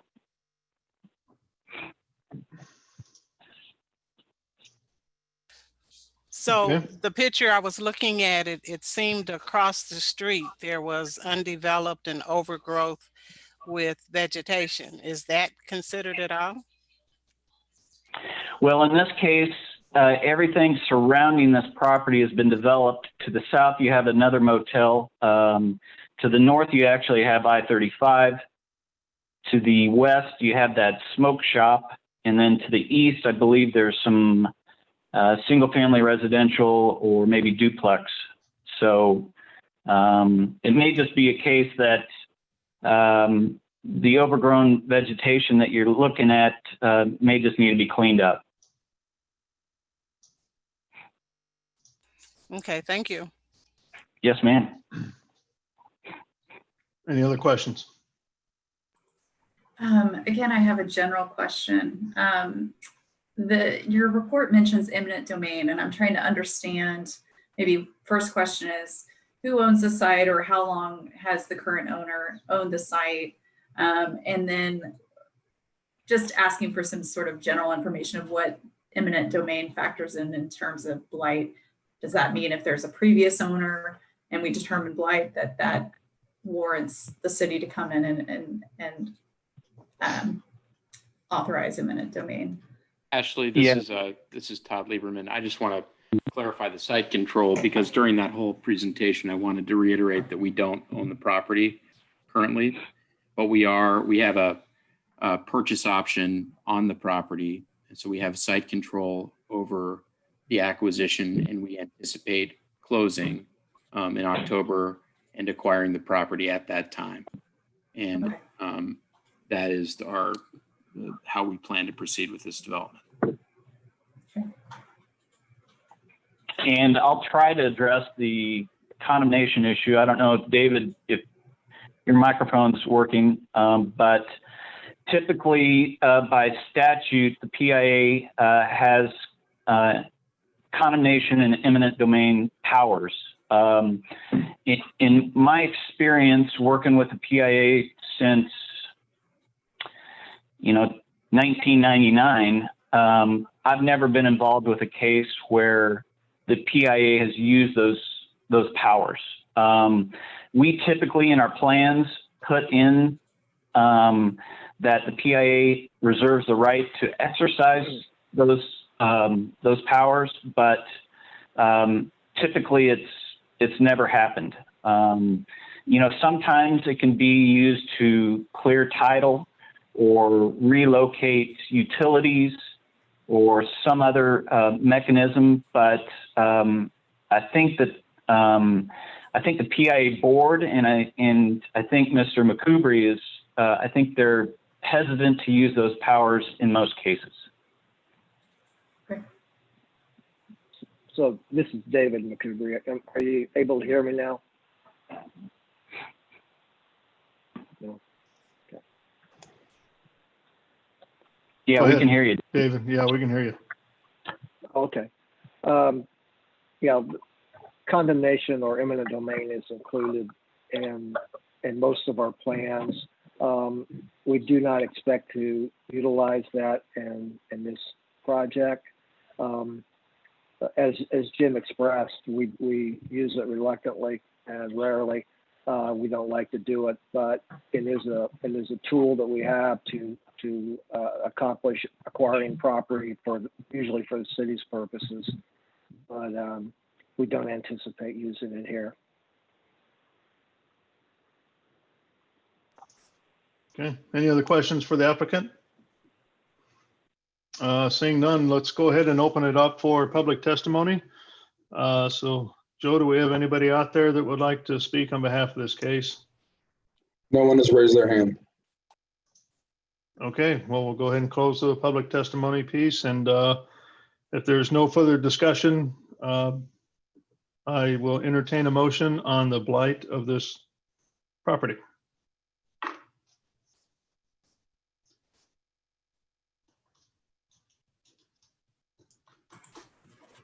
Chairman Crow, I move that case number 12 be approved with conditions.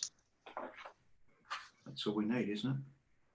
Well, sorry, Yeah. Pre-approved without conditions, sorry. Right. Yep, sorry. And you're agreeing with the finding of blight. And agreeing with the finding of blight. Okay, perfect. I've got a motion. Do I have a second? Second. Okay, got a motion and a second. With that, Lisa, do you mind taking roll call? Mhm. Commissioner Allender, Aye. Baker, Aye. Beasley, I believe this is the one I came in on the middle of, so I should abstain from this one. Prowl, Aye. Enders, Aye. Hill, Aye. Rojas. He said aye. Okay, well, it looks like the finding of on docket item 12 has been agreed upon with 7-0 vote. So appreciate you coming in and good luck with the project. Great, thank you. Thank you. So this is very Thank you very exciting, Commission. We are done with our cases and getting close to the end of our meeting, and it's before 6 o'clock. But before we leave, there's a couple of items I want to just make sure that we kind of through for a second that we know about. So first item is our next meeting is on July 21st, and we are set to have it back into the City Hall and in the council chambers. I believe it'll still will allow those of you that are not comfortable yet with that kind of environment to be at home and join in through Zoom like you are now. That will be, we'll make sure we accommodate that, as well as the public that wants to participate in the meetings. They will be able to join in by Zoom. But for the most part, the meeting will be held in person in the council chambers. More details will be coming out about that as the week progresses, and certainly as the days go on before the meeting. Because of that, I want to make sure, I think everybody has received some paperwork about parking and being able to park in the basement of City Hall, how to access that and those kind of things. So I want to make sure that you get that paperwork turned in if you haven't already, so that you can park there. And Miss Darlene will let you in the garage and direct you where to go. Let's see. Mr. Chair, I haven't received any paperwork yet. Yeah, I it hasn't haven't gone out yet. Okay, I perfect. did contact the garage, and Darlene is out, and there's another gentleman that's handling it, and he's working out the details, is what he told me. Okay, so Lisa, do you mind resending, I guess, everybody to make, the document needed for parking in the garage or whatever we need to do for that? Yeah, I will do that as soon as I hear back exactly from him what he needs. Okay, sounds perfect. All right, and let's see. There's been several commissioners that have expressed interest that they want to be involved in the comprehensive plan. I think Mr. Baker, Ms. Sadowski, Mr. Allender, Ms. Hill, and Ms. Beasley. So there's like 5. And I think that's too many. I'd like to get it to 1 to 2. But so what I've asked Joe and staff to do, our next meeting on the 21st, since we will be in person, is to maybe have Kyle Elliott come in and talk a little bit about really what kind of involvement that they want from the City Plan Commission, because it will be a time commitment and a high expectation, because they'll be on, part of the steering committee, and they'll want a lot of input and review and comments in that. And again, it is a nearly 2-year process. So give that some thought. And then we'll hear from them, and then maybe let's try to make some final decisions after the next meeting for the representation of that, if that makes sense. Let's see, I don't think I have anything else. That I did attend the Municipal Arts Commission meeting Friday. They actually held it on July 3rd, which was theoretically a holiday, but their meeting only lasted an hour, so it wasn't that painful. They had just a few things that came through, but I think they're looking at their standards as they go forward. If somebody's really interested in wanting to serve on the Municipal Arts Commission and in my place, I'd be more than happy to do that. They do ask a lot of procedural processes, how things go through the city.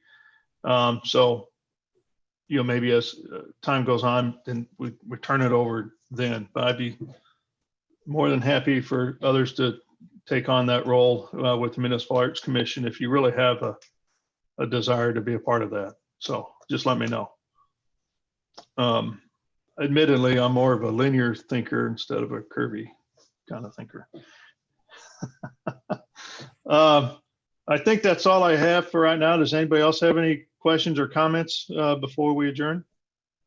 Mr. Chair, just from our last training, just want to make sure we don't lose, I think, your thought with regards to have a looking at policy to the City Council with regards to developers, I think, or putting some money aside into a pot of money for the Public Works Department to lose. I thought that was a great idea, and I just don't want to lose that concept. And maybe even after that thought, I was thinking even on the local roads where you've got that infrastructure requirement, that we could be looking at that and expanding that out as well. So I just don't lose that thought, because I thought it was a good thought, and would like to move that discussion forward with the commission. Sure. I'd just venture to guess that a month or down the road that we'd have another training session, and at that Stacy would give us a great presentation on land development as well as impact fees and stormwater management as well as their process. And I think we also should invite somebody from Water Services Department to add their piece in there as well. But that would be a very beneficial discussion. And parks, I think we can't forget about them either, because there's a fee for the parkland fee and how that works. So we might start thinking about some dates for that, Joe, a month or so down the road, and present that maybe at the next meeting and see how it fits everybody's schedule. Okay.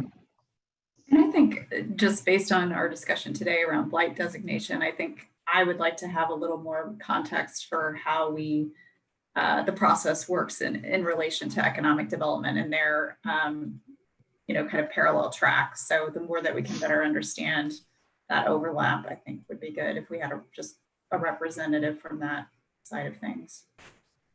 Sure.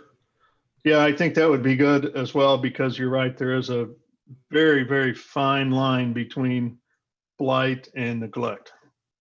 And so how do you navigate through that? Okay. Great job, everybody. It's good seeing you all. Nice to see you're safe from the 4th of July. I didn't blow each other up, so that was good. And we'll see you here in a couple of weeks. In person. Thanks so much. All right, thank you. Thank you. Bye.